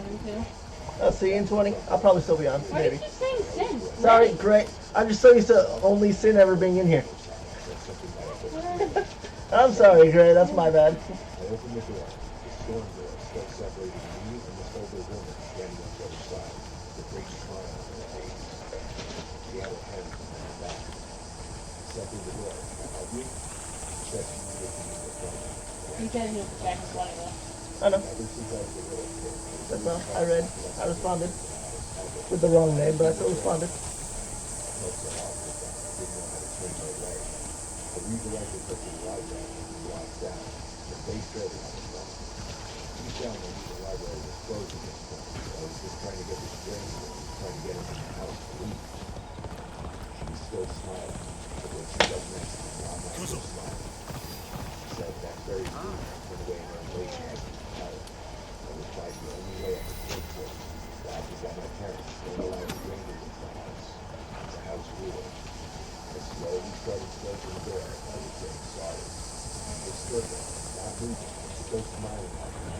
Though her smile never changed, suddenly felt much more menacing. I was walking back to my room. The doorbell rang again. There was no way in hell I was opening the door again. That woman radiated fear by me from the start. Maybe something was wrong with her. She wasn't all there. These were things I had no way of knowing. Maybe I was selfish if we sent her on her way. But I just wasn't opening the door for anyone. I went back to my room. Not too long after I sat back down, I heard something tapping on the window. You want to make enough goodie bag? Something happened. Maybe. The window was directly Maybe. I had the blind pulled up. I couldn't see what was making the noise. But I already had it myself. My room was the only room with the light on it. Look at the cat, little dinosaur. That's pretty cool.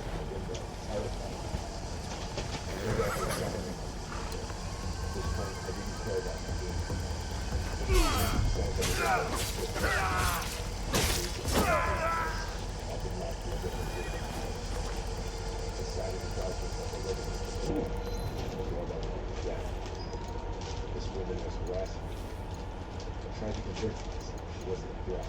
Just a crazy old woman who's probably clueless as to where she is. When she rang the doorbell a second and third time, I decided to go open the door and ask her if there's someone I could call for her. But when I opened the door, there was now a man on the other side. He looked to be about 10 years younger than her. He said through the storm door, "Have you seen my mother?" I replied saying yes. She came out of the door. He then apologized. Said she had dementia and got out of the house. I suddenly felt that. He asked me if he could come into it. Again, I felt awkward. I didn't even decide. I said the same thing that I told the woman. Like to his mother. He said we could talk to her before. And then said that I think she went into my backyard because I heard something out my window. I told her we could go around back and check. Then she walked down the walkway. She walked me down into the backyard. And I went to the back. I looked out the back window, expecting to see him looking around. I saw nobody. Not him or his mom. This was all too weird for me. I looked at that on the road beside that. He'd fallen asleep with the TV on. It was like a good sound of the river again. Something metal was catching his glass. I remembered the concern though, and I decided to try it out. I went to the window, lifted the blind up with my hand. I saw my woman outside the window. That secret cheesy smile. Bless you.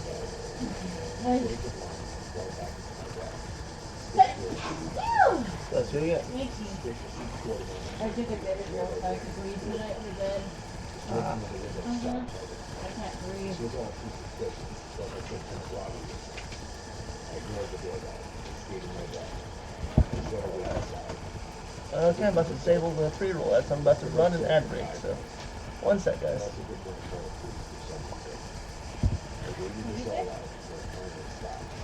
So I can run a, oh, there we go. Pre-roll ads are disabled for 21 minutes.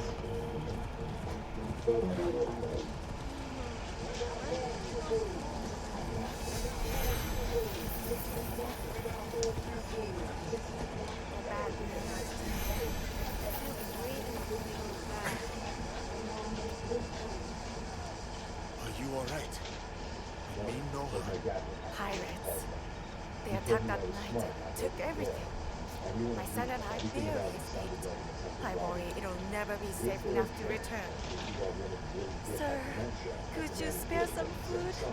My son, he's hungry. I didn't want to come into the house too. How did he even know to come to my house specifically? Please take care of each other. I don't know how to thank you. How can we repay you? I avoided something terrible happening if I opened my door. Please be my eyes and report back to my allies.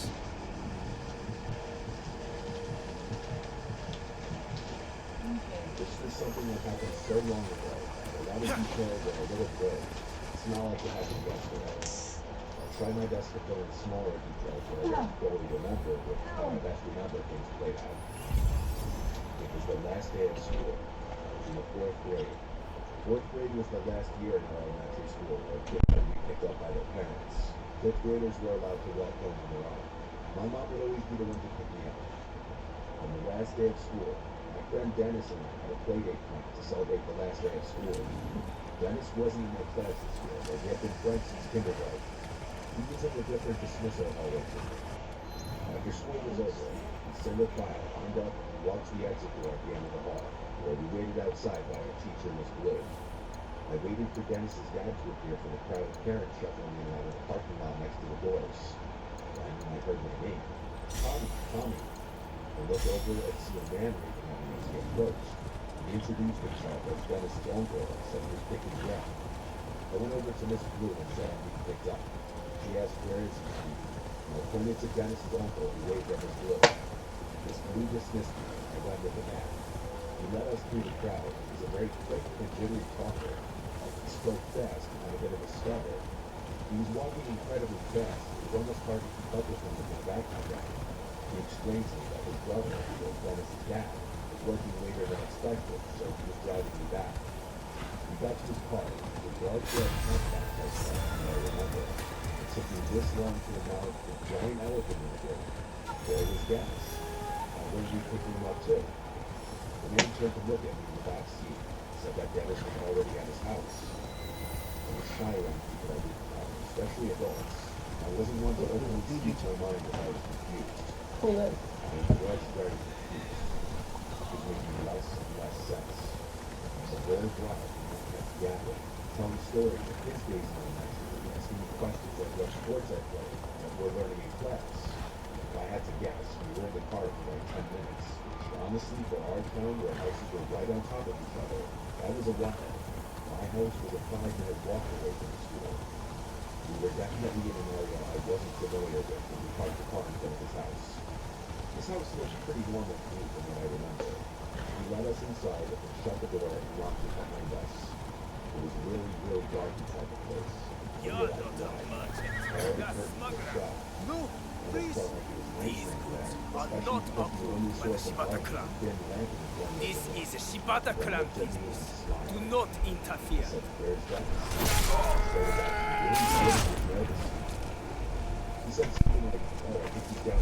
I would like to thank you, but my inventory is a mess. How can I repay your kindness? Stay sharp for me. I knew I was in danger. I went to the door to quietly try to open it, and I couldn't. It had some kind of lock that must have made the key for it. I really started to panic now. I could still probably held out a little bit of hope that Dennis would be coming up those stairs, but I knew the chances of that were slim. There was blood everywhere in the house. It did the only thing I could think to do. I went to the kitchen and found the phone on the wall. I picked it off the receiver and dialed 911. The first thing I said when they answered was in a whisper, "This went to this house. I've been kidnapped." They heard me. They acknowledged me. But I didn't say another word. I had the phone under a towel, turning it around, and then one still on the line. I moved back to where the man left me. I already heard his footsteps as he got upstairs. And he called my name. "Come down, Dennis is down here." And there was a pause. He repeated my name, and I didn't answer. He came up the stairs slowly to look at me. He asked me if I was okay. I was so sick. I was so scared. I hated myself for walking into this situation and not being wiser. I asked him a very scared face. I remember the change in his face. This big, friendly smile disappeared once he realized that I was no longer following him. He walked closer to me and I turned around. So he was close enough to grab my wrist and touch me. He started pulling me toward the basement. I screamed and cried. He screamed at me, "I'll let you go," and he stopped at the gate. So I listened. We went down the stairs. Halfway down, the door slammed shut behind me. I heard a pop. I walked slowly down the stairs to this empty, unfinished basement with a concrete floor and one singular support beam in the middle of the room. There was a depressing yellow glow in the room, one exposed light bulb hanging on the ceiling. There was a place you'd imagine kidnapped children to go. This would be it. I heard his heavy footsteps upstairs. You could hear everything in this house. I know what he was doing. I heard him walking around for a while. He came to the basement door, opened it, and crawled down. I didn't want him going into the basement. He shut the door and locked it again. I sat down there, waiting, and my heart went low. And then I heard it. The doorbell ringing 3 times from upstairs, followed by banging sounds, so definitely the sounds of police banging on the door. I was refrained from screaming until I heard the front door open. I never heard the man's footsteps approach the door. The doorbell kept ringing, and I kept hearing the bangs. Aspen Dental offers same-day appointments, so you can get the clinic early. Get in today. What makes Sam's Club your club? Yeah, this one. I can do pickup. Making me some offerings.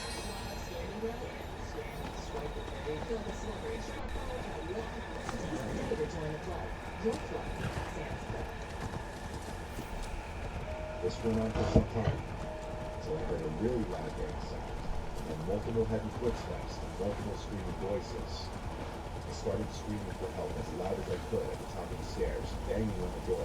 The door was unlocked. The police officer on the other side grabbed hold of me and hurried me outside. There were at least 3 cop cars outside. I had to tell everything to 2 of the cops outside as we waited for my parents to show up. The man from inside was brought outside and into the cop car in handcuffs. That was the last time I ever saw him. Are you alright? Sir, I can't afford rice. Can you spare some more? So many are hungry these days. How much do you need? Oh, I need rice and a new cooking pot. And, yes, another strong young ox to pull my cart. I've always wanted a silk kosode. Just once in my life, to feel silk against my skin. Dude. The wheel of Dharma turns in mysterious ways. Here, enough for all your dreams. Such wealth, such vast wealth. I'm going to live in Kyoto and meet the emperor. I'll ride in the palanquin and my feet will never touch dirt again. Every day a silk kosode. Perhaps that was a mistake. Probably.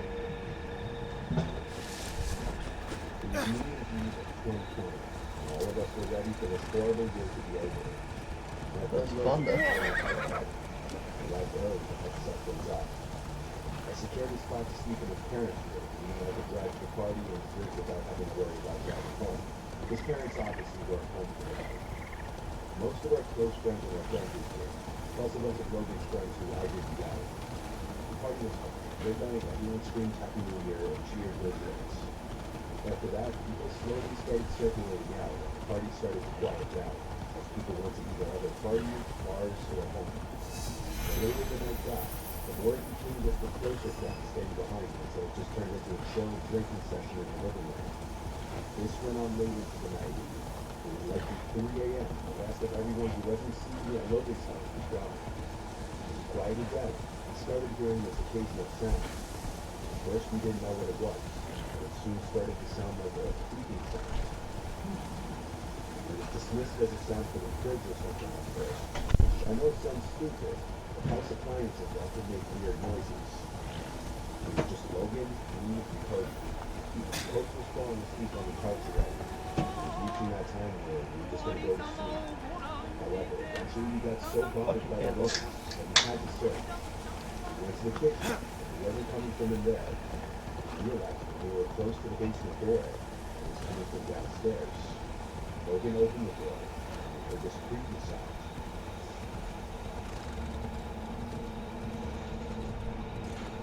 Go check what it is, I said. Next time, right away. And we called down into the basement, yo, who's down there? The creaking stopped, and we never heard it again. After a solid minute of waiting at the top of the stairs, we agreed to go down together. We both grabbed knives, probably thinking that was a good idea. But in reality, we were so drunk we probably only hurt ourselves with that. We got to the bottom of the stairs, looked through the entire basement. It was a couch, TV, a bar, a table in the corner, various other pieces of junk. It was messy at the time. The first thing we did was search any kind of closet for somebody to hide in. But least I could figure out what could have been making that sound. If you can see me, then I am here. So I went up to it, sat in it, I have and started information rocking about the ones you seek. What the fuck just happened? It's Lord Miwa Nagahide. He's in trouble. Lord Nagahide? We fought together in Iga. What kind of trouble? There has been suspicious activity at his Obama estate. And now, violence has broken out. Then I had better talk to him while I still can. What was that? He kept the basement door locked for days until his parents came back. There is no living soul down there, but something was moving that rocking chair. That rocking chair used to belong to his grandma who passed away forever ago. And it's just something his mom held on to for sentimental reasons. I can't say I've ever experienced anything resembling the paranormal before this, nor since then. It still sends chills. If I stay here, I will have to fight.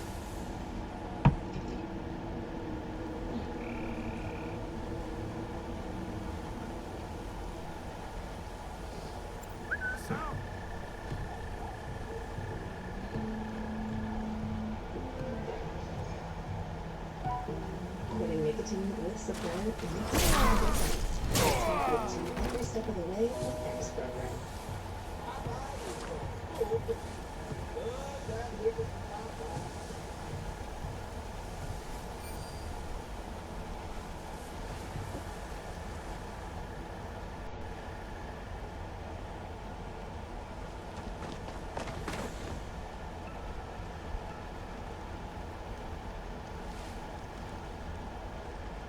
Oh shit.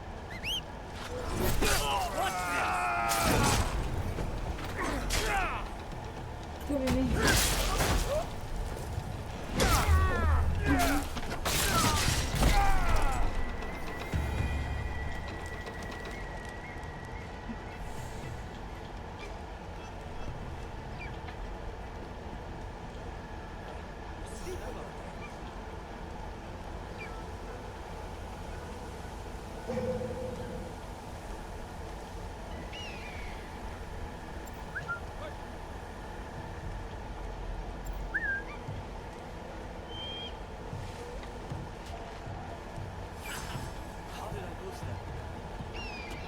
I have waited for this.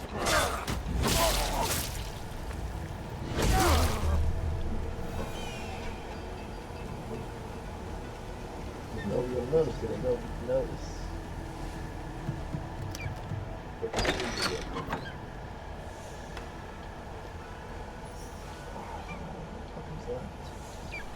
The following video clips are some shocking and or disturbing moments brought up real close. For those of you who have been watching my videos for a while, you may remember some of these from a deleted video many years ago. A lot of those of assassination of railroad tracks of commerce. Train yards can be taken out of use and shut down for multiple reasons. And rarely are the tracks removed thereafter. Sometimes the tracks left behind are repurposed for things such as pedal cars. Usually though, they're just left to decay. Not as people like to explore these abandoned tracks of commerce, but sometimes people mistake active train yards for abandoned ones. And this has led to some pretty shocking close calls. Filmed somewhere in Mexico, this video was recorded by Brian Garcia Borgia, as he and a few friends walk into a tunnel of an active railroad track, which then mistakenly assumed to be inactive.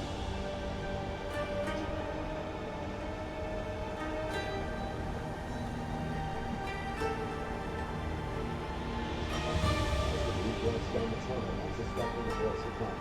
Their carefree attitudes are shattered when the sound of an approaching train can be heard. With only seconds to act, turn around and move at me to the exit.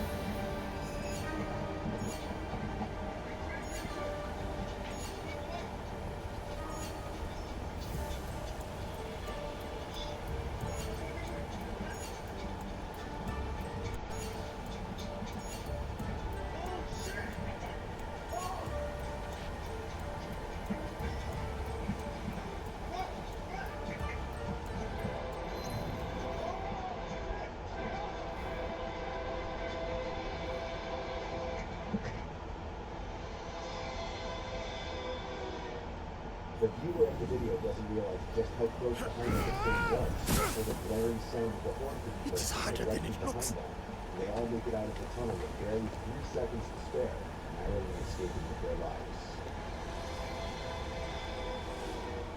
Similarly, in his following video, I am here! tried to enter the tunnel of the railroad. He notes to them an active railroad.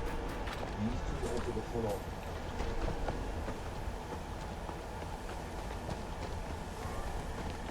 Hello, my dear friend.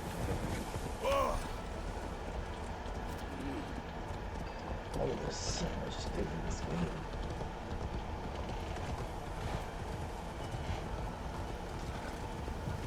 This video topic is David Boy Stories. This video is appropriately crafted by Opera GX. I spent a lot of time finding stories trying to share you guys. But did you know default browsers are sharing your computer resources?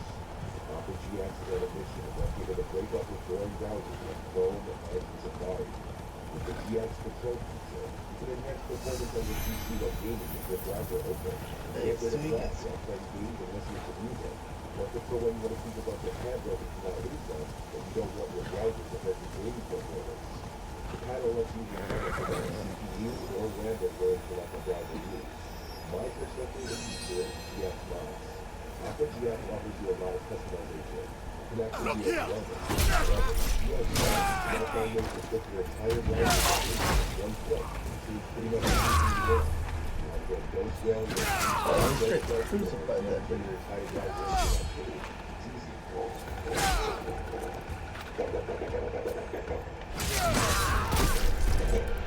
Choose one of the bunny maps already added to the browser or create a completely new one that suits you best. Opera GX also equipped with an import Gods are dead. allows you to quickly import all Free the to go. settings from your previous Thank you. browser to Opera GX. How can I repay you? Browser history, bookmarks, and cookies. Yeah. Anything new around here, you can tell me. So while classic horror movie tropes like one that scares from face or pretty boring, cliche, and worn out, that doesn't mean your browser has to be too. So if you're interested, use my link below to download Opera GX today.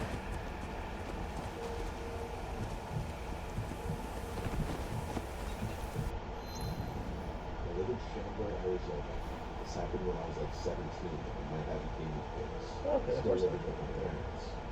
I played a lot of Call of Duty in my room at the theater those days, especially in the summertime when it's so unbearably hot outside that I prefer to stay inside in the air conditioning anyway. Back when I lived with them, I had the place to myself a lot because my parents travel a lot, and I was the last one to move out. If I recall correctly, it was on a Friday night. When I got school started the next day, because I was still not here. As I got home from school, I submitted a picture I was doing that night to get over again. Then I had to do some shopping afterwards, and my mom ordered me to stay down for a while. It was how I earned my keep. Quite my bad. They left cash for me to use. I always had to show them the receipt, so that I wouldn't just pocket any of the money. My mom gave me a shopping list, so I went to Whole Foods when I was 20. First car. Shopping took about an hour before the door. While in the grocery store, this guy on line behind me started talking to me. I don't know why. He made a comment about one of the things I was at, just wouldn't stop. Even as I was grabbing my groceries, he kept talking to me, which I found weird. He wasn't paying attention to anyone else. It was still nice though. When it was time to leave, so I had to wait until he left. I went out to my car in the parking lot and packed it up, then headed home. It was scorching hot day. We were in early food. I wasn't looking to go out and do anything outside because I was done with everything I needed to do. This guy got Welcome to the Wakasa Yabusame Arena. texted my friend Johnny to get on as well. From horseback, you must shoot the wooden barrels on both sides of the track. Think you can do that? We were committed already. I am ready. So of course, I needed to take a break to make dinner. I will count down. Probably 2 hours. Big Johnny, I told him probably be back on overnight. He said he'd be back on later soon. So with that, we took a break and made some pasta for breakfast. This was downstairs. Damn it, missed one. While I was sitting in the kitchen room, a room for sure I heard a thump from upstairs. It sounded like a I will count down. 3, 2, 1. Oftentimes go on like the door. My parents' house on the good side of town. I just never took the idea of taking it seriously. There's something here that I fuck? do. Okay, wait. Okay, so if that one over there wasn't one, it didn't have a little light on it. Where was the second one? Oh, it's up there. I see it. I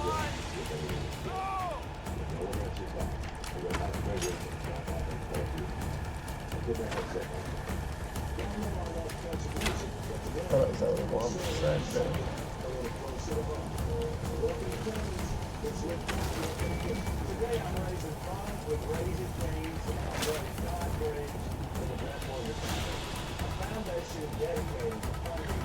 Is that not one of them?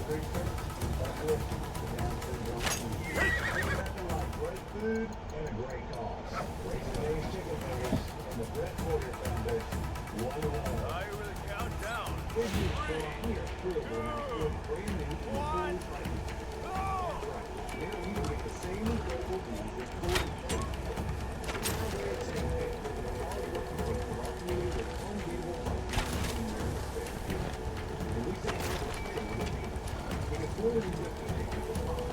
That's not one. That right there is.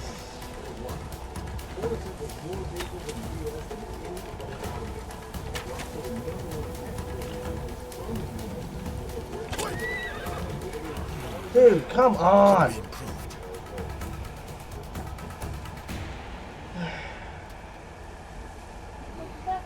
Do not fight the movement of your horse. Use it. You have the makings of a good archer. Keep practicing. Do you want to start off? Yes. I will count down. I don't even know what I just got.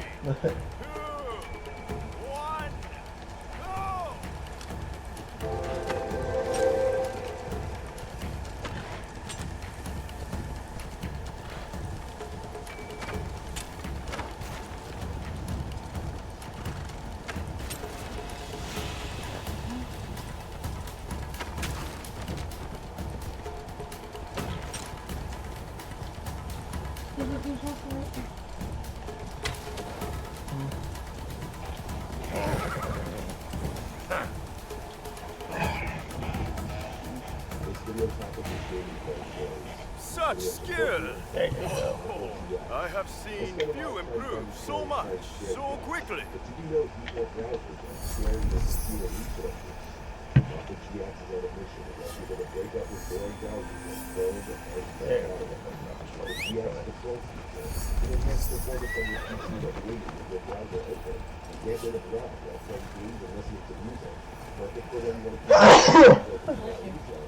Thank you. The panel lets users limit the amount of CPU or RAM they're willing to let the browser use. My personal favorite feature is GX mods. GX offers you a lot of customization. It can actually be overwhelming. However, GX mods, you can now find ways to flip your entire browser 180 with one click and change pretty much anything you want. You want to hear ghost wailing anytime you click the search button, or you want to turn your entire browser into a cave. It's easy.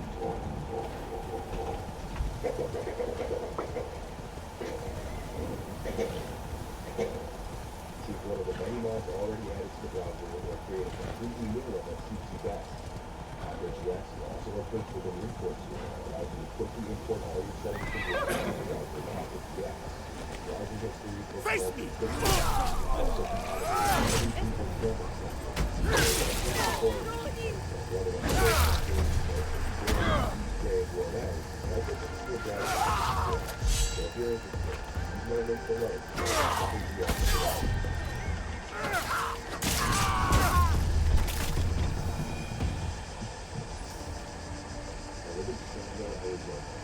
You should find safety. I will. But first, tell me how to thank you.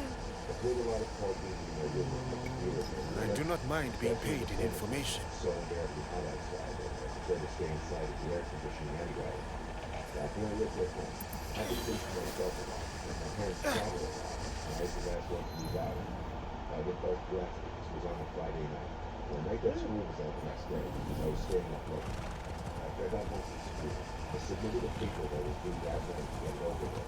Hey Gray, welcome back. How you doing?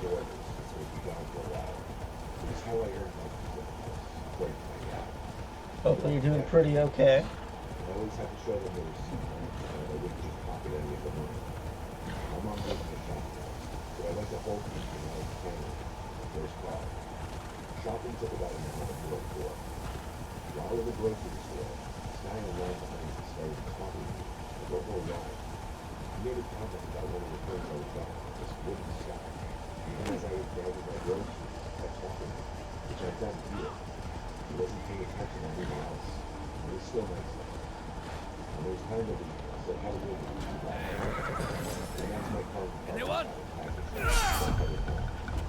Scorching hot. He wasn't already free. He wasn't looking to go out with 300 outside, so he grabbed up everything that needed to live. He was like, so I got right on Call of Duty Black Ops and went through it. That's because I got Rocky to get Oh, nice. What you playing? I didn't even clutch from the of course, I needed to take a break from the dinner. Probably 2 hours of I told Jeff, I said he did. Probably be back on it in an hour. He said he'd be back on it too. So with that, I took a break and went to the house with the book. The kitchen was downstairs. Oh, that lady in the kid of Indian Hope. While I was sitting in the kitchen eating, I moved the door over the door to the doors. It sounded like a footstep, I wasn't sure. It could have been any number of things. The last thing I'd imagine would be a footstep. I did, however, go knock the front door. Oftentimes for a while, I would Okay. once, just to my parents' house on the good side of town. I just never took the idea of breaking seriously. Something you hear about on the news, but don't think it'll ever happen to you. I went upstairs. I don't know what I was expecting. I said my brother Kristen's name into the hallway. I knew what was supposed to be doing. I don't know. It's a double gate. See if anyone was here. If no one answered, Or it's a double I went back to my room and got back on Call of Duty. Pronunciation. Put my headset on.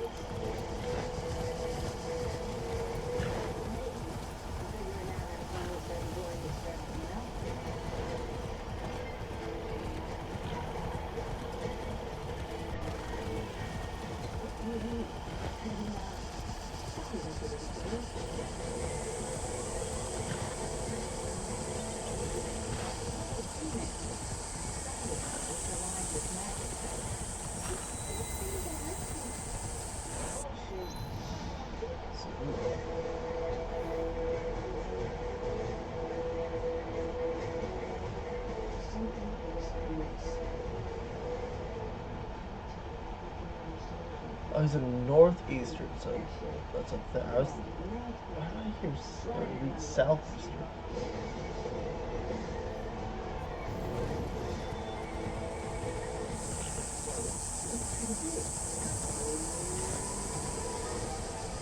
So let's go.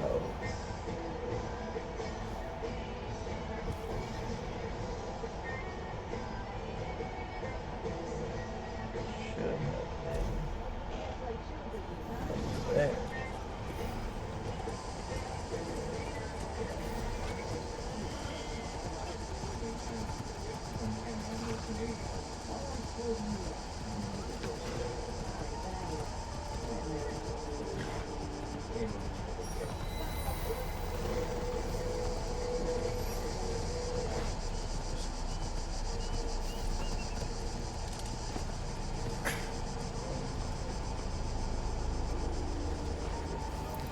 You've got mail. Notice to help Wakasa. Pirates are at large. Bang the bus notice. Yeah, you accepted the cause, please. 0647 Oh. I sit down and I'm going back. Shortly after we came back, I started playing the that. Couple games in. What's my last boy? Really? Something in the peripheral of the business. I don't know. But it's something else. I would leave the door open. The public said, the one little night, I was the address. The hallway closest to my room. And between the crack of the door and the corner blackness, I couldn't see clearly. I didn't think anything of it. Very nice scene. Tell the truth! Looked at my phone. Looked back out to the hallway. I noticed something different. Now I could see through the top of the door into the hallway. I pressed forward. Someone blocked me just minutes ago. By instinct, I spun my chair out to face the bed behind me. An older man sitting on the bed. Scanned the outside. He almost missed me smiling. It was so long I jumped out of my seat onto the desk. I was vulnerable and thinking everything else would fall off of it. Screamed what do you want? Instead of laughed and smiled at me, showing his teeth. If he was laughing, ran out of the room into the hallway. I stopped halfway down the hall, looked back at my bedroom door, turned the switch in my bedroom. And the guy slowly walked into the doorway, stopped. He stood there. Once again, yelled, what do you want? And I spoke in a slurred, slow voice, as though he could play too. I asked, how did you get in here? He stepped a few steps forward, looking down the stairs. I assumed he was implying he entered through the front door. I was at a loss for what to do. So I ran down the stairs to the bag my phone. My cell phone was still on the wall. I grabbed the phone. Keep the line moving! Bring tribute before loading. Please, just...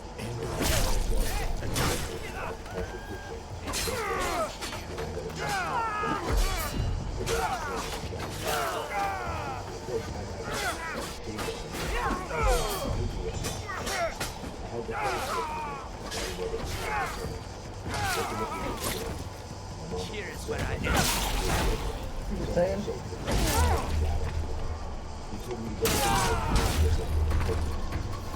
Every room. Honestly, everything seemed in place. The setting actually got something was off about it. My dad said, yeah, no shit. The man didn't seem overtly hostile. Something was wrong with him. I don't know what his intention was. I look at him sitting on my bed. The realization that he was watching me through the crack of the door was haunting enough. I just took them into the walls today. I just took a move that down. Should I investigate?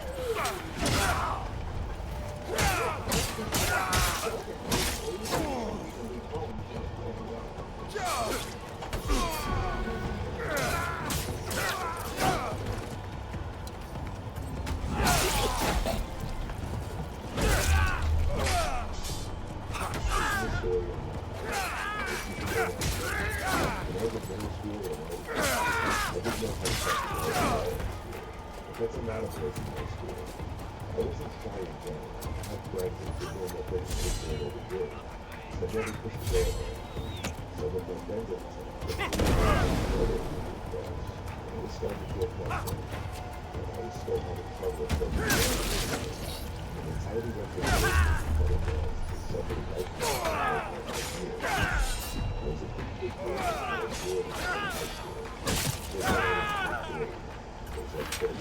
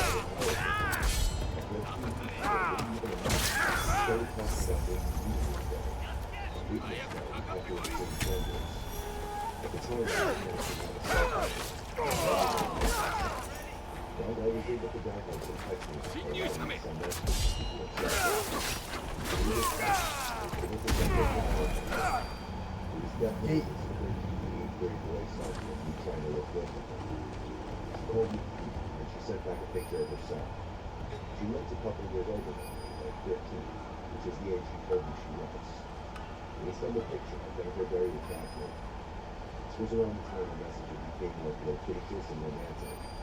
But we were both minors, so of course neither of us could just go driving out already.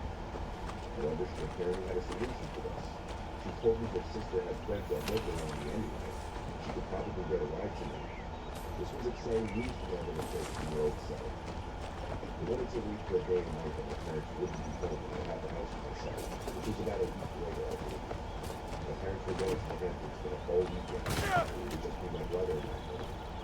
My brother was 18, and I asked him to please just go out for the night with friends, while I could be alone with Teresa. If we let Teresa know it yet, I told her to come that Saturday whenever she was home. She said she'd be coming a little later, like at night. She didn't give me an exact time. After all the time, I still had never spoken on the phone. I still had verbal words. I am here! I was so nervous I play video games. Just cleaning my room, getting to the pool, fixing my appearance, and doing the basic things to say in the initial moments of meeting. And then I got a message from Teresa saying she's here. I sprang up and ran to the front door. I looked through the peephole, didn't see anyone. She then said you could come out to the front door. I opened the door, stepped on the door. I looked around, Teresa's black and quiet. I opened the door, next door. I looked at the back, I don't see you. I said,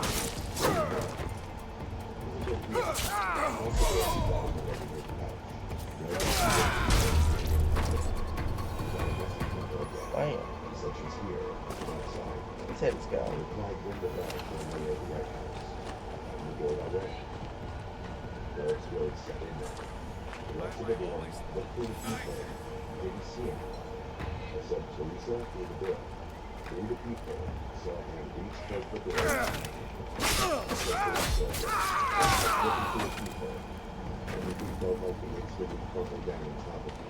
This wall preview what was towards us at the front of the peephole, and I said through the door, it was the doing something painful, the one to talk. I ran away from the door with my hand over my mouth, through these peepholes. The person I've been talking to all this time was a creepy grown man. I was disgusted and scared. I went to call my brother's cell phone. He didn't pick up. The doorbell kept ringing. I went to my bedroom, locked myself in. I held the house phone in my grasp, considering calling my parents. I was too embarrassed to do so. My room was the only other room in the house with a light on. I had a big window that overlooked the whole side yard of our growing house. I turned off my light, slightly peeked the blind just a crack, and I saw that guy on the other side trying to look in. I saw his eyes on the ground, but it said, "This is what it is." I'll tell you later, before I got a bunch of Lego games for me to say keep it quiet. And just shut. Oh, fuck yeah.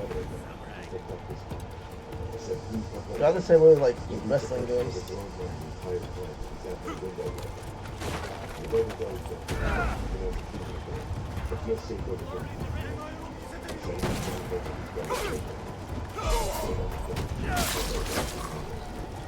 Shut your brain off, play and have a good time.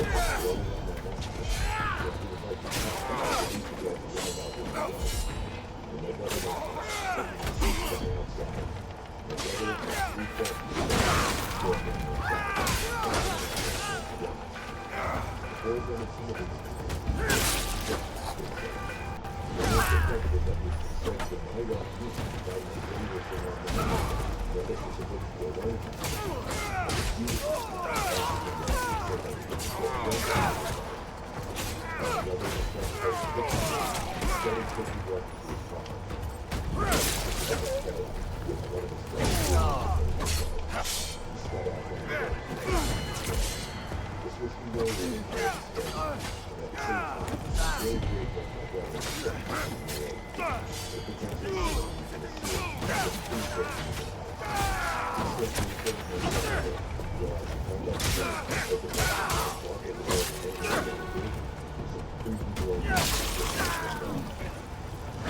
who I'm looking at.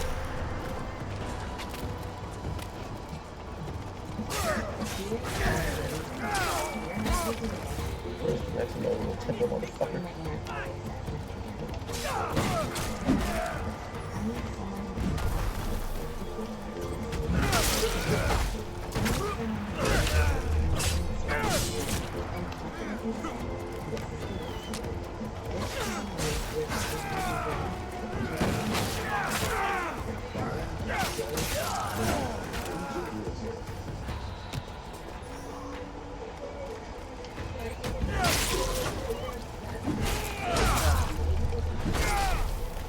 Son of a bitch.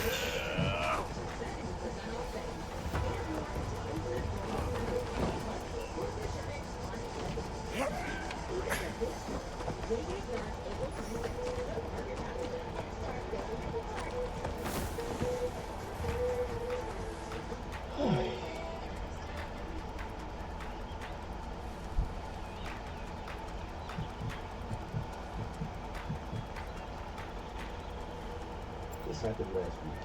Just a bit of background information. I'm just officially quit playing Fortnite. Not that it's good. This was May 2021. So Fortnite has already had a lot of people playing the game. My friend Brandon suggested that I download the You start paying attention to those. I had already happened to download it, so I just updated it to the current version. So I logged in. I remember how bad I was at this game. I hadn't played since the game came out, so my stats were awful. I had only just started Legends. The movies Pathfinder was lucky, because I just got the name of the two best starters. Something else to know, I have a very loud breathing headset, so I could barely hear any background noise. That's all coming down here? Happened when I was 21. My parents had gone out for their weekly anniversary dinner. My brother was at his friend's house. We were playing Apex with Dragon. I sent him a text from the random number. You've got mail.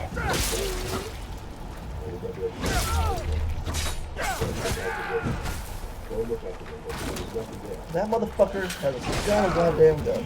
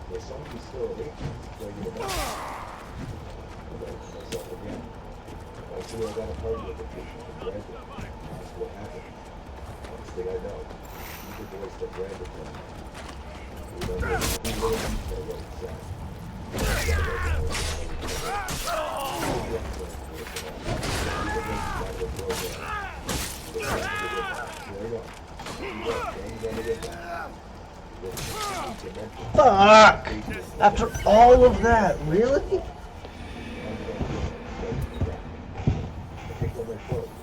Just because I missed the fucking parry. Basically out of battery.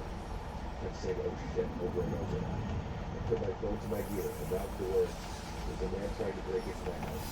His face is dark red and his hands are bleeding. Next thing I know, he starts screaming. Can't tell you how much I hate that these become so damn Souls-like. There's screen sheets in front of all of our windows. So how did he never play? Was he already at the glass? Let's do that kind of thing. Finally, a shard of glass falls to the ground. A hole large enough for me to shout through the open door. The street broke away before the cops got here, you son of a bitch. There was too much crap in there. Another sharp close, another. But let's get a large knife with the knife block behind the kitchen, and I returned to where the man was breaking the window. There was already a hole big enough into the draw field. I already started. I ran back to the kitchen, grabbed the cordless phone, ran upstairs and dialed 911. I told them the exact words that I now get my cell phone earlier, along with the fact that he was now inside my home. Fortunately, the only doors with locks upstairs are the bathrooms. So I was lifting on my feet. I went into my parents' room, into that bathroom, and locked the door. That moment, I think I was being smart because I left the bathroom door wide open. The bathroom door was actually inside the bedroom. It's not visible from the bedroom door. So I had to keep those on the contract. You can see the door wide open. I think I went in here.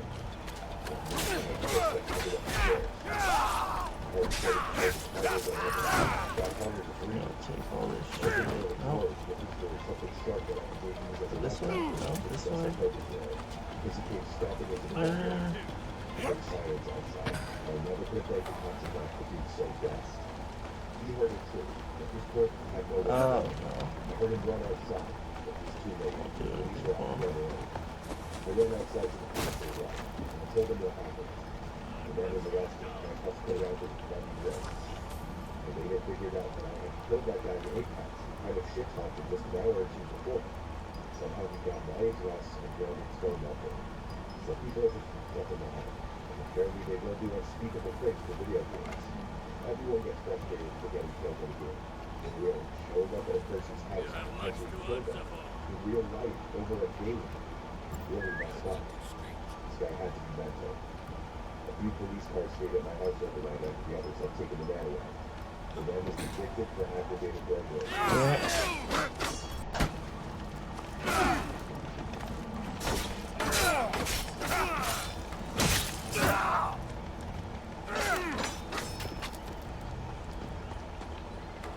Nurses work hard to protect our health and welfare.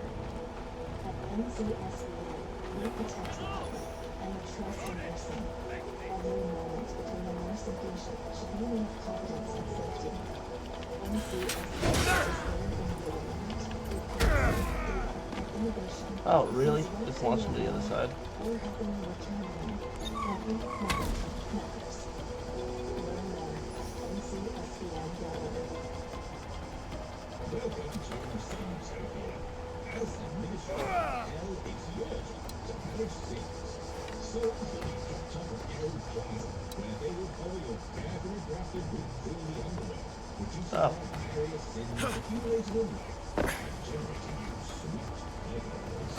And the more souls you visit, the more powerful you are. Be cautious. It's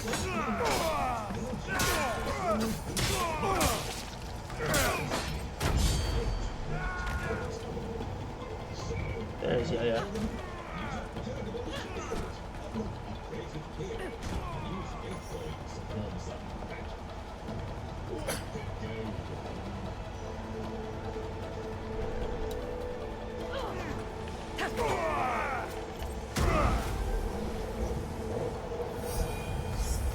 Fuck yeah.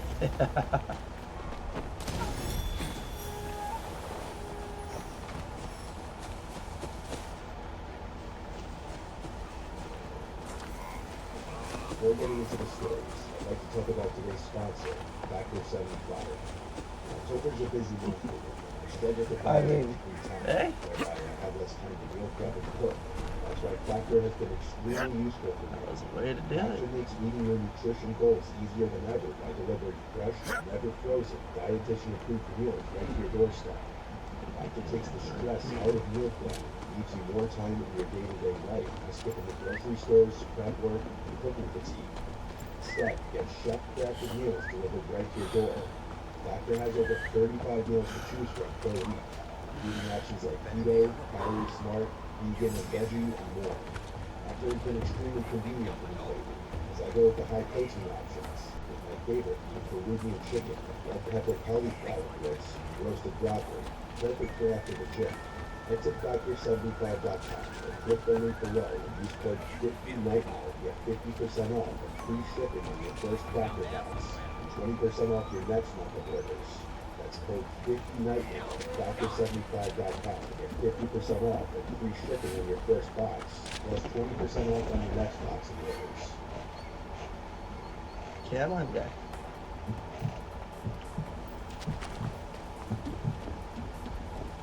Let me give you some context so the story and the Far away from are understandable. I always slept in the basement. Every night when I was a little kid, my parents would scoop him out whenever he was laundry and put him in the basement. They tested all the patchwork and I guess was understandable. There's also an outdoor couch. If one of us forgot to put him in the basement, I'd wake my parents up at 3 a.m.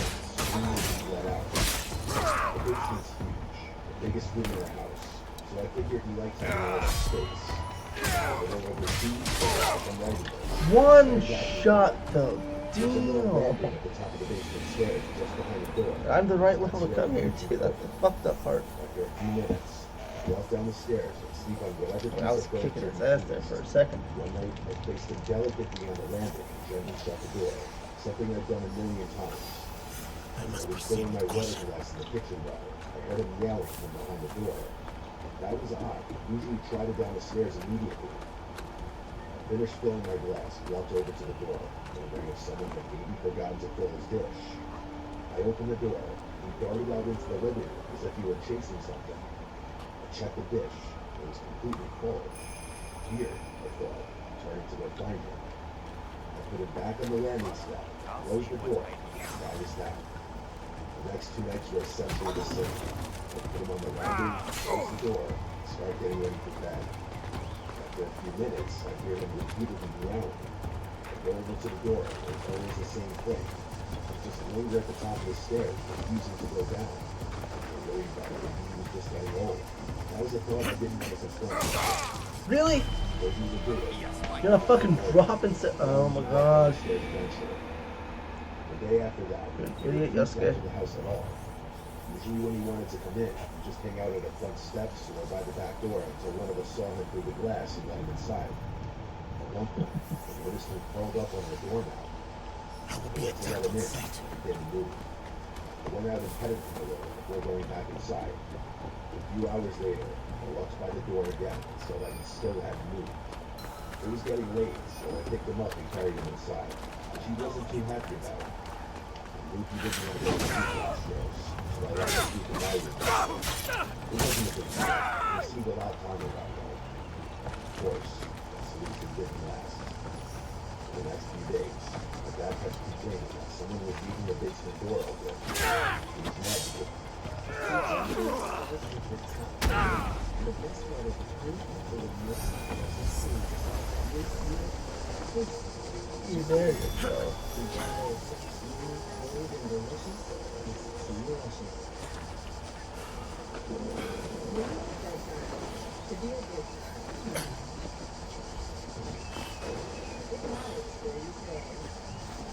Is it that damn hard to strategize a little bit? Motherfucker. It was letting all the cool air escape downstairs. Air conditioning wasn't free, something he loved reminding us. I assumed it was my sister. She'd always been the type to leave doors and drawers open without thinking. I didn't really pay it that much thought. I was just happy that Cosmo seemed to have mellowed out after being allowed to sleep in my room. One night, I woke up randomly in the middle of the night. Could it I didn't have to escape. I started to the door and saw something weird. There was a silhouette standing in my bedroom doorway. It was just standing there, perfectly still. I could tell it was a person because I could see their outline. Walk out that door. Thank you. On them again. I figured it had to be my sister, so I cried out to her. Figure moved away without a word. I was too tired to figure out what she meant, so I just went back to sleep. A couple of days later, I discovered what had been keeping Cosmo away from the basement. Flea infestation. The whole place was crawling with them. It was disgusting. I assumed the fleas were the reason Cosmo had refused to go down there, which made sense, but it was strange how they came out of nowhere. I've never had a flea problem before. Cosmo always wore a flea collar. I My dad yelled at my mom for not changing out his collar. And then she swore she had it. My dad went all out, spraying through every corner of the basement to clean it thoroughly. Back to the carpets, broke the entire room, knocked everything down like 3 feet. He told us to stay out of the basement. And I just dragged it fire off the house. It seemed like a good thing. Figured that would be the end.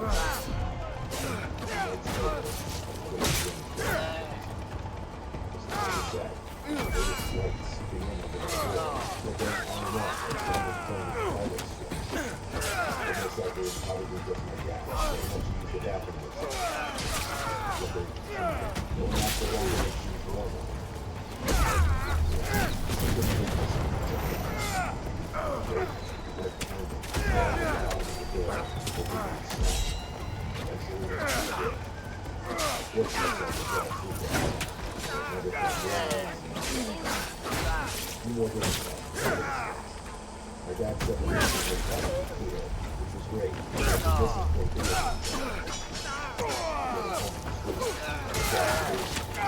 As soon as I got down the stairs, it was still freezing. I could see none of it. All the cleaning, it should have been long time. I went back upstairs to call my dad at work. Just had to give it time. He insisted that any cleaning that I was doing couldn't shake the feeling that there was something else going on. It wasn't normal for me to keep writing out everything was done. Okay, yeah, cool. I went down to the back of the basement and into the storage room where we kept some old boxes and tools. Thinking maybe a rodent had gotten it or died somewhere. I opened the door. Instantly knew I was right. The smell hit me almost immediately. This thick, rotten stench with the blunt of the air made my eyes water. I followed the smell to the far end of the room. It was an unfinished crawl space that connected to the plumbing for the whole house. It was pitch black out there, and the smell only got stronger as I stepped closer. I didn't want to go in there. It was too dark anyway. I turned to grab the flashlight, and that's when I heard it. Breathing.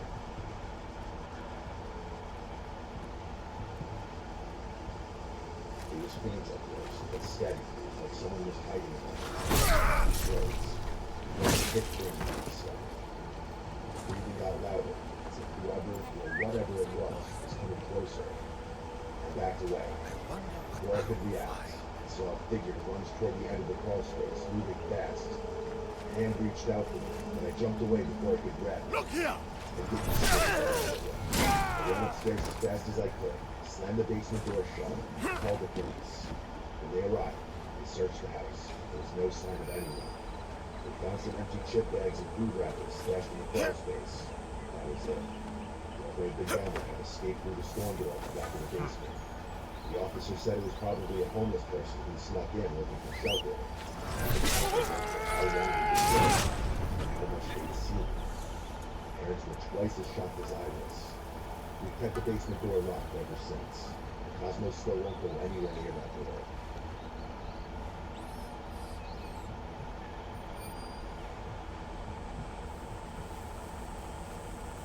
I don't remember every detail of the story since I was only around 7. My parents have filled in some of the gaps over the years, and there are still bits and pieces that stick out in my memory.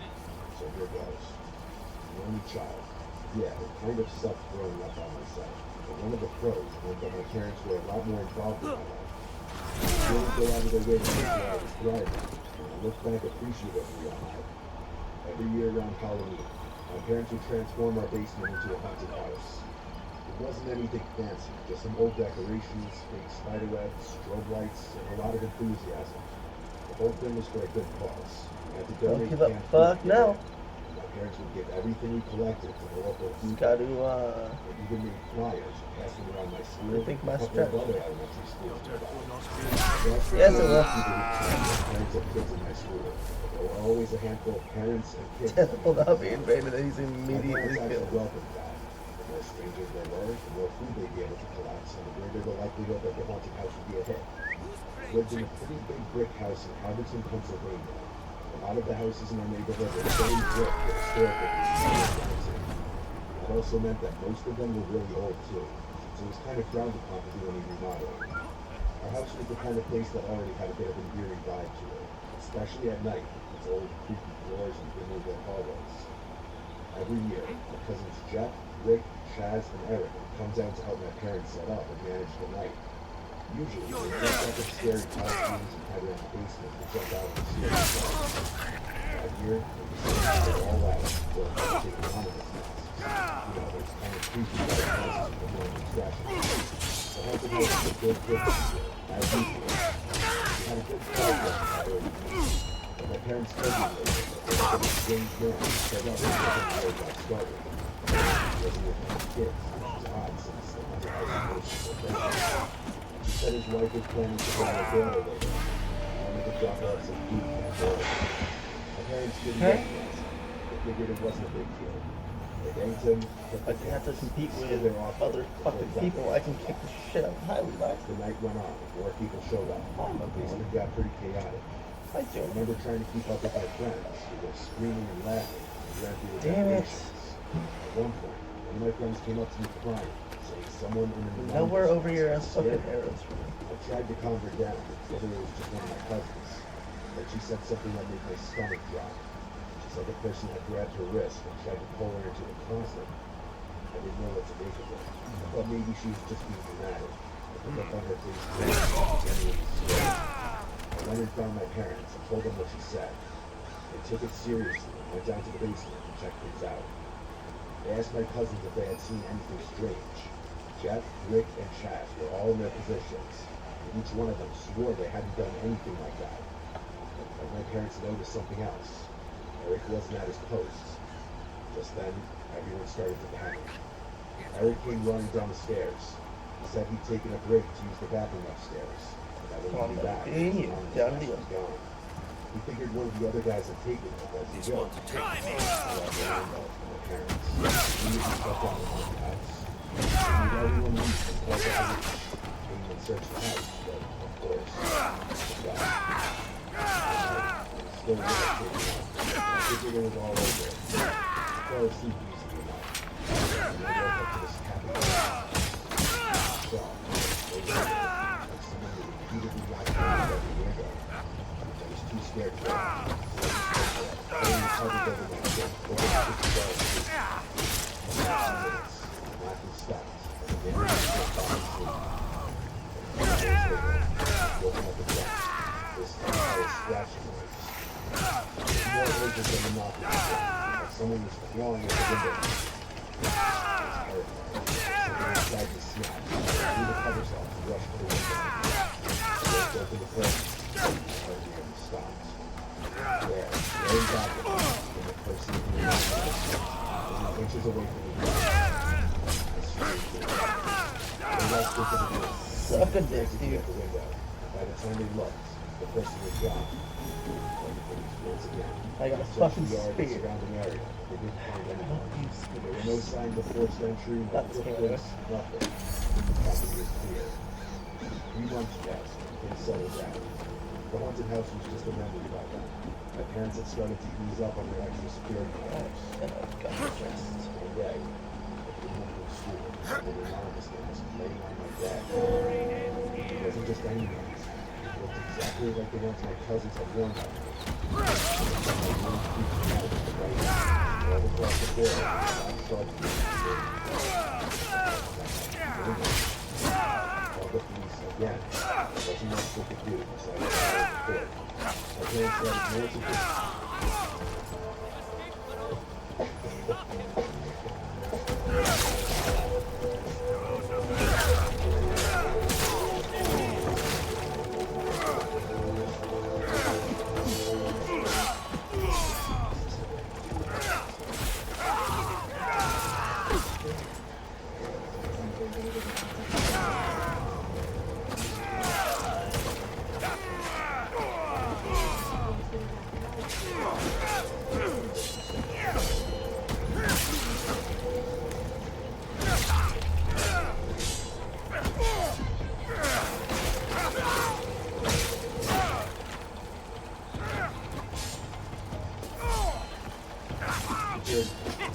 All the doors and windows were locked tight everywhere. They went over the top of the security. The whole alarm system. We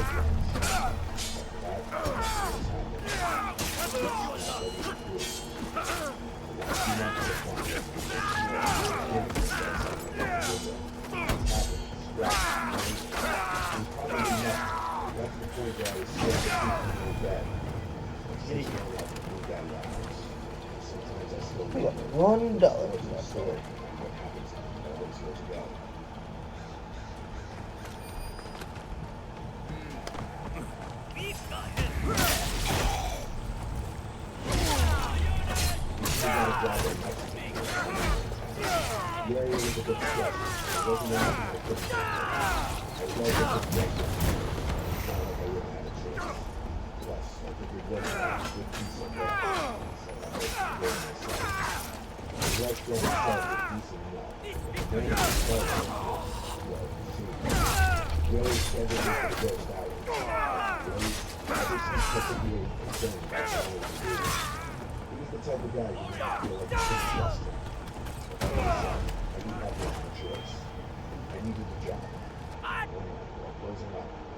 Hearing these weird noises. I was mopping the tiled floor of the kitchen when I first heard it. As I was mopping, I picked up on these two muffled sounds that sounded like soft thuds and scraping. They were coming from below the floor. It was faint at first, but I knew I wasn't imagining it. The thudding and scraping would alternate, and I was positive that there were two distinct sounds I was hearing. I listened for them. The noises continued for a minute before stopping completely. It startled me. I brushed it off with something small, an animal outside or a knife sound. And it kept happening. The noise would start up when the place got quiet, just as I was finishing up my cleaning. After a few nights of this, I told Carlos about it.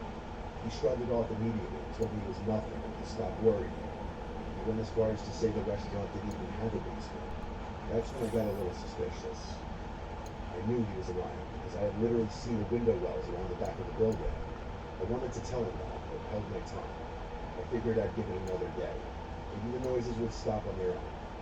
Of course, the noises continued.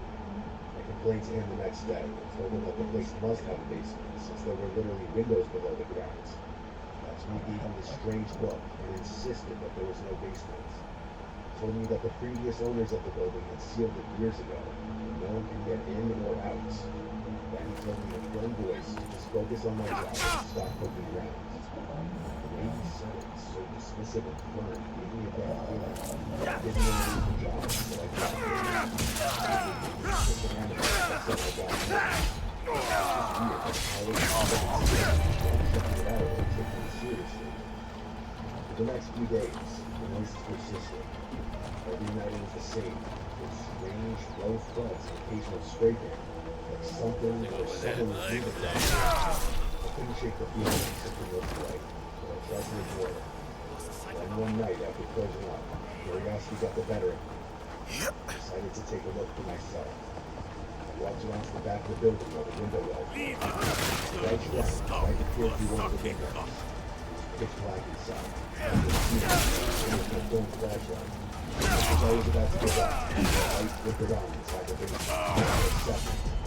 It snapped off before it escaped from the building. I froze, my heart racing. So I could never sleep. I left back to my car. I usually tried to go back inside, but I didn't tell Carlos. Nothing about the whole situation we did well was better to keep quiet. I was now prepared for what was about to happen. The next time I froze, I couldn't resist the urge to go check out the window again. I totally knew that I was shaking and walking in the building. There was nothing difficult to come from poking out. Lights went together. I was close to what a better day. I was up against the glass with a face. I looked at the people. His hair was wild. His face was shaking. He had hands and boots. His yellow eyes were wide, staring right at me through the glass. He brushed his head against the window and gave me this romantic smile. I screamed and stumbled back, totally losing my shit. I ran through my car without looking back. My hands shook as I managed to get in and speed off. I hope this puts Lady Owichi at ease. The next day, I must couldn't return be to quiet command. anymore. I went straight to Carlos and told him everything. To my surprise, he didn't even try to deny it. Instead, he sat me down, actually turned The to the order of Lord Endo gives. The following Ashigaru are to be sent on a visions collecting raid in 7 days. Danji, Jodo, Karo, Jun, and Taro. It was raised to Lord Ruby's attention that based on reports of the resistance of the crew would likely not survive. He did not relent the overstaying, so see that as father. Commanded with the guard. Wow. Said he appreciated it, but forgot this whole thing ever happened. I didn't know what to say. Kind of fucked up. I wanted to quit right then and there, but I couldn't. I was so strapped for cash that the idea of looking for another job didn't feel like a real option. So I stuck around, convincing myself it would be fine as long as I stayed away from the basement. I tried to keep my head down and avoid Carlos, but the whole thing left me on edge. A few weeks later, something happened that made me regret staying. It was late, and I had just finished closing up. As I walked to my car, there was something or someone lurking in the tree line next to the parking lot. It was just a figure. I knew in my gut it was a person. I had a feeling I knew who it was. My heart started racing, but I pretended not to notice. I kept walking, trying to stay calm. But I heard footsteps behind me. I glanced over my shoulder. There he was, the same man from the basement. He was hobbling straight toward me, really moving as quickly as he could. I scrambled for my keys and managed to unlock the door and throw myself inside just as he reached the door. He slammed his face against the window, smearing it with dirt and sweat, and started pounding on the glass. I screamed, but I couldn't think straight. All I knew was I had to get out of there. I sped off as fast as I could. Not sure how I made it home that night without crashing. Never been more scared in my entire life. I still thank God I had some kind of limp. Otherwise, he would have definitely caught me. Shut that. That was my last night working at the restaurant. I called the police for the safety of my apartment. Seasons change, I'm no longer wanted, and I got all my I dudes didn't back. want to know what happened next. Whether they found the man or if Carlos got in trouble for what he did. I just couldn't Probably have enough shit in my inventory so I don't upgrade my scout section. I don't know if he'd go to great lengths to do something like that, but it's a thought that sits in the back of my head. I never found out what happened to the restaurant, Carlos, or his brother. Honestly, I don't think I want to. Maybe I'll take a drive by that restaurant sometime in the future, but for now, I want to stay as far away from that place and their people as possible.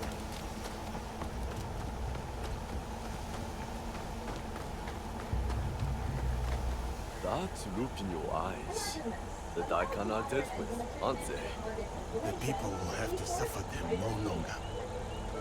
One soul, where a dozen others would have failed.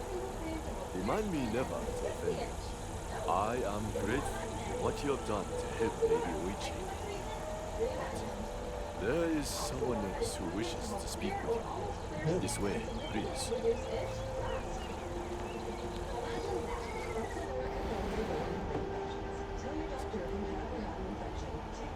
Oh, that's chill.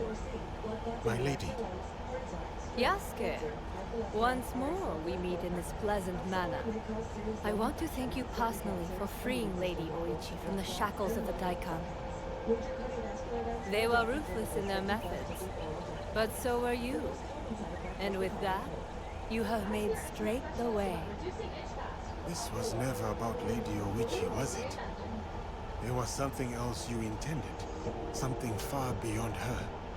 While Lord Hideyoshi takes to the field of war, the other matters of the realm fall to me. What you have won here is information on how to steward it. Which tax practices fail, and which work. Sword hunts, land surveys, tools which in the hands of weak men will harm, not help. But in the right hands... Such a concentration of power can leave the people at the mercy of a ruthless few. Does your blade not shape the course of an entire land? Do you and your allies question the rightness of your intent? The land under one sword, Lord Nobunaga's dream. He lies dead, but the dream persists. The dream persists. An ember sailing through the dark. The house of Hashiba Hideyoshi intends to catch that flame. We must learn from Lord Nobunaga's mistakes. We must be gentler, more just where he was not. The people and I owe you a great deal of thanks. My attendants will see to your recompense. I take my leave.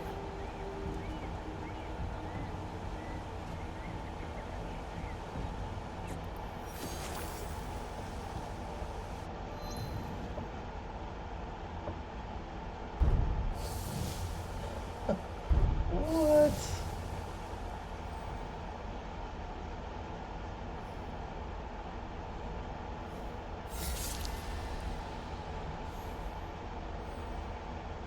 Pirates, Kanye, River Cruise, Capital, Insane.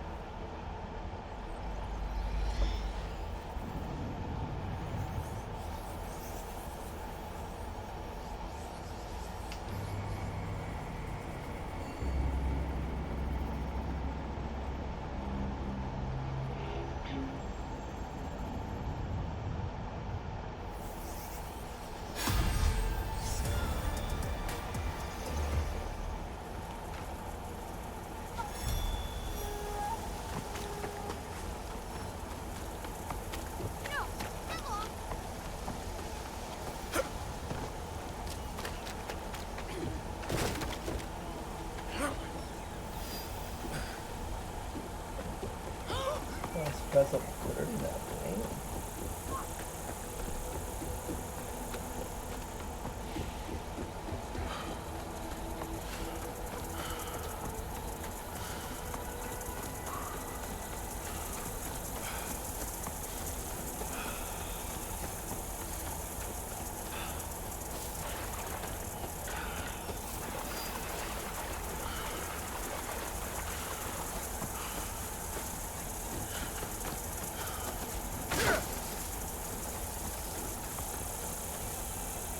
There will be no more bandits for a while. Truly?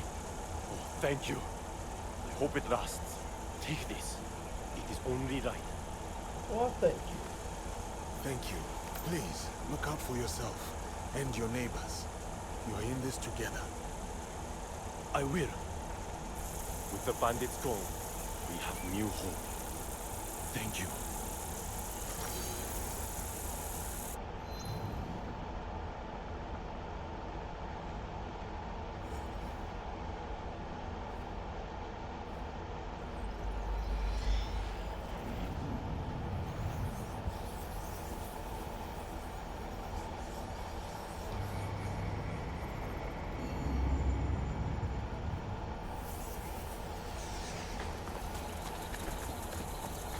What's up, y'all?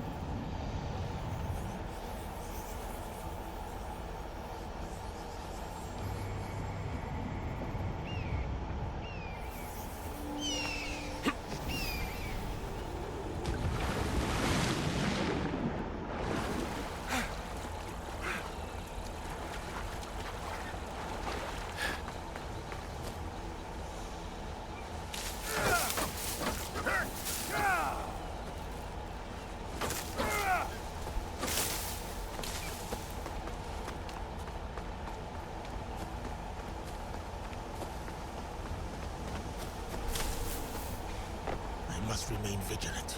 Moving to check that out. I am great destiny.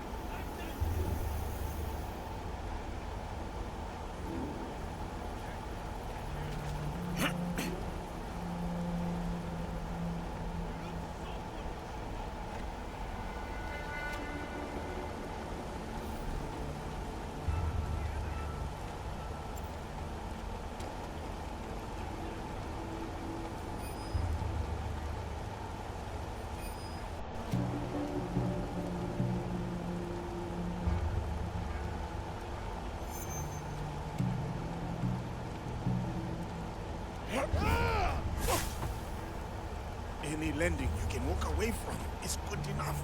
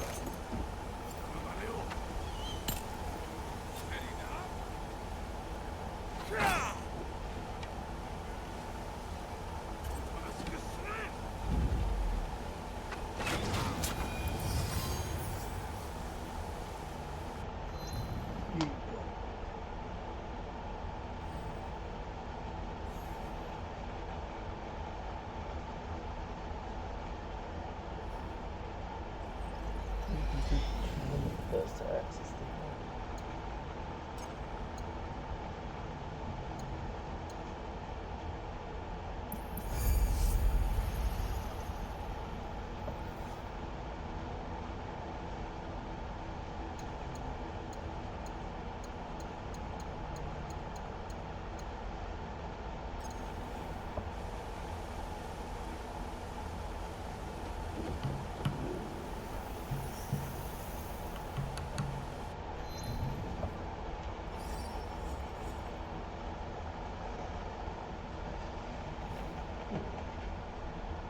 no.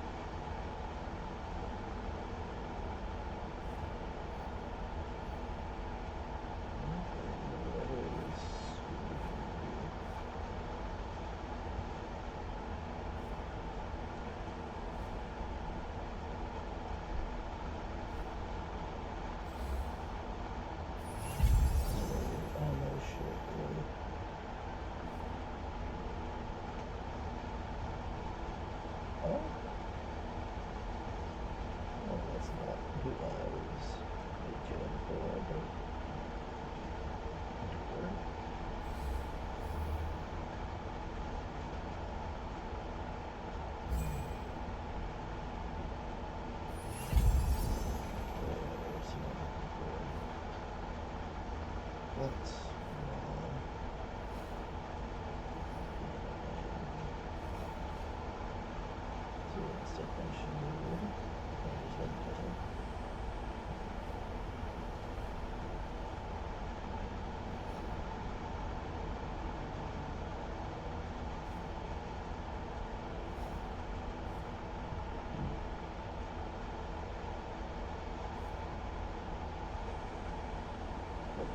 think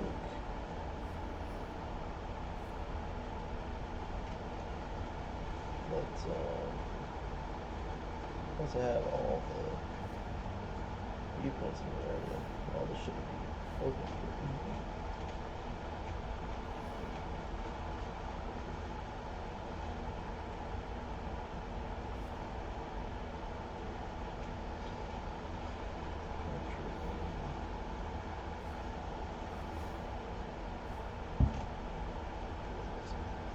Temple.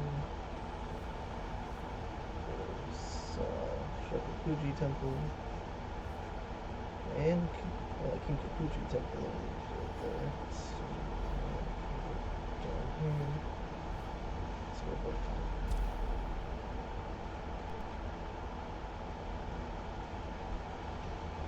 go there and go up here and fight this guy.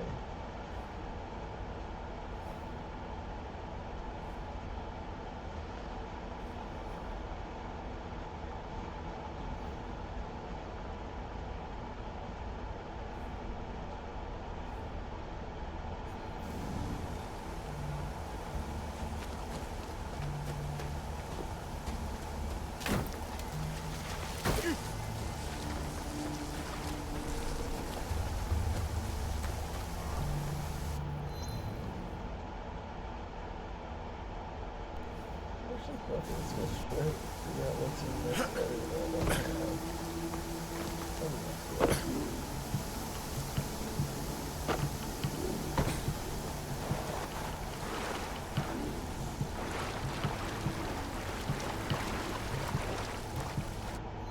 Towards the right. Oh, that had right to it.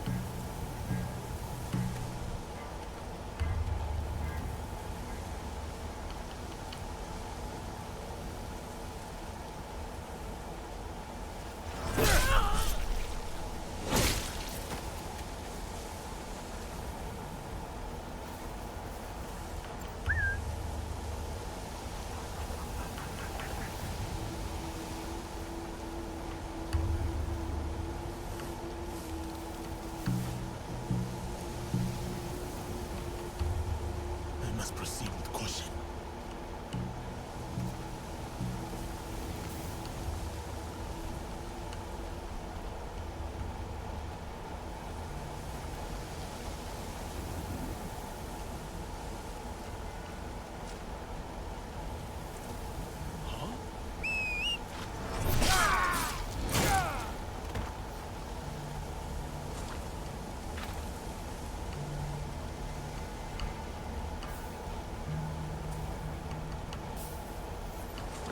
goes up with that. He's already hesitating like that, but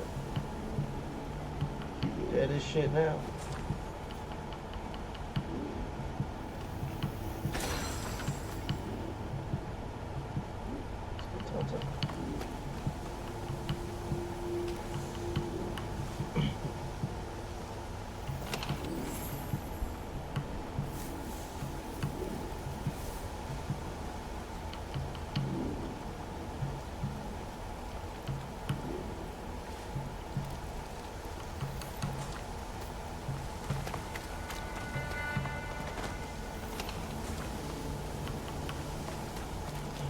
Who what a jacuzzi is, but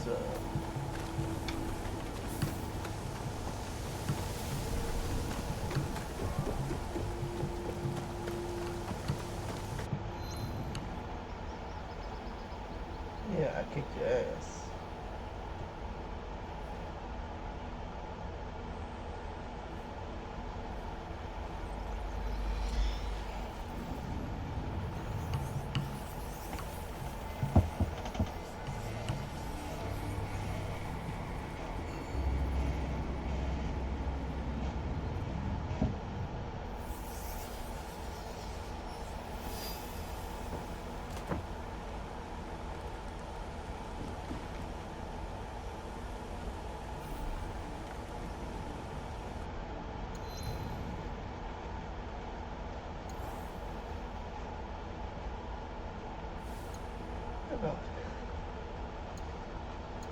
Okay, cool.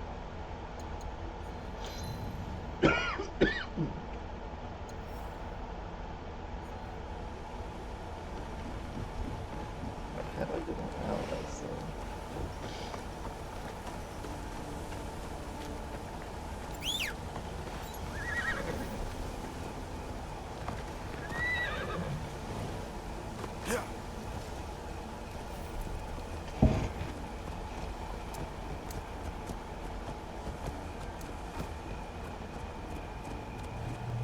All I have is Yaya.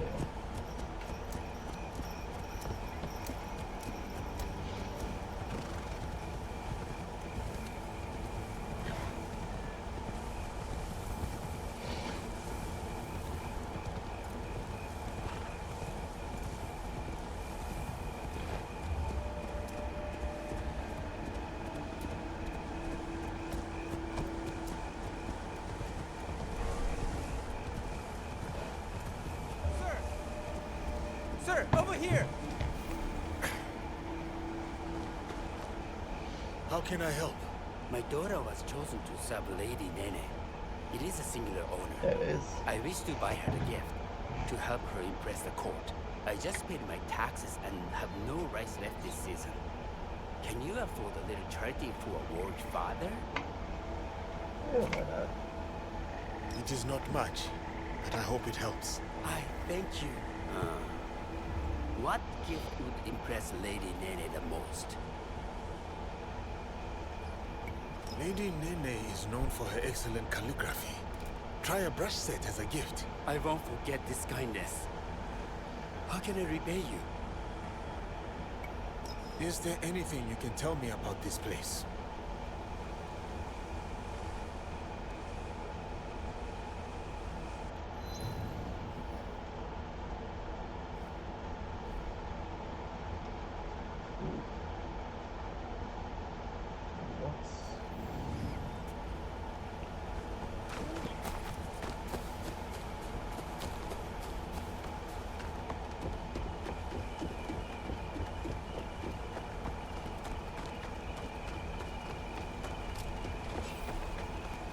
The sword.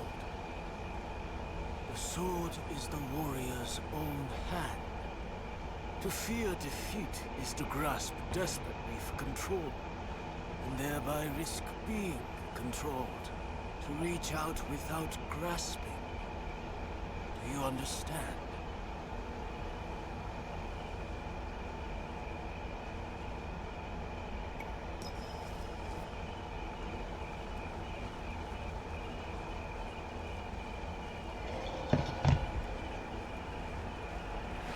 Do you want this? I said, do you want this?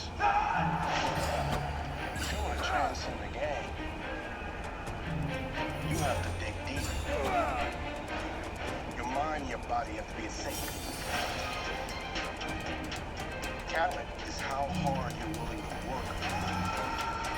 No days off. No sleep. We grind. We're never good enough. We're never good enough. That's how great people think.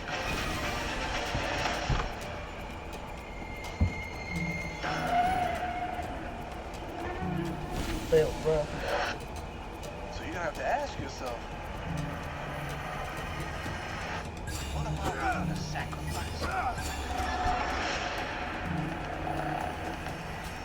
Stop fucking paying attention. This is everything. Do you want this?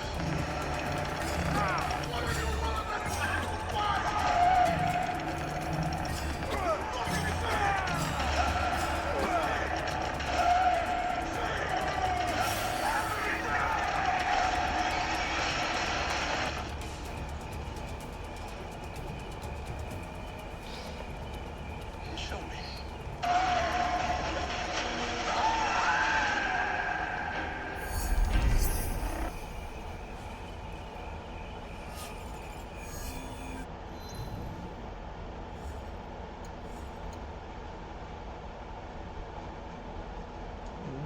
Launch points if I can build it.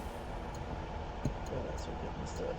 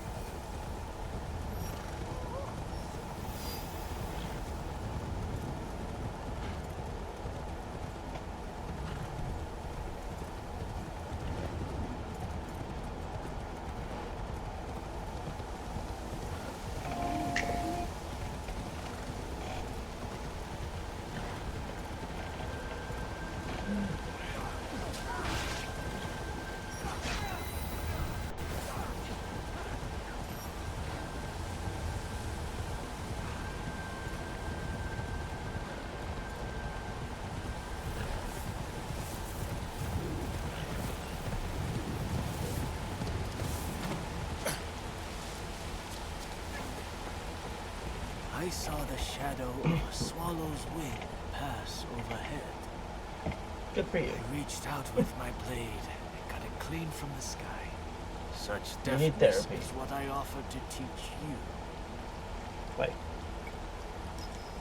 cool, but you need therapy. Bad.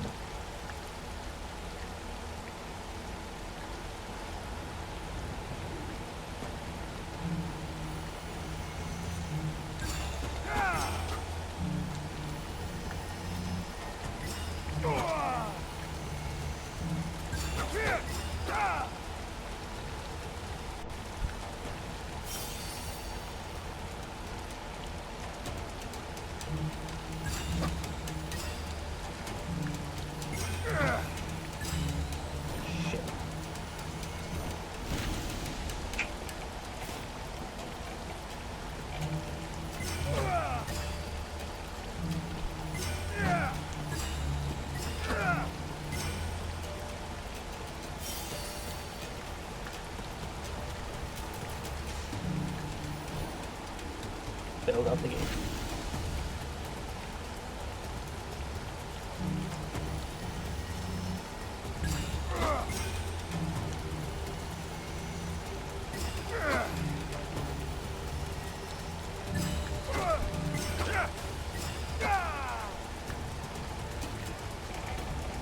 Got it.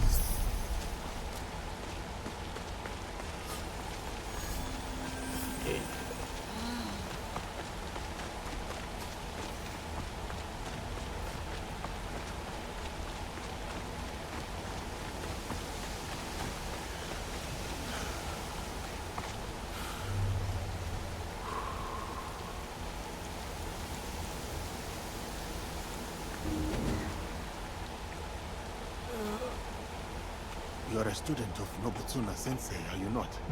I was sent to learn from you. Yasuke. It's you she was looking for. Sorry, she? The warrior with the Naginata. She challenged me to a duel, but as you can see, her skills eclipsed mine. She went in search of you, further ahead. You are hurt. Only bruises. But her face, I will never forget it. A lone warrior defeated the Naginata master. I must duel. If it is me she seeks, I shall oblige. Is that the Naginata master? He looks hurt. For the samurai named Yasuke, that I might honor my master. And Yasuke, the dragon from beyond the sea. Yeah, For that's many me. months, I have sought you out. What is your name, miss? Why is it you look for me? I am Yuki, sir. I seek to sharpen my mettle. To challenge and learn from the greatest swordsman of the land. The way of the warrior is hard and lonely. Why have you chosen this path? Have you ever seen the crane fighting the eagle in deep winter? I have not. The crane refuses to yield, despite the odds. That in itself is a victory. Yes. Its blood dewdrops the snow fuming in the cold. But it would sooner die than abandon its nest. My walls will not hold forever. So I must be as the crane on the day they fall. I shall not yield. I am Yuki, and this is the jewel I seek. Will you take up the Naginata and honor my search? Well, I have to do the Naginata. Okay.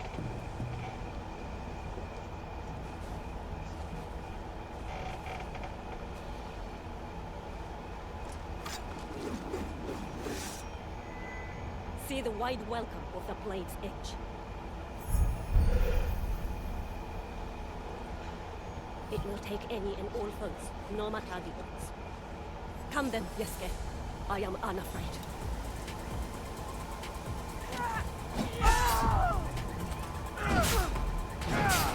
That's how you do that, buddy.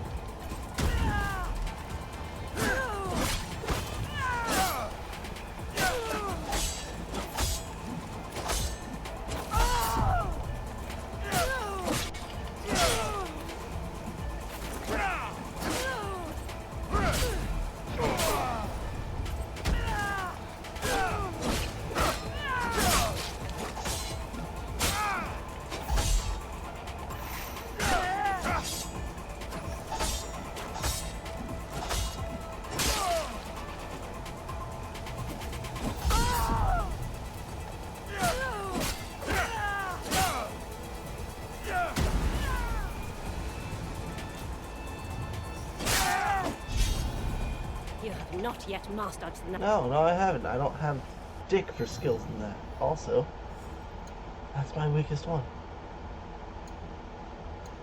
So let's go with Naginata. Can't equip either of those two here. Because like this is the one that they had me fighting with. So I'll play with this one.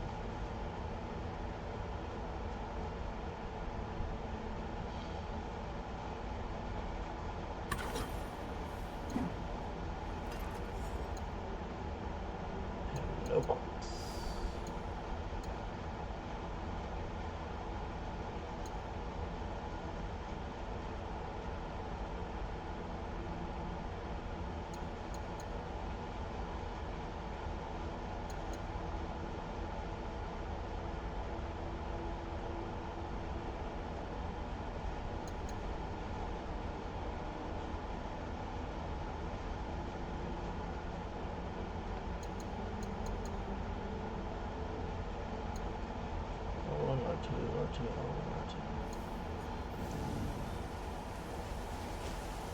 Yasuke, are you ready?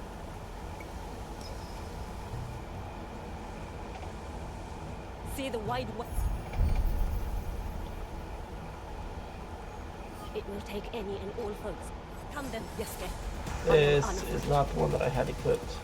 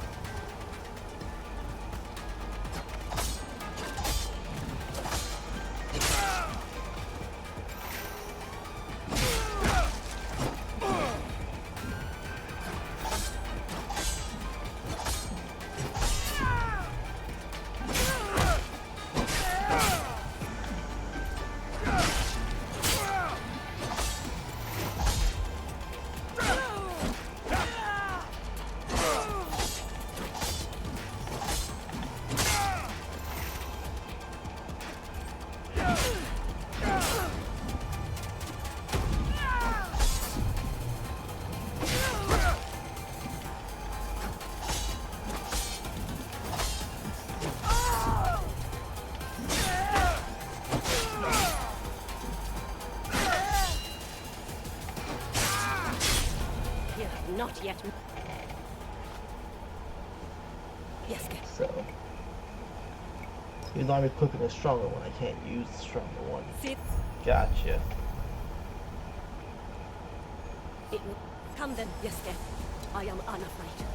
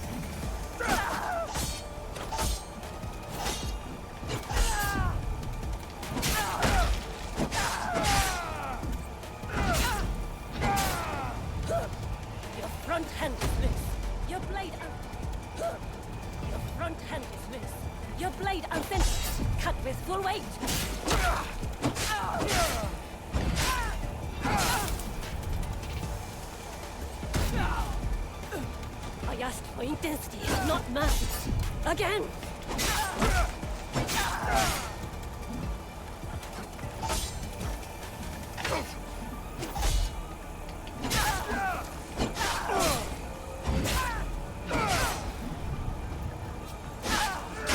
I asked for intensity, not mass. Again!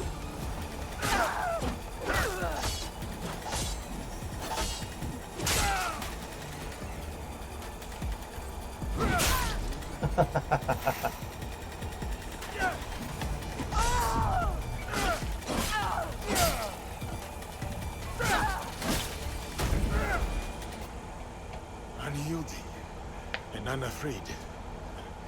Truly as the crane. To live or to die. Kick your ass. This is the kind of fight I sought.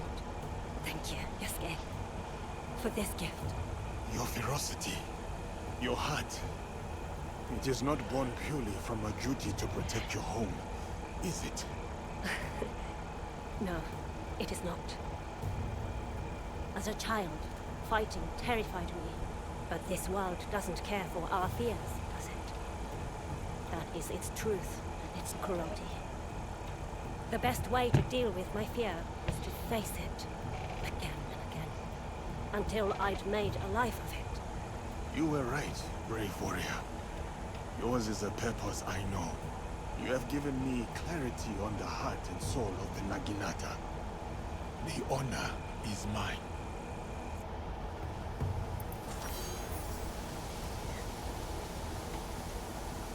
Yukinokata, you have something of mine.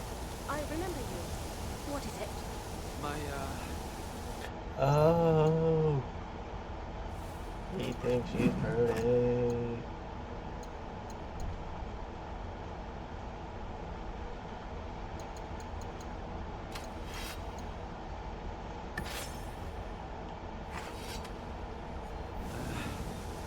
my heart. And what is your name? Oh, Bon. Tomita Nobutaka. Sorry, I fought as poorly as I fight. I think you're doing just fine. Oh.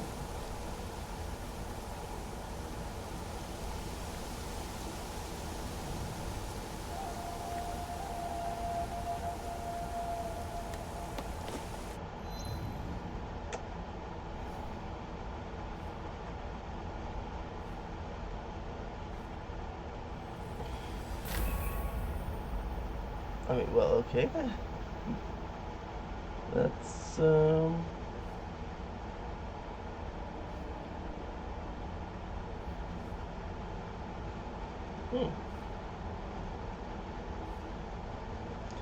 Alright, I think that'll be it for me for tonight, guys. I'm getting pretty tired, and it's been, what, a 6-hour stream? So let's see who's on that I can raid. Knives. She came in earlier, so let's go to her. Go ahead and drop her a follow. And we'll be raiding in 10, 9, 8, 7, 6, 5, 4, 3, 2, 1. Raid.